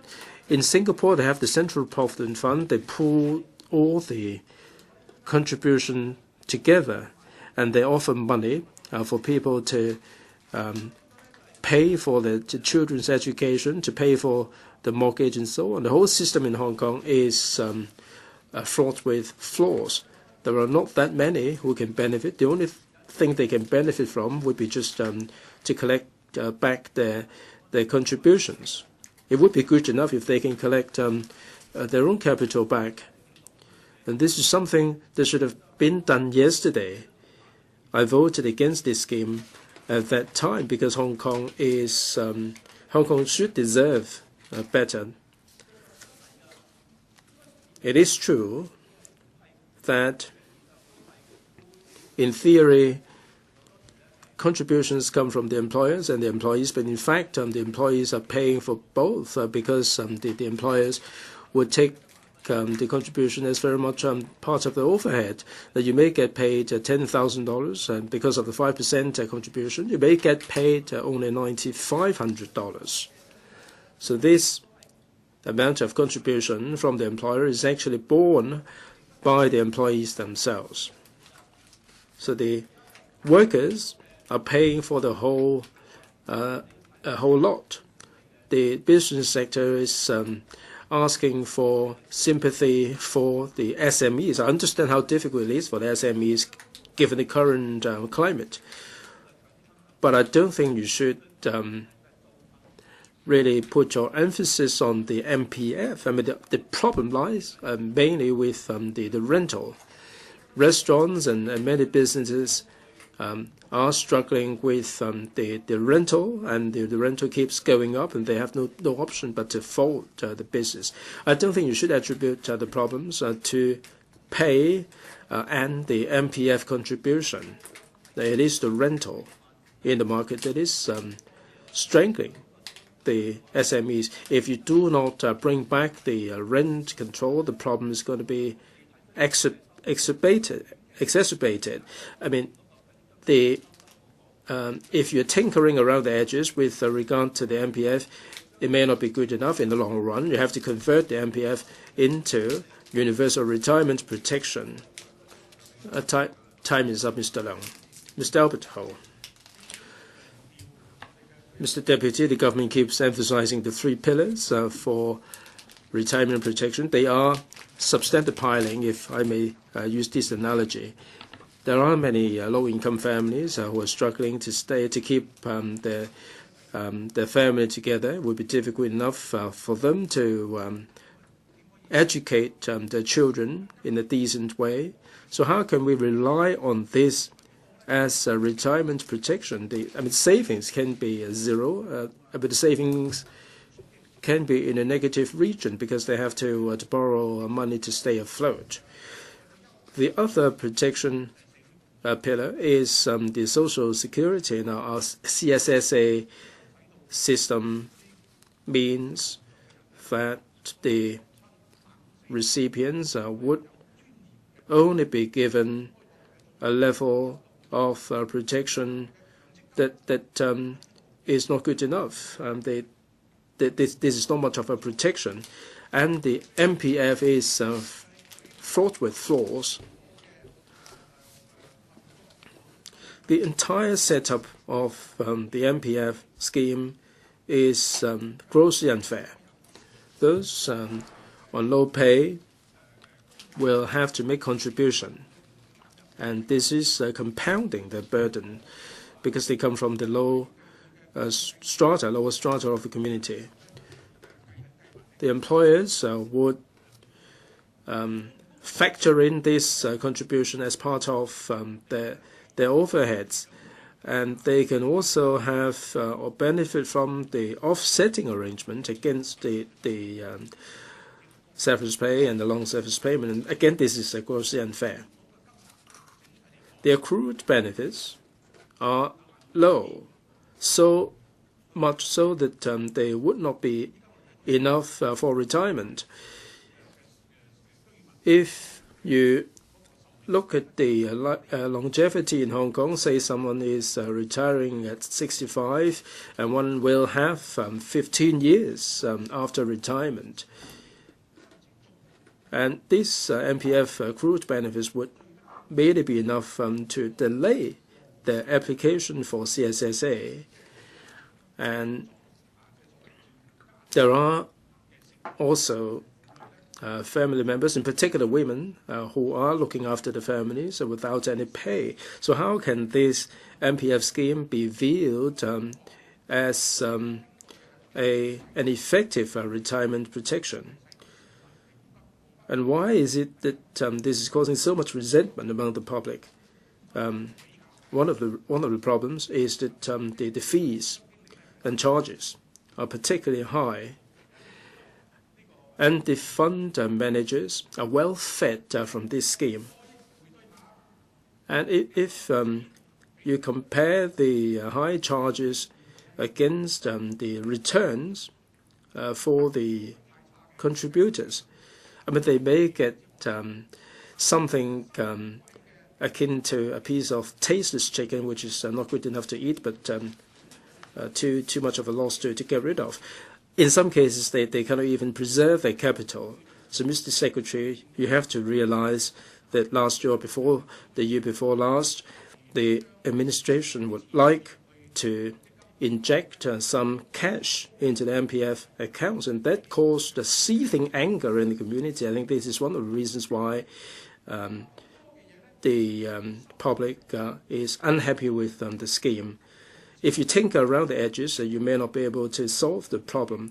The portability arrangement, the employees' choice arrangement will not do anything at all. They may be told that there would be decent returns, but if there are problems with the fund, will the government underwrite the situation? In fact, there are a couple of recommendations from the Democratic Party. In the near and medium term, we should set up a public trustee, and this entity can be modeled on the Hong Kong Monetary Authority and adopt similar investment strategy. I'm sure that the Hong Kong MA does have a lot of studies on investment. They have been very prudent in their investment and managed to achieve pretty good returns. And they command the trust of the members of the public. Of course, the Hong Kong MA can come up with certain funds for the contributors. If the Hong Kong MA is unprepared to become a public trustee, then we can set up a public entity modeled on the Hong Kong MA in its investment strategy. Second, we have to dispense with the offsetting arrangement that may cause some burden on the SMEs. But they are prepared to pay for the SP and LSP anyway. But I don't think that there should be such an offsetting arrangement which will deny the workers these payments upon retirement. Third, there should be better supervision on the trustees and put a cap on the fees and charges. And also the PWIF should be reformed in such a way that the default contribution on the part of the employer should be incorporated into the PWIF, the protection of wages in lieu of fund. They should be incorporated. In the long run, there should be universal retirement protection. The MPF should be regarded as a transitional arrangement, and consideration should be given to this tripartite contributory universal retirement protection, and that would enable everybody to have a retirement with dignity. Thank you. Mr. Gary Chan. Thank you, Mr. Deputy. The MPF system has been in place for more than 10 years, and there have been voices calling for reforms, and they have never stopped. All right, this year we have already introduced the ECA, the semi-portability arrangement, but then as far as the public is concerned, it's still quite a far cry from what they're asking for. And just now, our colleagues have already mentioned how the system can be improved, and other DAB members will also be elaborating on that, and I'll be setting that aside for the time being. But then I'd just like to share with you a quote from the blog that I browsed. Well, earlier on, there was a media worker online, and he said that if you were to choose the most disgusting government policy, then which one would you choose? Then the young media worker immediately said in reply that I hate the MPF most because it's a mandatory loss-making fund. Because as far as the younger people are concerned, they discussed it rather than support it. All right, if you put it to a young guy as to his retirement benefit, will he be able to get any return or protection from the MPF scheme? Obviously, this is very much in the unknown. But then if you ask him, will the MPF affect his livelihood, then he will definitely say yes. because if you look at the amount of the MPF, all right, he will only be able to use it in 30, 40 years, but then every month he'll have to lose over $1,000 every month, and as a result, there'll be less saving, and he will also be living from hand to mouth. So you will understand why that young media worker would describe it in such a way. And as you've heard me many times here, as to the problems faced by the young people in buying their own homes, well, the fact that many young people are not able to buy their own homes, that's because even if they might have worked for 10, 20 years, and they are from young families, still they are not able to pay the down payment. So the administration should consider allowing the young scheme members to take out some of their contribution to pay for their down payment. Well, I did not just think it out of the blue. In Singapore, they do allow for such an arrangement. And under the CPF in Singapore, well, it's very much like the one in Hong Kong. It's a mandatory contribution scheme, but then the Singapore government is a trustee of the fund, and every year there'll be at least 2.5% return. And the biggest difference between the two schemes is that Singaporeans before age 55 will be able to get the accrued benefit, and also for the part of the fund can be used for buying properties or for making mortgage payments, and of course to protect their retirement life. Well, for every CPF account, there will have to be a minimum level of deposit in order to ensure that there will be some flexibility to this policy, and I think this is a win-win situation. But then looking at the system in Hong Kong, the contribution by the scheme members and their investment and their actual livelihood will be depegged. As I just said, if you ask somebody living in subdivided flats, and if you ask somebody living in PRH whether he'll be more concerned about his housing problem or his retirement life, then the answer is very obvious. Because as far as he is concerned, housing problem is immediate. On the contrary, retirement protection to him is something in the long term, that is in the distant future. Yes, you might say that the MPF is to protect people's retirement, but then housing is also one form of retirement protection.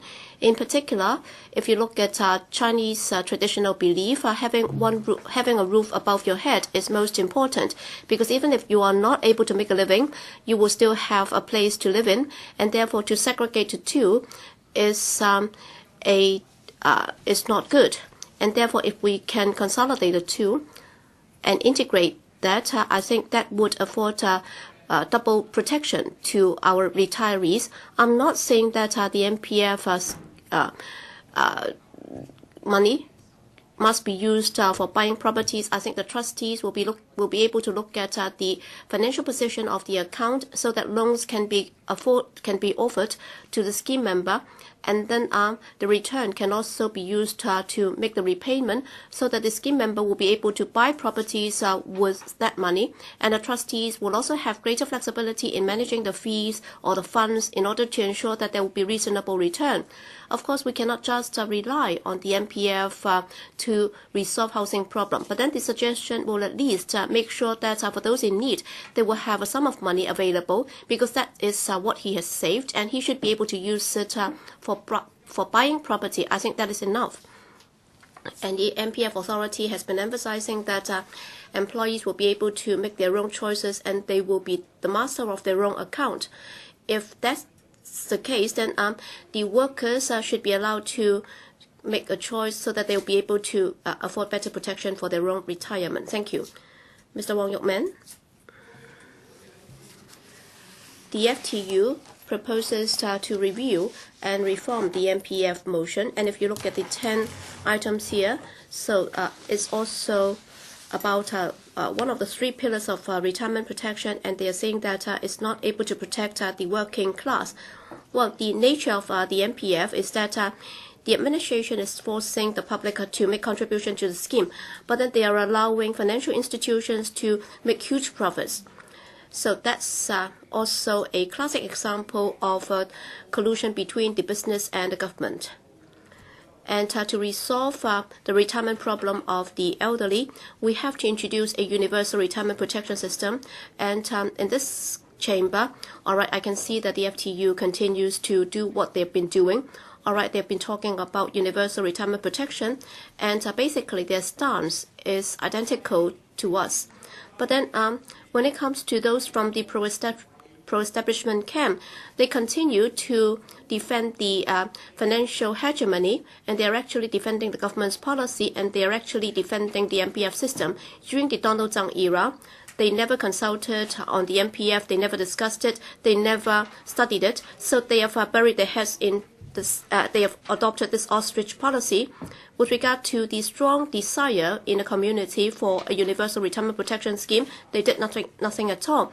And when it comes to the CY Leung regime, they're actually terminating any discussion on the tripartite system, and they introduced this OALA, and they're actually requiring the elderly to undergo this means test, and they're dividing the old irrespective of the cash value of this, and insurance companies might also stand to benefit.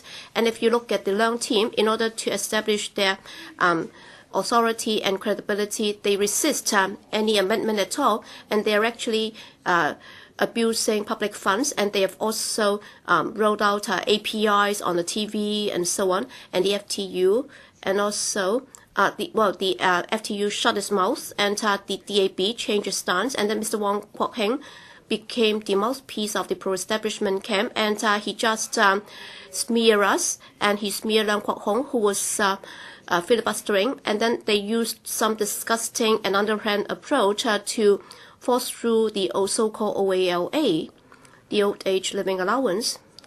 What's more important is that with the passage of the OALA, it means that universal retirement protection will not be able to be discussed in the community, and on the very there's no end in sight as to when this can be implemented. And the FTU also said that there should be no means test for the OALA. They talk very eloquently about this, but then so long as the overlord asked them to toe the official line, they immediately shut up. And then for those who claim to be working for the working class, and also for those from the business sector, they are raw bouncers for the administration.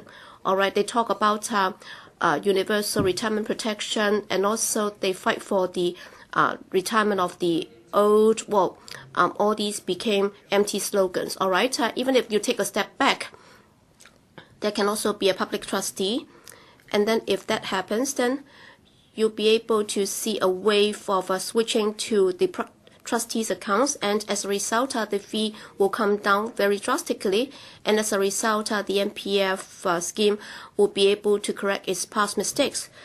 Well, this might be a way out, but then many people will also have a lot of doubts about this.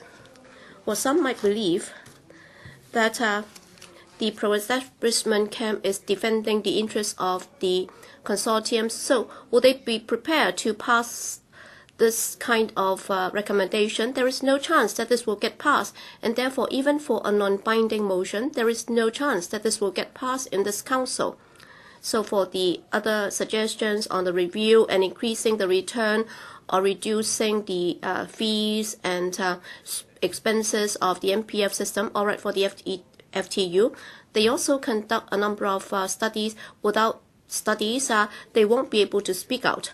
And therefore, according to one of their studies, they said that for the ECA, after its implementation, the administrative cost actually went up. Well, some 60% of the residents said that they would not be participating in the ECA for a worker earning some $10,000 a month if the market is not falling. And if they just get the savings and also the accrued benefit, then there will be enough for their retirement. But then if it's eroded by inflation, and if they are sick, then how much more is left for their retirement? How many months can they survive? And then for the housewives and also grassrooters who do not work, by the time when they exhaust all the money, when they use up all the money, then they will have to wait for their own demise. As of September 2012, if you look at the assets of the MPF, you're talking about over $410 billion. And according to some academics, well, every year the trustees' income could be as high as $7 billion. So they're actually charging some $7 billion as administrative fee. And for the 5 trustees, they're actually dividing that up. Financial institutions, banks, with the cover up by the pro-establishment camp and the administration, they're actually looting the hard-earned money from the working class, and it's actually even more important than the life and death of a whole generation. How can you not expect that grievances in a community would not be allowed? How can that government not be condemned by the public? I think the People's Power stance is very clear and consistent. We ask that the administration should immediately conduct a consultation on universal retirement protection. The MPF scheme should also be scrapped. That's our firm stance, and we will continue to fight for a universal retirement protection. Thank you. Mr. Ma Fung-kwok. Mr. Deputy, the MPF has been in place for over 10 years. For a long time in the past, the government had opposing views with the public. Administratively, that will reduce the burden on retirement protection to be offered by the administration. For the public, they should support the MPF scheme if it is good. But the fact is that most members of the schemes have lost their contributions and investment. So where does the problem lie? Before and after the implementation of the MPF, there was this remark that if Hong Kong's financial industry developed good, it can sustain the whole population. Well, if we have good intention, the administration would like to kill 2 birds with 1 stone. That is, to use the MPF to promote financial development. However, after a period of development and with financial turmoil, it is exposed that we may be putting the cart before the horse with the MPF, which is lopsided towards the financial sector, and the earnings of the public have been eroded. In recent years, we had high inflation, and wages lag behind inflation, and the actual earnings have dropped on the part of the public. Discounting property installments, children's education allowance, basic necessities, etc., the amount of disposable income of the household has been lowered, let alone investment. Tertiary institutions discovered that 41.5% of the employees have not saved up money for their retirement. The only investment was MPF. So they rely on the investment return of the MPF for their retirement. Eventually, some of their contributions went to the intermediaries. Their personal assets have been eroded. So the success of the MPF relies on 3 factors. First of all, sufficient contributions. Second, investment period long. Third, the investment return must exceed inflation. As for the first 2 items, with a long period of time, we should be able to attain them. Contributors don't have strong views, but the problem rests with the third one. MPF has been in place for 12 years, averaging a yearly return of 3-odd%. Discounting the average inflation rate of 1.1%, the MPF barely won inflation. Last year, we got the CPI inflating by 3.7%. But income grew only by 0.8%. Fund managers and intermediaries still collected the same degree of fees, which would continue to grow. So MPF became the target of resentment. In 2011, my association carried out a survey. Only 2.3% of the respondents said that MPF could protect their retirement life.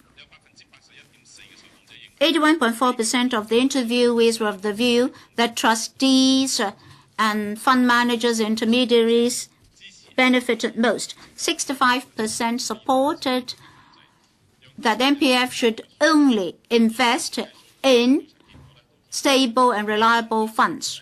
The survey indicates that by and large, members of the public suffer before they see the benefits. Since it is mandatory, members of the public feel that they are forced to take out part of their income for contribution to the fund managers.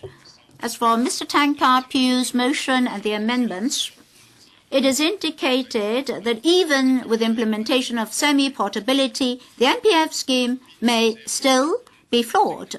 Facing social dissatisfaction, last year the NPFA published a study report on trustees' administration cost, etc., in order to lower the administration cost. There are shortcomings in the system and improvements have been recommended. I support them. I think we should bring in non-profit making trustees in order to have a thorough reform. First of all, the no-profit nature would allow administration costs and fees to be lower than at present. And with not-for-profit operators, they're not to replace the existing fund managers and intermediaries. We just want to boost competition in the market so that administration costs can be lowered, so as to offer the minimal protection to the public. Given the Singaporean experience, we see that apart from MPF, they have Singaporean government-run investment companies to oversee the situation. The government also underwrite the whole system in order to guarantee a certain rate of return. And this idea has been brewing in society for some time. It's a mainstream idea. Some people think that this is the only way out. The government must change its way of thinking so that we can return to the fundamentals. The NPF should be to safeguard the retirement life of the general public before it can win the support of the public. As for universal retirement protection, some people even urge the government to implement that in the short term. I have to point out that there are supporting views in society at the moment, but we must not disregard the dissenting views. We fully understand that universal retirement protection is almost equivalent to tax increases. Are we mentally prepared for that? Can our society afford that? I think we need study and analysis and further listen to public views. Anyway, I think we should first of all comprehensively and immediately improve the operation of the NPF. With that as the foundation, we can further consider other improvements so that it can attain its long-term objective. Ms. Sito, thank you, Mr. Deputy. The NPF system is flawed with a lot of shortcomings, attracting a great deal of dissatisfaction. Why? Those who've contributed beforehand found that their contributions have shrunken tremendously. The NPF does have a lot of problems. First of all, it damages labor interests. Low-income people do not contribute to the system. That's rather good. Otherwise, every month they have to invest 5% into this bottomless pit. Employers can offset severance payments and long service payments with the contributions. This is a problem. And this is also discriminatory against women. In fact, many women are housewives. They work hard throughout their life to take care of the old and young of their family. They also take care of the chronically ill and their families. But this sort of family labor is not paid by any employer. So when these people retire, they can't even benefit from the NPF. During the last term of the government, when they formulated policies, they favored the financial sector, be it distribution of money or the NPF system. They just wanted to pump money into the financial sector. And upcoming, we have healthcare financing to the tune of $50 billion. However, these high costs are actually borne by the grassroots employees who contribute to the MPF, and now with an accumulated asset of over $400 billion. The high-income employees are not buying back their money into society. First of all, they can spend money. They can spend money elsewhere. They purchase commodities imported from other jurisdictions. They're not applying back the money into grassroots economic activities. Previously, we heard of this funneling or dripping effect. It's just like the IT sector in other jurisdictions. The high-income group can support the living of all the grassroots. But this is not happening in Hong Kong. And every month, our grassroots employees are contributing 5% of their income to support the fund managers who are high-income people in our society. This is bizarre. Now, MPF can only serve as a supplement to retirement protection, but it cannot replace universal retirement protection. Now, we are not here just to solve MPF problems. We're not just doing patching up work for the MPF system. We have to address the needs of the aging population. We have 2.1 million people between the age of 50 and 60. We now have a Pentagon for our workforce. 550,000 newborns, some of them from the so-called double no pregnant women. Given such a birth rate, it is impossible for the government to support the retirement welfare of the whole population. But we have a tax system. We can have profits tax, rates, stamp duties, etc. If the administration cannot afford this retirement issue of the aging population, then 85% of the households earning less than $45,000 will find it even more difficult to afford it.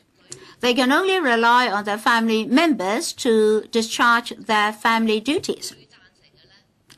Universal retirement protection is not just supported by the elders.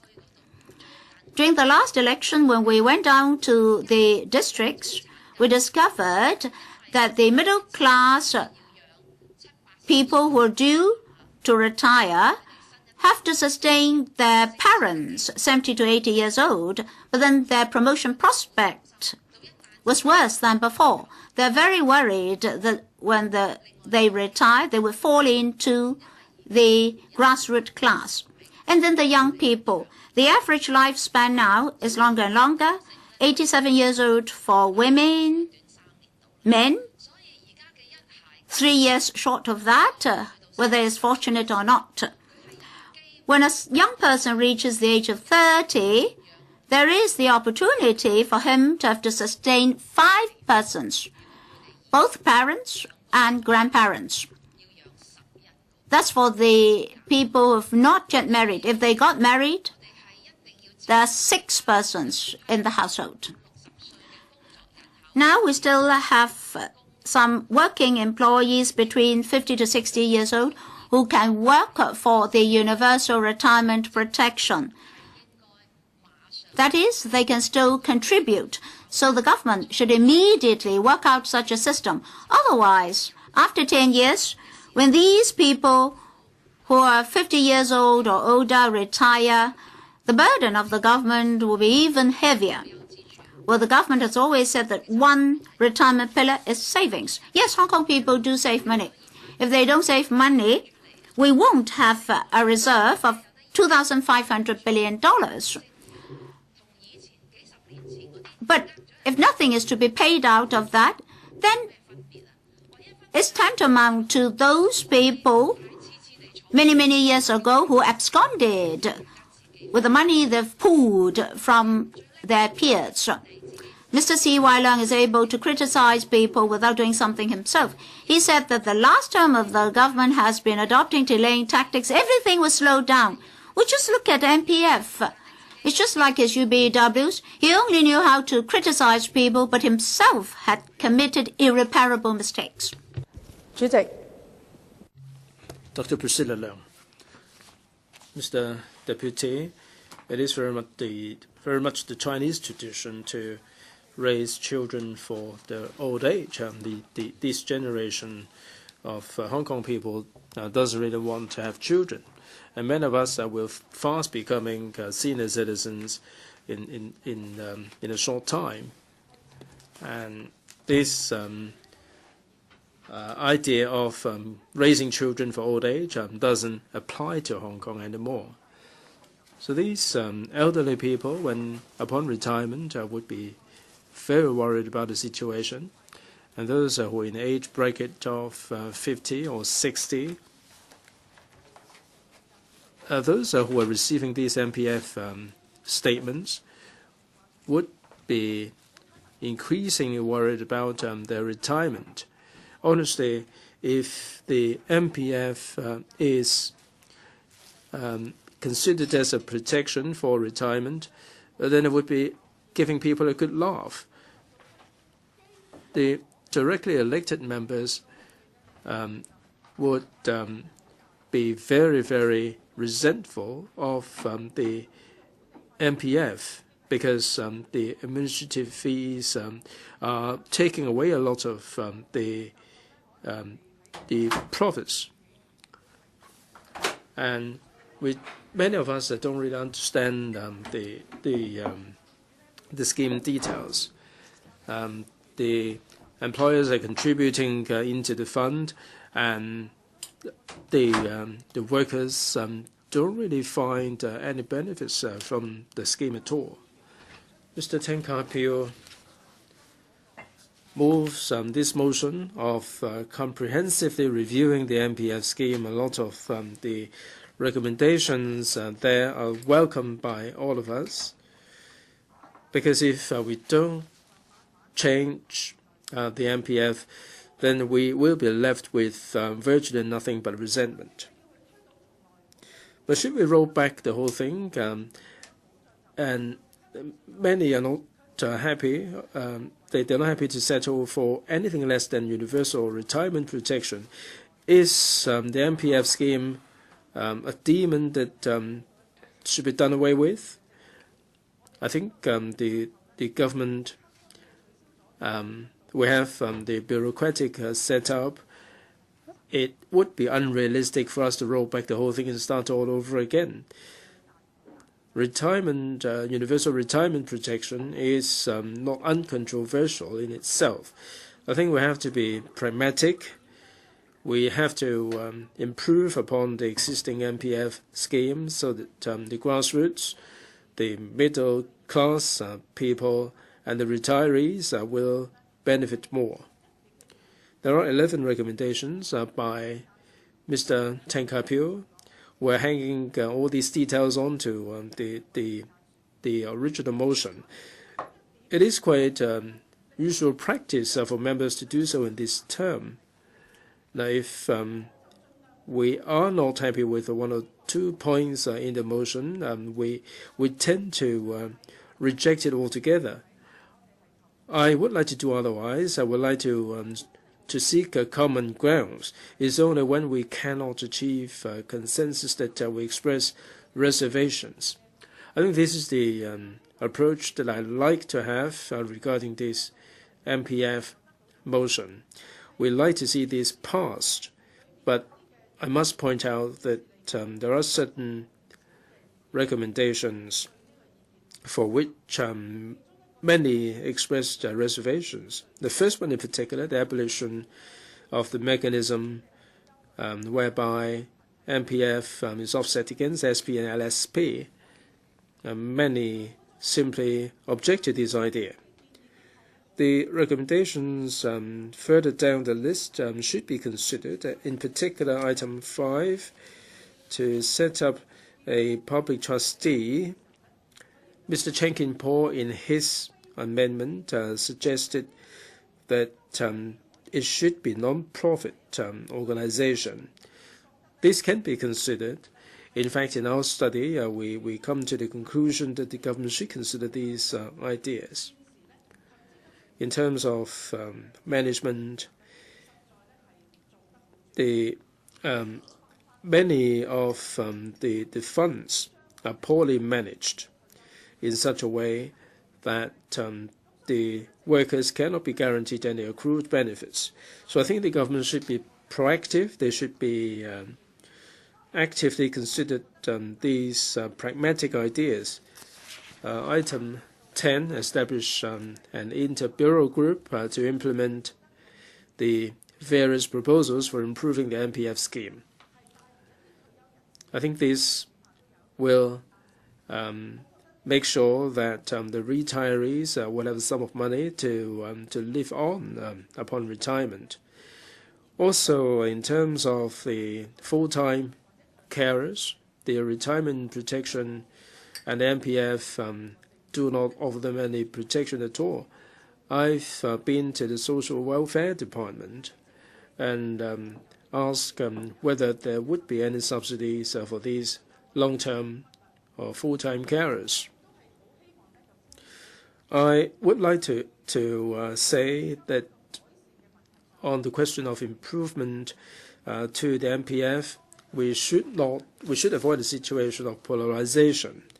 There may be suggestions that are not music to somebody's ears. I think still that the MPF should be improved. So other than point number 1, all the rest of the recommendations are well worth being considered. Number 11, universal integrated retirement protection system. This is very controversial. I mean, if we change the wording to just integrate the retirement protection system, that would minimize the contention, and we may be prepared to move down this path. All right, thank you. Dr. Fernando Zhao. Thank you, Mr. Deputy. The MPF is a social enterprise. We think of social enterprise as something that through an enterprise we achieve some public interests. The MPF is dressed up as a social enterprise, but it is there to achieve profits. So some go so far as to say that this is a scam. I agree.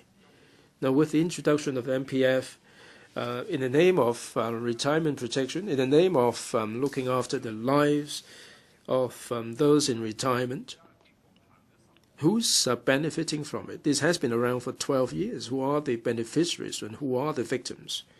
The situation is plain for everybody. Now, in this MPF scheme,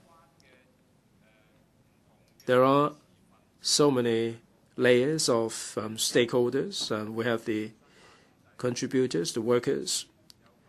We have the employers making the contribution. We have so many people taking profits from it. We have the sponsors, the intermediaries, the trustees, the investment manager, the custodians, and the managers and so on. There's a whole host of people who are benefiting from it. And also the MPFA. The MPFA spent $400 million last year. Now we have the asset value of $400 billion with contribution of $30 billion per annum. As Mr. Tang Ka-piu said earlier on, the year before last, $6 billion was spent on management or administrative costs. 1.74% goes to the administrative costs. If this goes on like this, 7 billion, 8 billion, or 10 billion can go to the administrative costs. Who are the winners? The MPFA officials, they are on fat pay package. Their executives are getting paid $4-5 billion per year. Raphael Hui once worked there on very fat package. We have all these stakeholders who are the winners. They make the investment. Doesn't matter whether they bring in the good return or not. They will still be on good pay. The large enterprises are also the winners. Mr. Deputy, I'm a lecturer at the Polytechnic University. Previously, they had also scheme. The employers paying into the fund twice as much as the employees. I mean, this is the practice of many large corporations because they want to retain talents. With large corporations, they are in a position to provide good protection. But with the introduction of the MPF, they couldn't care less about this also scheme. They just contribute into the MPF. And the large corporations are making savings in terms of retirement protection. It's much worse than before. The SMEs are the losers. Mr. Deputy, you speak up for the SMEs a lot. With the introduction of the SMEs, they are suffering from quite a burden, and they have to contribute into a retirement fund. But once you've been lured into it, but they're deceiving us. They said that with this contribution, they can benefit from the offsetting arrangement. And many companies are working like this. Once in a while, they would just change the registration title, and they enjoy the benefit from the offsetting arrangement against the LSP and the SP. Now, if we do away with the offsetting arrangement, the SMEs would be grumbling. But if we keep the offsetting arrangement, then you are deceiving, you're fooling the workers. The employer's contribution would be offset against the SP and LSP. What remains would be siphoned off by the intermediaries. David Webb, long hair in the finance sector, did work it out. The 20 or 30% of the savings would be taken away by the intermediaries. And this is a scam. This is a really rotten scam which has been going on for more than a decade.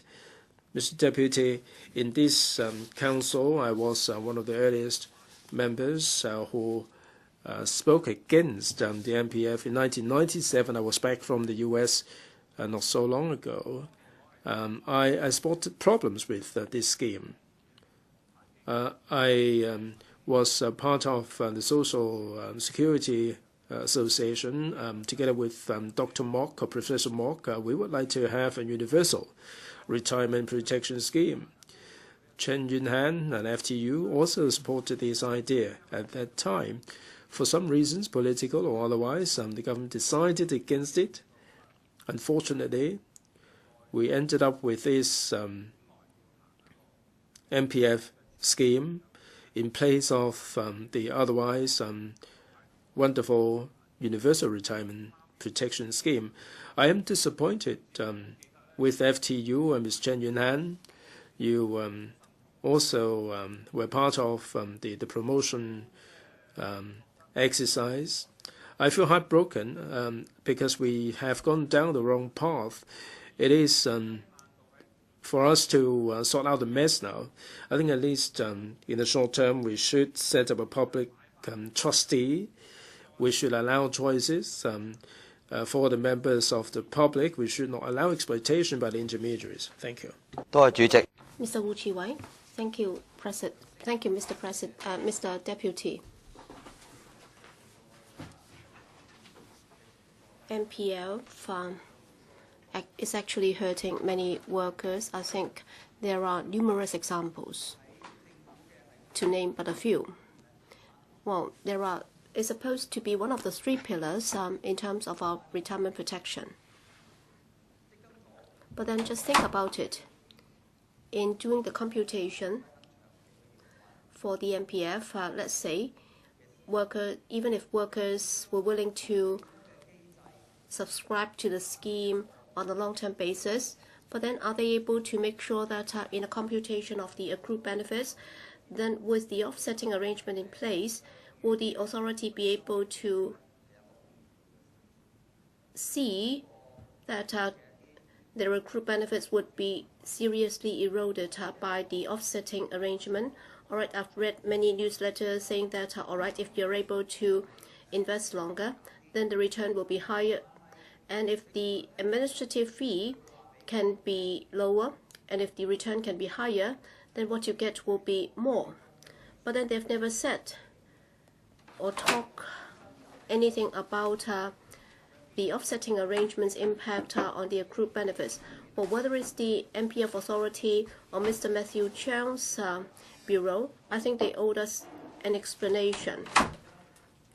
Precisely because of this, the MPF system itself is not able to play its role as one of the 3 pillars for retirement protection. Secondly, the present level of fees imposed by the MPF, well, we've been saying that we have to reduce the administration fees. If we are able to lower the FER, then that would be okay. But then actually, there is an inherent mechanism which is unfair and unjust, because as you contribute more, then the administration fee that you will have to pay proportionally will also be higher.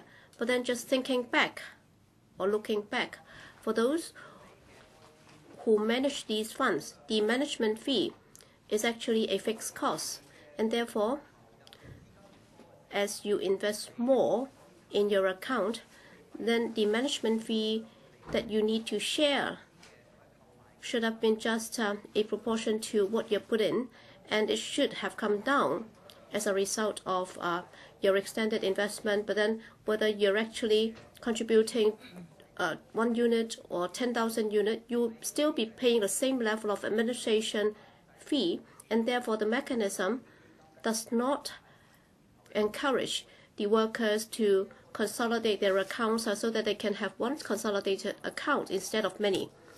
Well, we've been saying that we will have to manage our MPF funds properly. But then, what kind of incentive is this providing? And the nature of the MPF is that it's a form of retirement protection, and it's the benefit or the rights of the workers.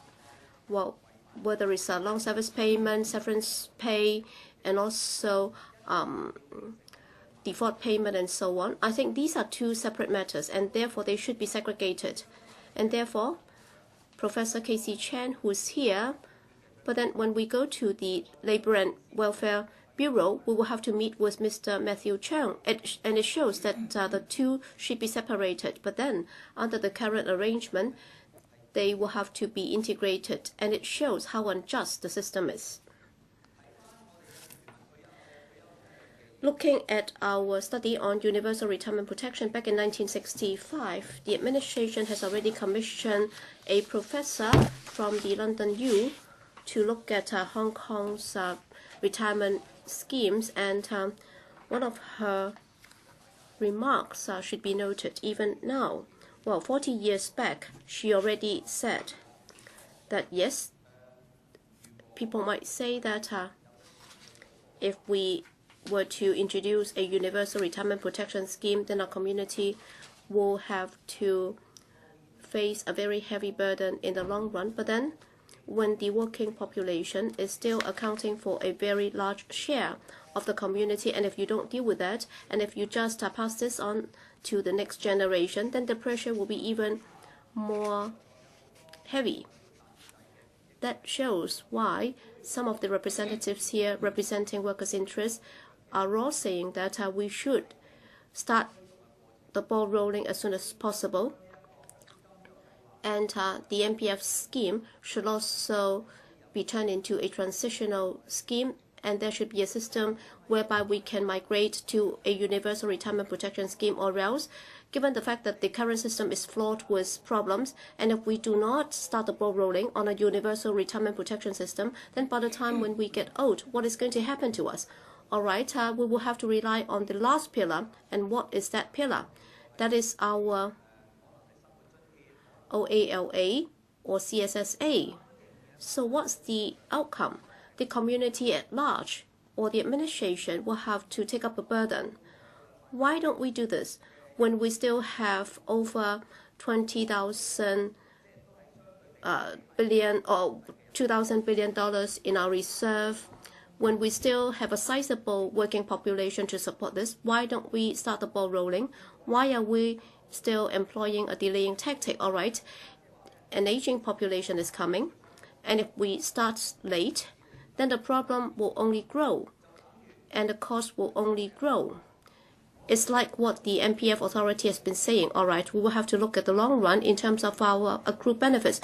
We cannot just look at it from a 10-year, 20-year perspective. But then, if the administration does not have to do anything now, then with a shrinking working population, and if we start late, then we'll be wasting our money in areas that are not related to retirement protection. Then what it means for our next generation is that they will have to take up a heavier burden. That's why, as we have said, if we just do patchy work, then it's not going to work, and universal retirement protection, we should start the study as soon as possible. Thank you. KK Fong. Thank you, President.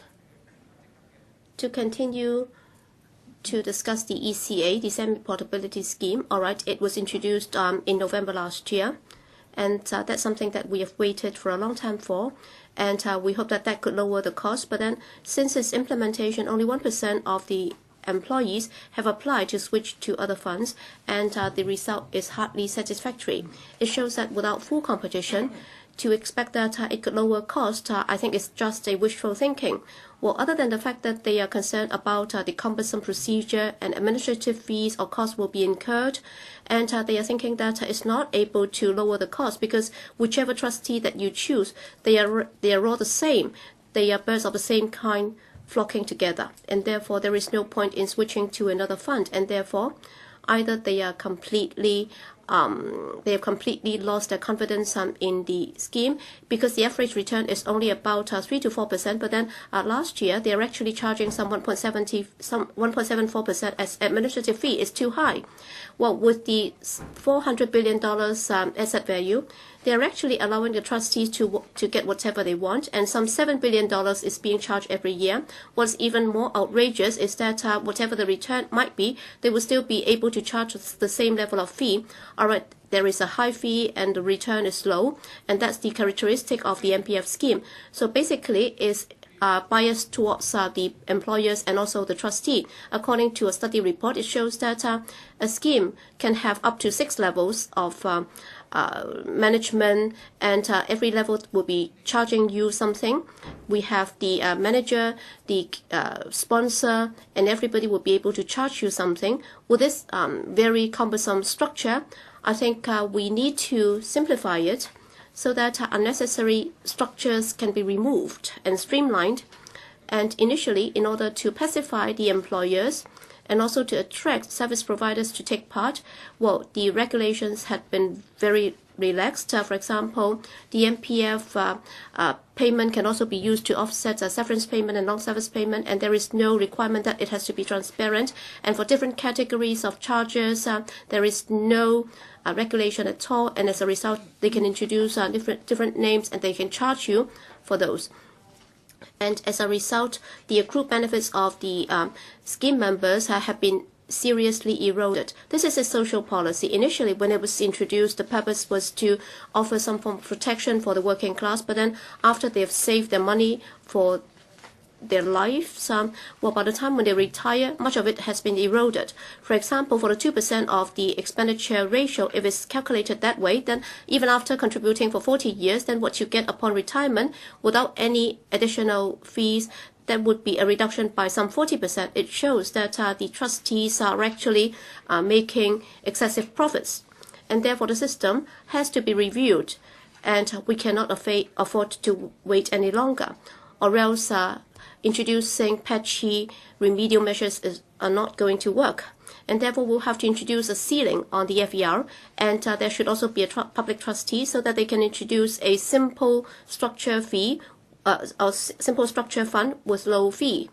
And the return would also have to be pegged to the return of the exchange fund for the past 6 years, and that could also be used as a benchmark.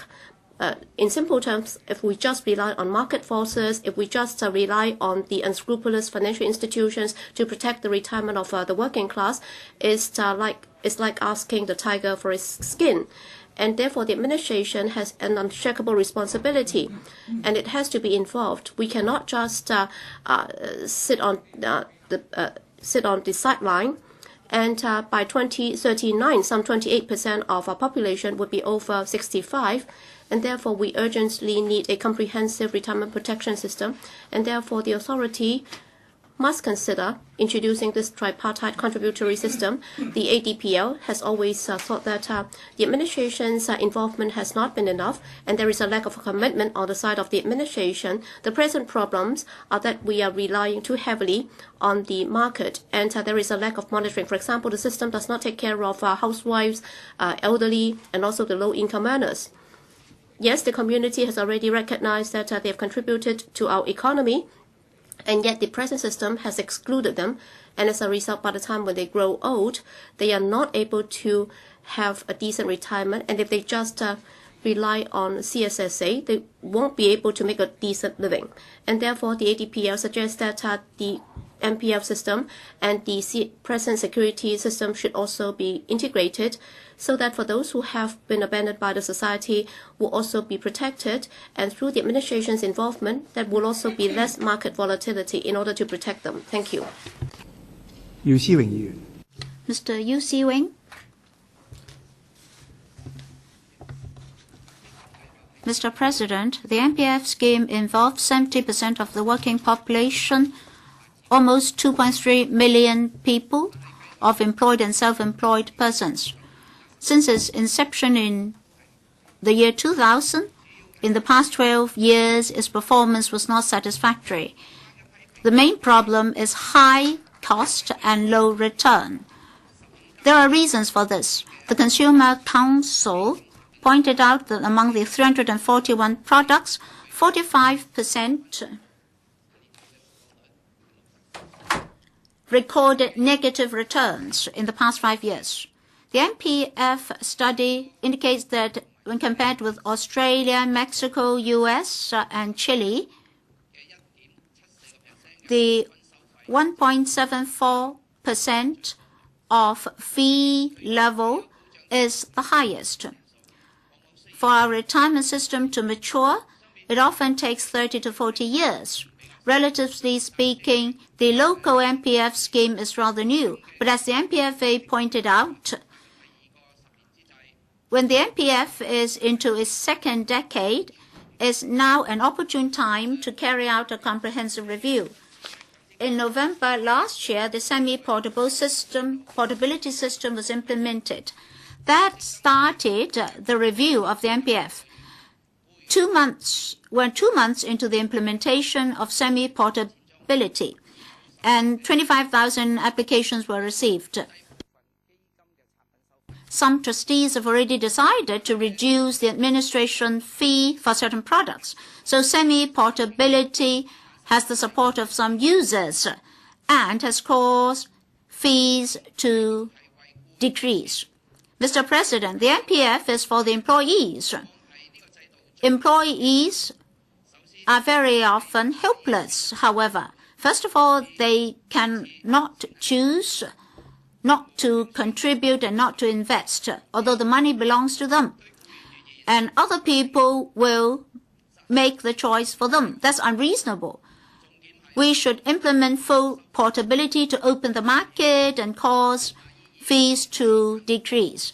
I think the more meaningful aspect is that employees can enjoy their own autonomy in the whole issue. In the original motion, it is suggested that while having full portability, one lifelong account, like bank books, should be established. This involves employers' contributions, severance payments, and long service payments being offset by employers' contributions. Now, this will be a fundamental change and will have far-reaching implications. So before implementation, there should be broad consultation and to obtain consensus among the stakeholders. That's the pretext.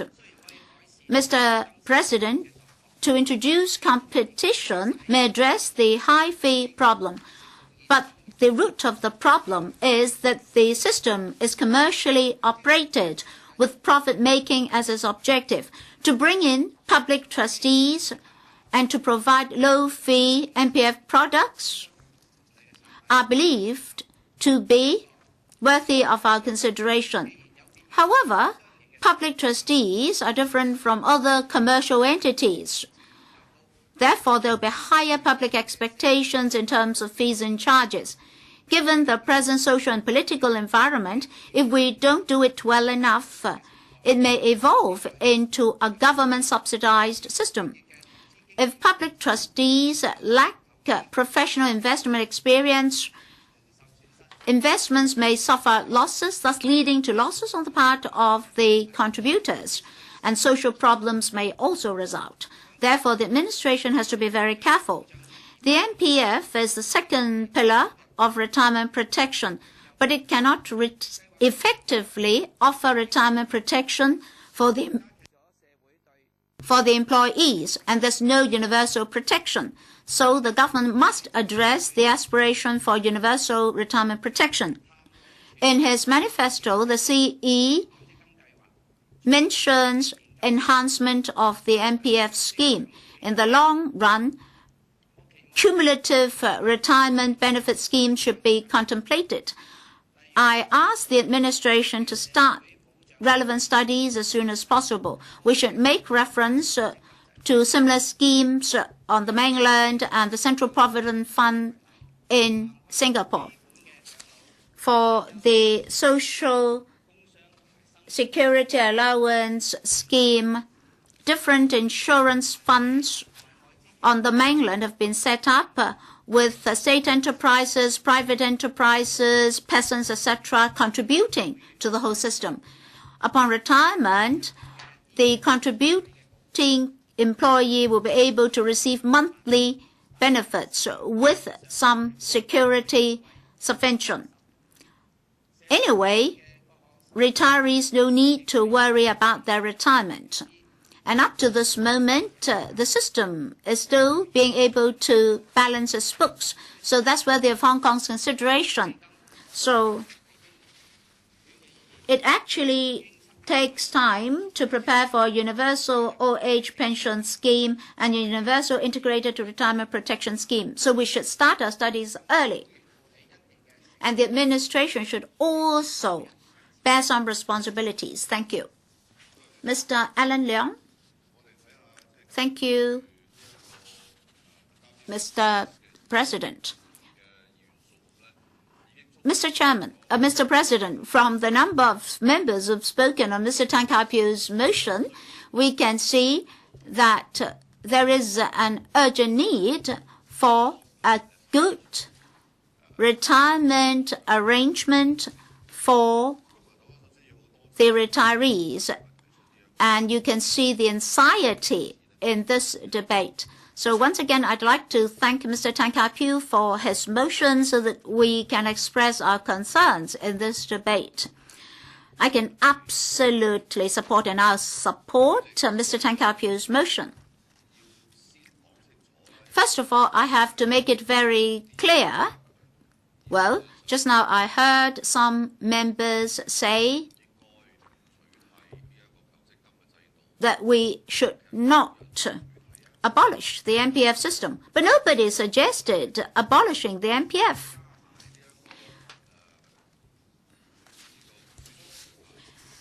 MPF plus savings plus CSSA, that means the three pillars,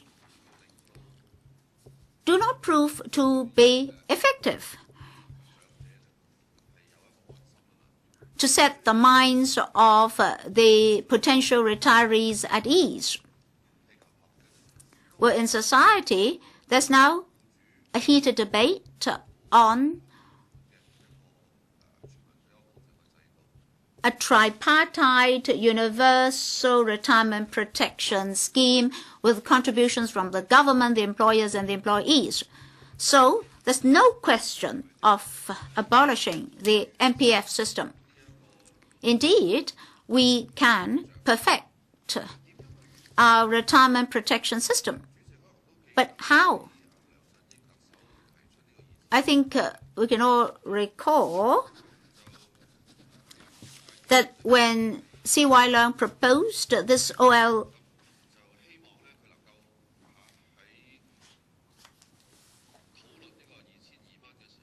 allowance of $2,500, I mean OALA, the Civic Party made it very clear that it's time for the administration to carry out studies on universal retirement protection. We also mentioned a 2-year time frame because many actuaries who have been in long-time cooperation with us had done some calculations. Well, maybe Professor Tang Ka-piu had done his own calculations because actuaries do make assumptions. Maybe the government's assumptions are different from ours. Anyway, the Civic Party would like the administration to grasp this opportunity to use no more than 2 years' time to formulate a policy. Why 2 years? Because our actuaries said that if we don't start this within 2 years, we can forget about it altogether. In any case, we have to inject more public funds into the system. The question is how? Well, as I said just now, you should study a tripartite universal retirement system with tripartite contributions. Well, should it be $150 billion or $50 billion? We can study it. You shouldn't just wait till 2030, when, according to estimation, we'll have 2.3 million people above the age of 65. If by then we have a population of 8 million to 9 million then 35% of our people will be above the age of 65. If by then our CSSA system cannot handle it, there are not enough personal savings, and MPF is just a very meager sum, then still you have to inject public money into the whole system. Well, when C.Y. Leung proposed $2,200, we also asked him to do some calculation. Now, he said that each elder can make some simple declarations, then he can receive $2,200. But how is it going to set the minds of our elders at ease? Should we continue to wait and wait like that? Today, I would like to reiterate the same point. It's now an opportune time for the administration to analyze a universal retirement protection system. We must have some matching measures for a comprehensive retirement protection system. Otherwise, the problem will explode. Or maybe by the time the problem explodes, Professor Tang Ka-piu is no longer in his post. Still, we have to make preparations. Therefore, once again, the Civic Party seriously appeal to the government that it should map out a perfect set of policies for retirement protection. Thank you. Mr. Kwok Wai-keung, President, there come a day when we get old and retire.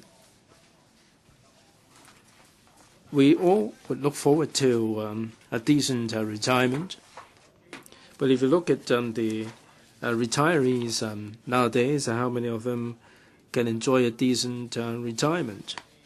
If you walk down the street, there are so many who are living rough on the street, and there are so many who are worried about their daily lives. There are so many who are scavenging for cardboard boxes. I mean, it is really upsetting to see these sights. As an international financial center, I mean, should we deserve any better than all these pitiful sights? As we are moving forward economically, are we moving forward with our retirement protection? We merely have the slogan of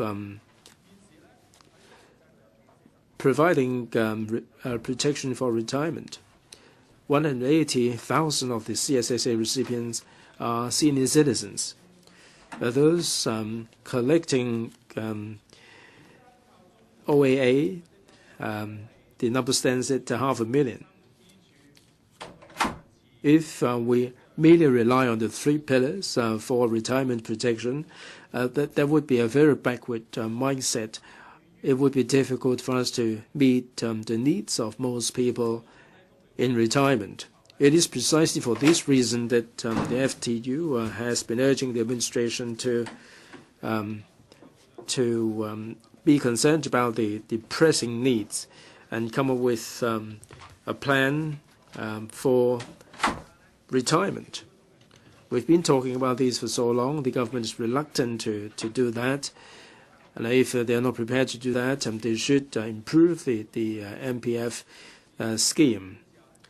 You may encourage people to make savings, but before the possibility, semi-possibility scheme, it was the employers who chose the service providers. Now we have the ECA, employee choice arrangement, but it is not that much of a choice for the employees. In 2010, 10 years after the introduction of the MPF, the FTU already pointed out all the flaws, including the offsetting arrangement, which is detrimental to the interests of the workers. But the administration is turning a deaf ear to these suggestions. When this was implemented, the employers were very militant and said that they would be given a heavy burden. But with the offsetting arrangement, they have been proved wrong. The employers are merely advancing the SP and LSP, and this is given to you on a monthly basis. The SP and LSP will be down the drains, and you don't really get a cent out of it. We're merely asking for the implementation of the employment ordinance and give the severance pay and long service payment to the workers as they deserve. With the abolition of the offsetting arrangement, it would be beneficial to the implementation of full employees' choice scheme. The MPF scheme keeps the offsetting arrangement. There are also these other problems of high administrative costs. According to the Consumer Council, over the past 3 years, the net value has gone up to $249 billion to $383 billion. The fees has increased from $49 billion to $66 billion. Now the FER, it is still 1.7%. The guarantee scheme, 2.4% compared with Chile, the UK, and Singapore, where they have similar schemes. Our FER, the fund expense ratio, is particularly high. Now, the fees are not affected by the performance of the investment.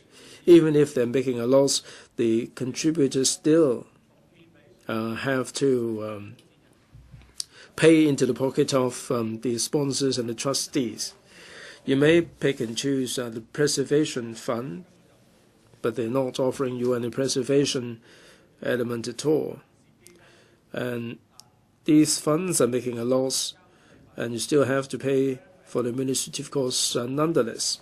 And this is detrimental to the ordinary workers.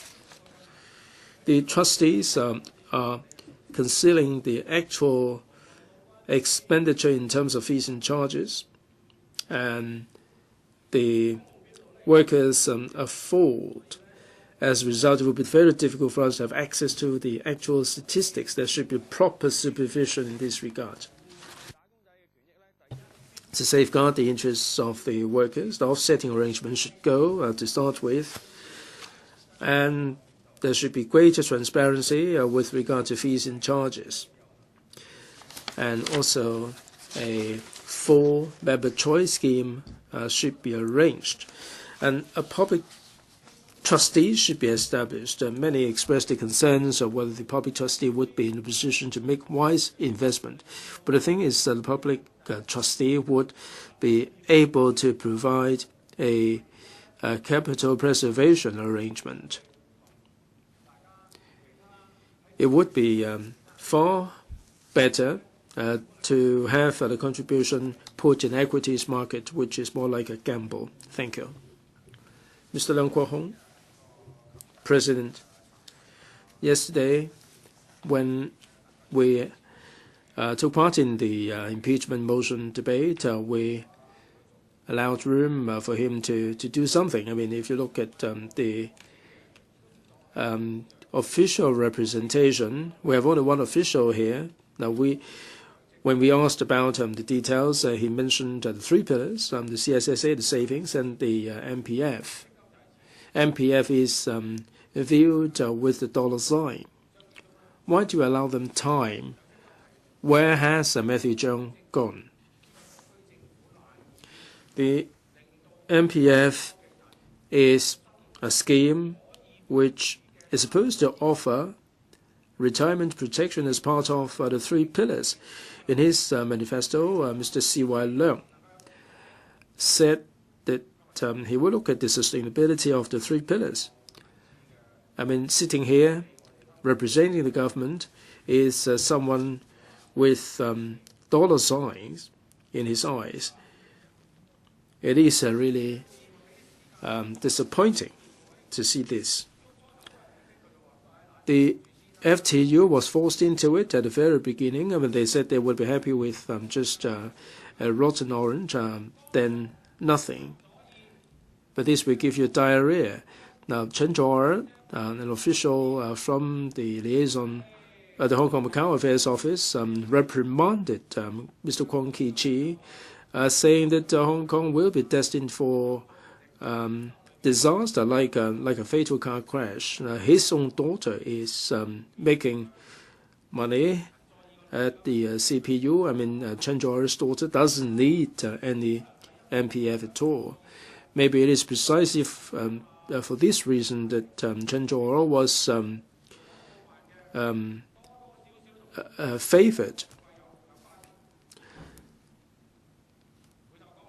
Now, coming back to this subject, the offsetting arrangement was put in place because the employers said that reunification was upon us, and Chris Patten was coming up with some alternative form of retirement fund, which is similar to the universal retirement protection that we propose. I'm not sure whether it was a case of the employer deluding the government or the other way around. The fact remains that it was a collusion between the business and the government. And the government said that we gave them an undertaking to change this. I mean, this is typical of Matthew Cheung. He said that it would not be good enough not to have this discussed at LAB I asked whether this is the arrangement embedded in the basic law. Now, the answer, the answer is no. Now, he is saying that the offsetting arrangement should be discussed at the LAB. This has been discussed for 10, 20 years. Don't fool us. The pro-establishment members suggested that more room should be allowed for CY Leung. Now, this is something that we are all critical of. I've been filibustering regarding universal retirement protection. MPF is about retirement protection.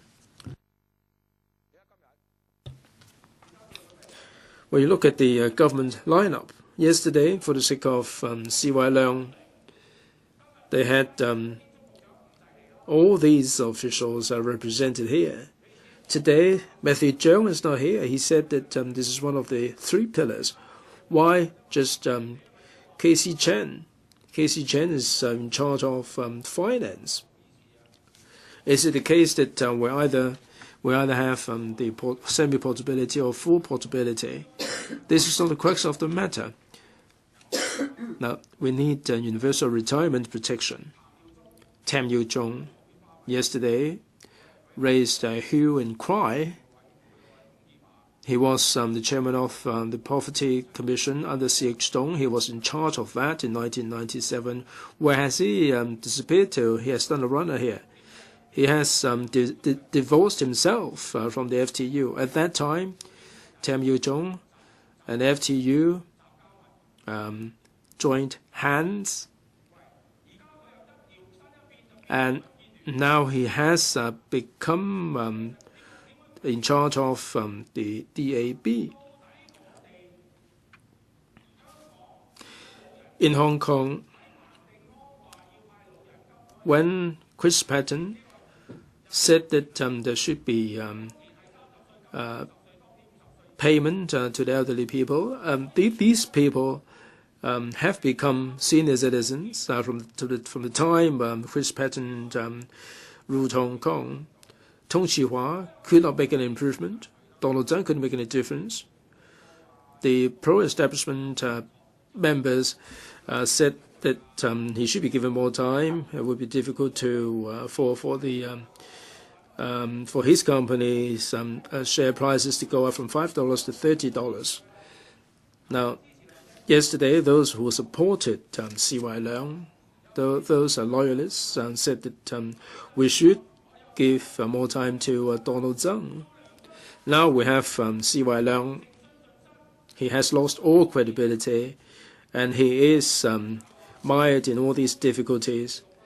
And Casey Chen, is he trying to create this financial monitoring authority? Will he underwrite the whole thing to avoid an exploitation? Will he be paying these administrative costs? Will he do away with the offsetting arrangement? Where have the pro-establishment members gone to? Are they speaking up? Yesterday, they spoke a lot in a forceful way, and they said that we should give time to CY Leung. He made mistake, no problems. He has stolen a gold Rolex. It doesn't matter. Chairman, we should check quorum now.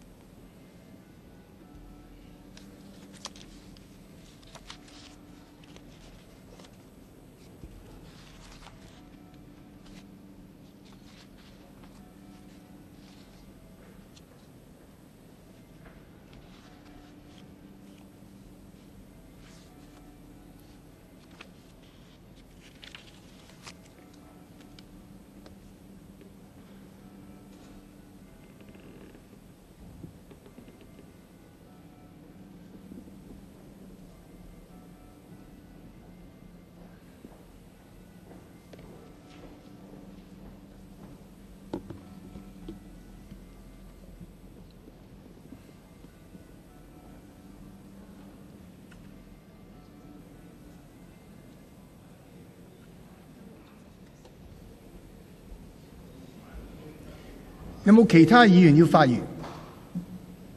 Does any other member wish to speak? Mr. Albert Chan. President. Concerning the MPF issue and also its review. It's almost a ritual for this year. Every year we will have this debate and in-depth discussion in this council. The general view is that the MPF scheme is flawed with problems. If you look at the figures, initially, only those from the grassroots sectors criticized that. Subsequently, we had academics and even statutory bodies, including the Consumer Council, conducting studies after studies to look into the problems of the MPF scheme. And they only go to show that over the years, from the very beginning since its introduction, there have been suggestions that the MPF scheme is a product of our financial sector's hegemony. Actually is there to serve the financial services sector. It's like a note printer. It's a money spinner for them. Well, if you look at the total fee charged by the MPF scheme, when compared to other jurisdictions, including advanced economies, actually our fee level is excessively high. In Chile, it's 0.6%. US 0.83%, Australia 1.21%, but then Hong Kong is 1.74%. And if you use last year's total asset, some $356 billion, then it means that the total fee charge, including administrative fee and other miscellaneous fees and charges, is $6.19 billion. So for the $6.19 billion, they are the hard-earned money of the Hong Kong working class. So who is charging such fees and charges? Well, if you look deeper into that, that would be even more appalling. Well, if you put that to anybody, do you know where that money has gone into? All right, they would have thought that it must have gone into the trustee, and he's responsible for managing and investing your funds. But then if you look deeper, well, for every scheme, there can be 6 parasites that would be taking up the money, including the trustee, the fund manager, the sponsor, the manager, and also the intermediary, and so on. All right, the employee has to work very hard so that he can make more money, and then under the law, he is required to put in this contribution. So it's a due contribution model. Both the employer and employee have to contribute, but then there are 6 people or 6 parties that will be taking up part of your money. So every year we're talking about $6 billion. Just 1 year, $6 billion. All right, time flies, and it's been there for 10 years now. All right, every year they are actually eroding the money, and then the administration is sitting back and doing nothing, and then the authority is actually helping these people. For those financial officials, actually after their retirement, they'll be working for some of these institutions, and even for the middle-ranking officials, many of them are actually linked to financial institutions, and they might also go to parent companies of these institutions, and they would be offered jobs. And some are being investigated by the ICAC, some are even being prosecuted. All right, there is no point for me to rub salt into their wounds. But then looking back, for those who might have advocated the introduction of the MPF scheme, and if you look at the kind of benefit that they receive from these institutions or consortiums, well, the more you talk about this, the more people would be willing to come out to suggest that there is collusion between the government and the business sector. That's because of the bias policy. That's because of the government's shirking of its responsibility. And that's because of the design of the scheme. As a result, the financial institutions' hegemony can continue. That's why this review that has been advocated for years has to come about. And also, if you look at the details of this, nobody would like the present scheme unless those beneficiaries or the financial consortiums or the tycoons. Looking at the current situation in Hong Kong, just do some simple arithmetics.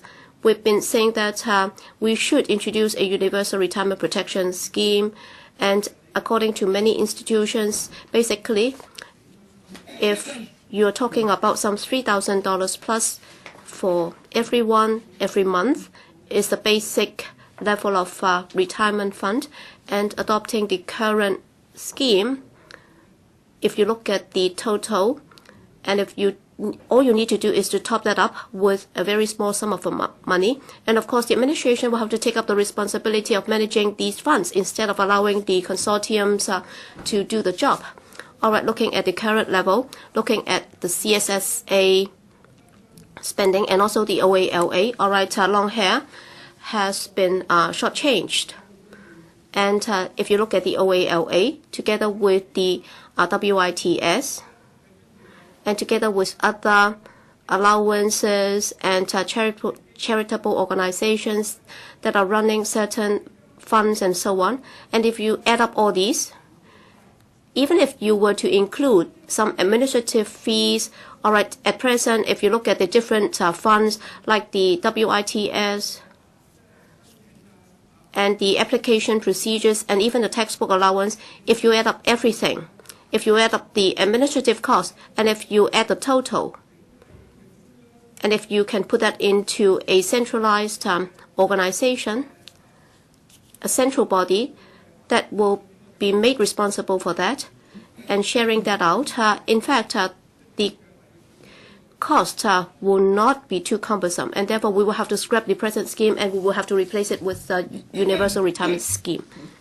Does anyone else who wish to speak?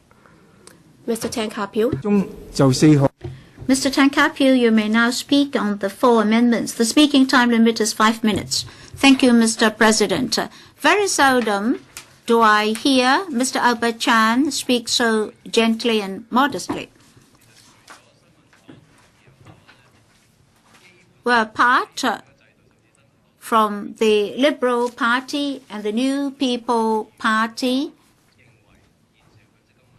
who actually did not really criticize my motion. The other members all support my motion in enhancing the MPF. Whether or not it's enhancing or rectification, the system will not be sufficient. Even if we move from semi-portability to full portability, the public still do not have confidence in the system. They will continue to scold the government. So there must be structural transformation to enhance the MPF system. Of course, number 11 of my motion is actually universal retirement protection system. Well, I put that as the 11th point. In fact, that represents the standpoint of the FTU. Well, at least half of those members who have spoken had mentioned that aspect. Some of them spoke solely on that aspect. Well, Mr. Tang, these 5 minutes are for speaking on the amendments. Well, I can see that Mr. Lee Cheuk-yan, Mr. Poon Siu-ping, Dr. Kwok Ka-ki, and Mr. Chan Kim-po all agreed that there are inadequacies in the existing system. That's why I recommend a universal retirement protection scheme, and the administration should grasp the time available to carry out a review, and there must be genuine consultation. Well, Mr. Chan Kim-po has also moved some amendments. Sorry, I'm too retrogressive. Well, basically, he does not agree to capping the FER.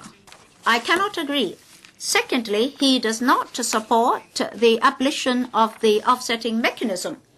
The FTU is of the view that since the CY Leung government would like to implement all the policy initiatives formulated in his manifesto during election, I'd like to have a timetable from him. So with these remarks, I hope that members can support my motion. Secretary for Financial Services and the Treasury. President, in taking forward the measures, will certainly have regard to Mr. Tang Ka-piu's views. Mr. Tang's motion and the 4 amendments are very comprehensive in their details. I'd like to respond in 5 different areas and share with members some of the government's preliminary views. The first one is to reduce the fees and charges of the MPF. The FER has come down from 2.1% in 2008 to 1.75% last year, and this ratio is pretty high. And the trustees' income will increase from $5.5 billion to $7.1 billion per annum. Compared with the overseas jurisdictions like Australia and Chile, Hong Kong's rate is at a high level. To a certain extent, in overseas jurisdictions, they enjoy the economy of scale, and therefore our FER is a little bit higher. However, I've already pointed out before that there is room for reduction. The consultant study shows that there is definitely room for reduction. In this regard, the government and the MPFA will adopt short-term, medium-term, and long-term measures. For the short term, we would have a look at the implementation of the employee choice arrangement implemented in November last year. That when the intermediaries are promoting these schemes, they will have to comply with all the regulatory arrangements and offer appropriate advice. I'm sure members are aware that in the latter half of last year, the MPFA has already enhanced the education for the investors, and also highlight more the issues of to be noticed in terms of choice.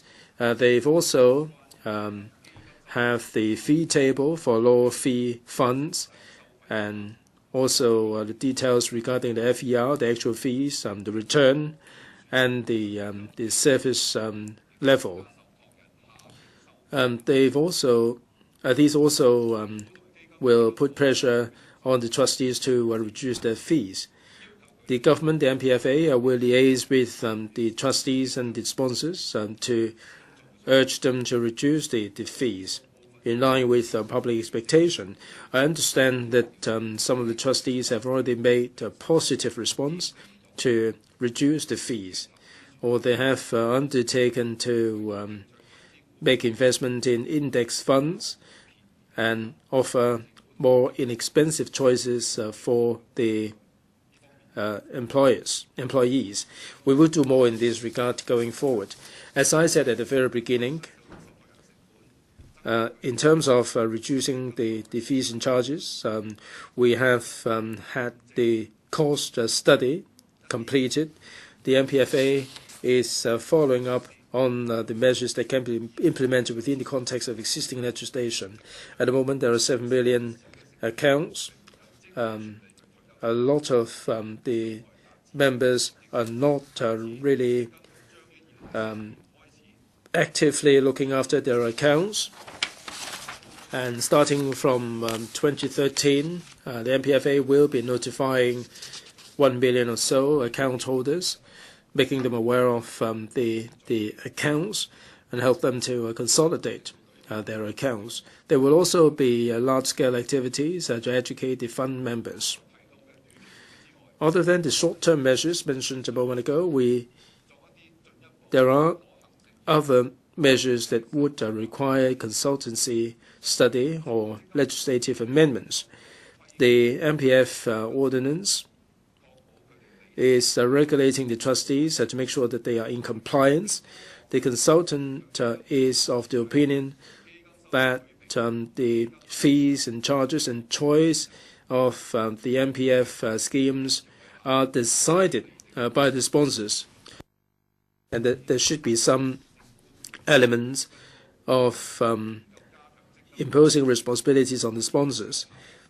The government and the MPFA will look into this and see how this can be implemented, including the fees and charges. At the same time, the administration is committed to making some fundamental changes to make sure that there would be further reduction in fees and charges. I'd like to take this opportunity to share with members the administration's preliminary views. In relation to putting a cap on the fees and charges, in principle, we feel that legislating for the fees and charges would be the direct way. Of course, we have to consider whether the market is not working as well as it should, and whether the measures are suited to the free economy, free market in Hong Kong. On the question of legislating for a fee cap, we understand that there are sentiments in the community suggesting that this is against the free market practice. The MPF is or has a social consideration, so it is in line with our policy to impose a cap, and it doesn't really flout the free market principle. Of course, in imposing a cap on fees and charges, we have to consider all the minute details. We have to make sure that when choosing the funds, there would be sufficient range of choices. Now, if we were to impose a cap, how are we going to do it? And this can include a cap on certain funds, or it can be a uniform or different levels of caps for different funds.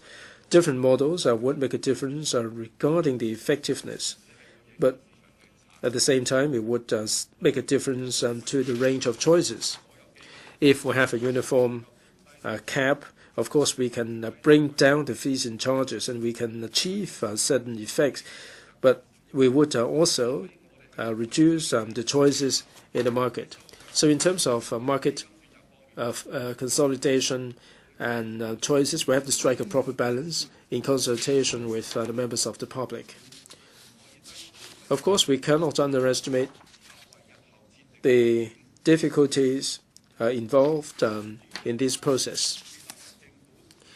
As regards the setting up of a public trustee involving the government, public bodies, and non-profit organizations, our view is that this will not address the high administrative costs. The non-profit making body will have to set up an operational system afresh. This will be duplicating the work of the private sector. This will increase the costs and reduce the economy of scale. So to increase a new service provider may conversely create the problem of too many trustees and reduce the economy of scale, as alluded to by the consultant. Will this non-profit organization be charging anything less than other trustees? It would depend very much on whether it can achieve economy of scale within a reasonable period of time. We cannot underestimate the difficulties because the existing private trustees have already built up their experience and a sales network. As regards full members' choice or full portability, the government agrees that we should increase the autonomy on the part of the employees. In last year's policy address, the MPFA has been instructed to consider this portability arrangement. The MPFA has already put in place the central data bank to pave the way for the full portability going forward. I'm sure members agree that this reform would be very complicated with profound implications. We will consider this prudently, analyze the situation, and consult the council as well as the stakeholders. The other issue is the choices. the original motion as it stands and the amendments put forward some suggestions, consolidation, rationalization, or elimination of the non-performing funds, and also the annuity plan and the preservation fund, which is inflation-linked, as well as the investment in the exchange fund. As I said, the administration and MPFA will review the choices under the MPF scheme. One of the measures is to allow the employees at the age of 65 to draw down their accrued benefits so that they can enjoy sustained benefits. Consultation has been completed. The administration is liaising with the MPFA regarding the details and the legislative amendment. We will bring the Council up to date in this regard. At this point in time, in relation to this proposal to leave the contribution with the exchange fund, under the exchange fund ordinance, the fund is there to influence the exchange rate directly or indirectly in order to maintain the monetary stability and to maintain Hong Kong's position as an international financial center. The management model and the design of the portfolio may not be suited to the retirement protection arrangement. At the moment, the MPF market is already providing a wide variety of choices which carry different level of risks. If there is a demand, I'm sure that the market would consider investment products modeled on the investment fund for choice. Third, offsetting arrangement. The original motion suggested that we should do away with this arrangement. There are amendments that urge consultation first. There are strong views for and against this offsetting arrangement. It would be difficult to achieve a common ground. This offsetting arrangement is derived from the employment ordinance. It has been extended to this MPF scheme, and this is a highly complicated subject with profound implications, including the employer and employees' interests, and we have to tread carefully in this regard. Fourth, the employer's responsibility under the also scheme and default contribution. We have to make sure that the employer understands, the employees understand their interests and the contribution. Under the also scheme, it is voluntary in nature. Depending on the welfare policy and operational objective, the also scheme is put in place. Under the existing arrangement, while providing the also scheme, the employers will still have to offer MPF scheme for selection by the employees. The MPFA has required the employers to disclose all the relevant information and assist the employees to make the right choice. As regards default in contribution by the employers, we have to take enforcement action to deter malpractices. Well, the government has introduced a number of amendments legislatively, like over the past 10 years. The maximum penalty has increased from $100,000 to half a year in custodial terms to $450,000 in 4 years imprisonment. And there is also a daily penalty for long-term default. Since May 2011, the government has also published on the web all the non-compliant employers for inspection. During tendering process, these non-compliance records would be taken into consideration. All these have achieved tangible results. The default rate has decreased from 7,700 in 2008-09 to 4,200 in 2011-12. Fifth, retirement protection outside the context of MPF. The MPF is designed for the working population. It is the second pillar under the World Bank arrangement. It is actually a mandatory, privately managed, adequately funded defined contribution scheme. Mr. Tang's motion and all the amendments made recommendations regarding the retirement protection outside the context of MPF, including the universal retirement protection, the retirement protection for the non-working spouses and the low-income workforce. We have consulted the LWB. This multi-pillar arrangement has been put in place after thorough discussion in the community. It was adopted in the 1990s. We understand that some of the senior citizens may not be able to benefit from the three-pillar retirement protection, but the proposed universal retirement protection is highly complex and controversial. We have to bear in mind all the factors, like whether the taxpayers are prepared to shoulder the long-term commitment or whether this is going to be sustainable. We haven't been able to achieve any consensus. The government has recreated the Commission on Poverty with 6 task forces. One of them is tasked to look at the social protection, security, and retirement protection. It is chaired by the CS, and the SLW is the vice chairman. Mr. Lee Cheuk-yen, Mr. Poon Shoo-ping, and Mr. Kwok Ka-ki's amendments suggested that we should implement the universal retirement protection without any thorough discussion, and this is an undesirable proposition, so the government will object to the 3 amendments. Right now, other than the improvement measures that I mentioned, the government will implement the old age living allowance to supplement the living expenses of those aged 65 and above. The amount is $2,200 per month.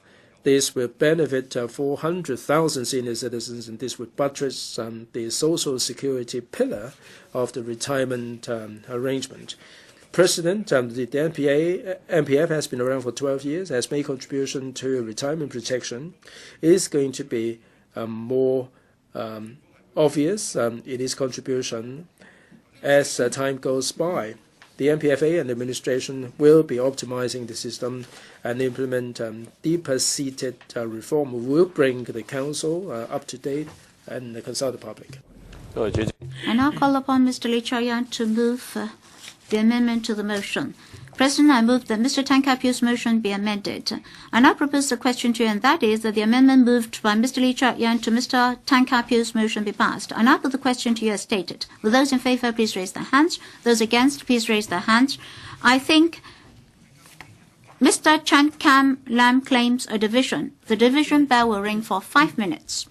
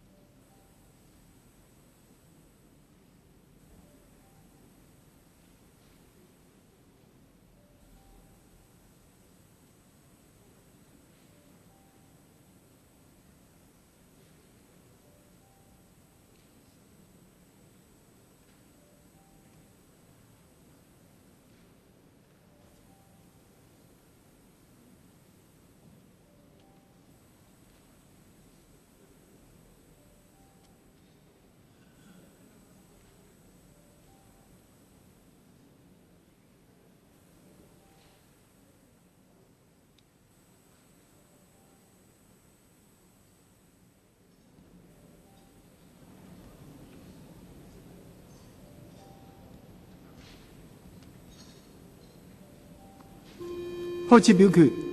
Voting begins.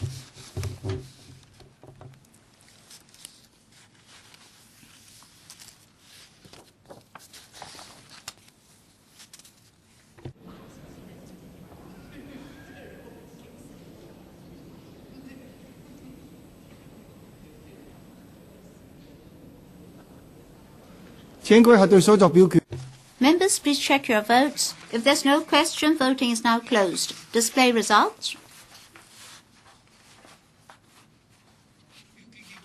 Voting results, FC Group, 28 present, 11 for, 12 against, 5 abstentions. GC Group, 31 present, 19 for, 3 against, 8 abstentions. The question is not agreed by a majority, respectively, of each of the two groups of members present. I declare the amendment negative. Mr. Andrew Leung. Mr. President, I move that in the event of further divisions being claimed at this meeting, in respect of this motion, the Council shall proceed to the division after the division bell has rung for 1 minute. I now put the question to you, and that is the motion moved by Mr. Andrew Leung be passed. I now put the question to you as stated. Those in favour, please raise their hands. Those against, please raise their hands. I think the question is agreed by a majority, respectively, of each of the two groups of members present. I declare the motion passed. I order that in the event of further divisions being claimed at the meeting in respect of this motion, the Council shall proceed to the division after the bell has rung for 1 minute. Mr. Poon Siu Ping, you may move your amendment. President, I move that Mr. Tang Ka-piu's motion be amended. I now propose the question to you, and that is that the amendment moved by Mr. Poon Siu Ping to Mr. Tang Ka-piu's motion be passed. And I put the question to you as stated. Will those in favour please raise their hands? Those against, please raise their hands. Mr. Jeffrey Lam claims a division. The division bell will ring for 1 minute.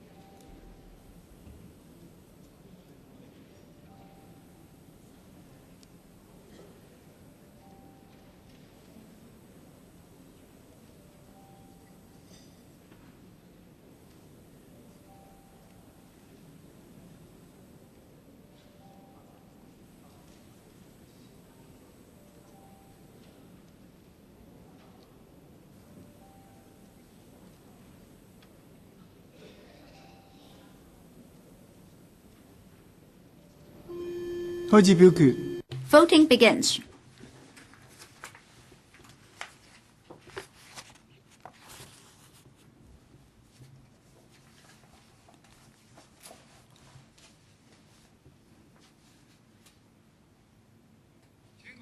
Members, please check your votes.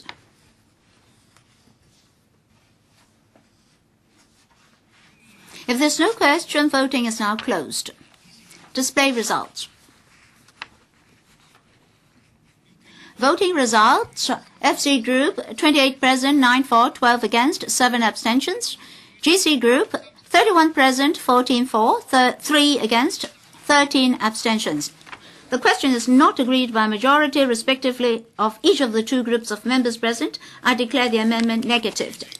Dr. Ka-piu, you may move your amendment. President, I move that Mr. Tang Ka-piu's motion be amended. And I propose the question to you, and that is that the amendment moved by Dr. Ka-piu to Mr. Tang Ka-piu's motion be passed. And I put the question to you as stated. Will those in favour please raise their hands? Those against, please raise their hands. Mr. Chen Kam-lam claims a division. The division bell will ring for 1 minute.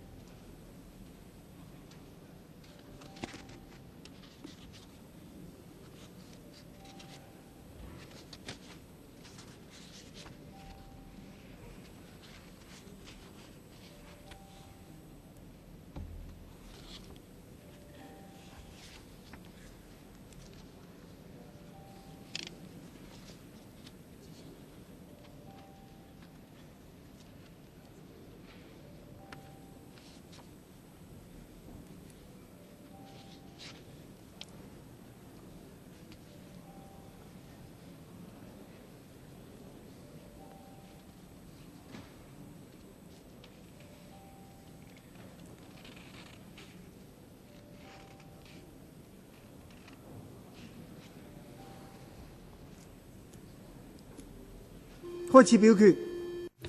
Voting begins.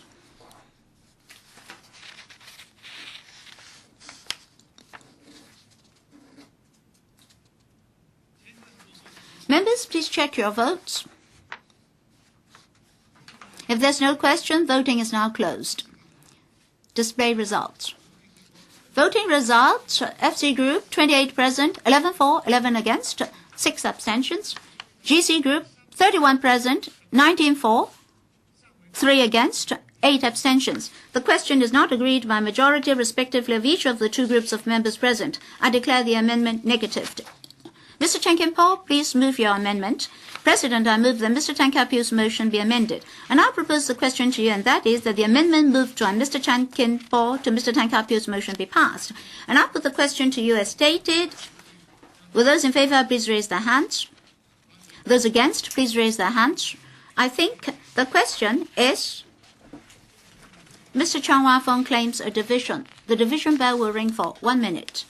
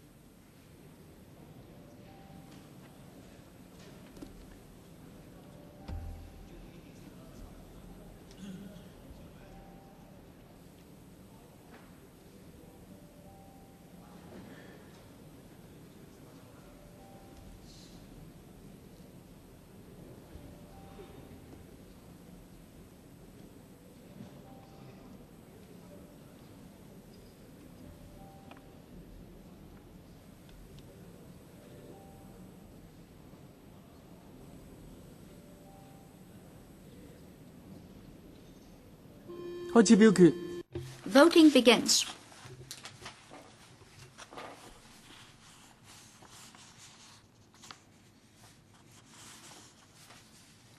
President, Mr. Leung Kwok-hong, what's the issue? Sorry, the speaker is not coming through.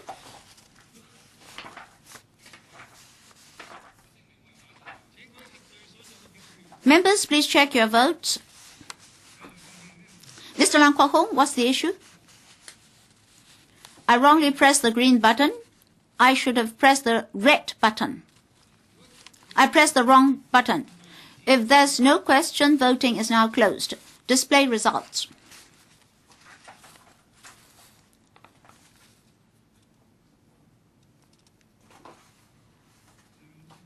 Mr. Leung Kwok-hong should be objecting.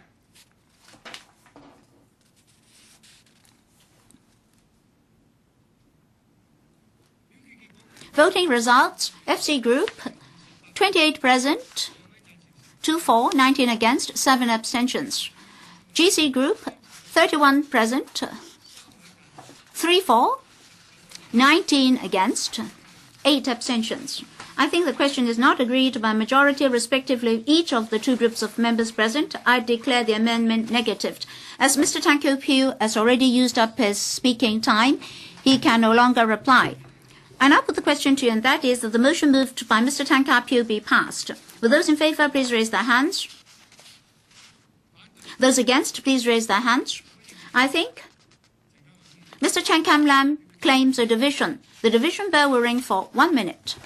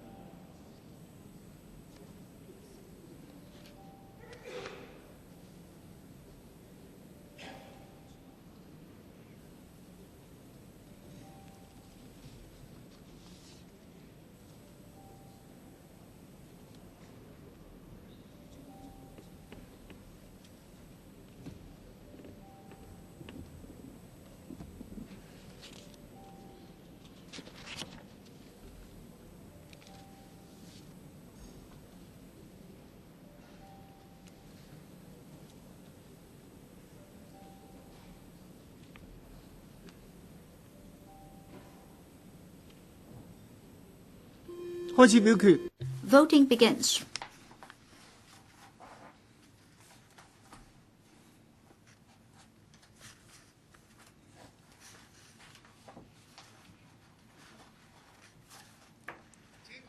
Members, please check your votes. If there's no question, voting is now closed. Display results. Voting results. FC Group, 27 present, 13 for, 10 against, 4 abstentions. GC Group, 31 present, 19 for, 2 against, 9 abstentions. I think the question is not agreed by majority, respectively, of each of the 2 groups of members present. I declare the motion negatived. 第四項 Fourth members' motion, safeguarding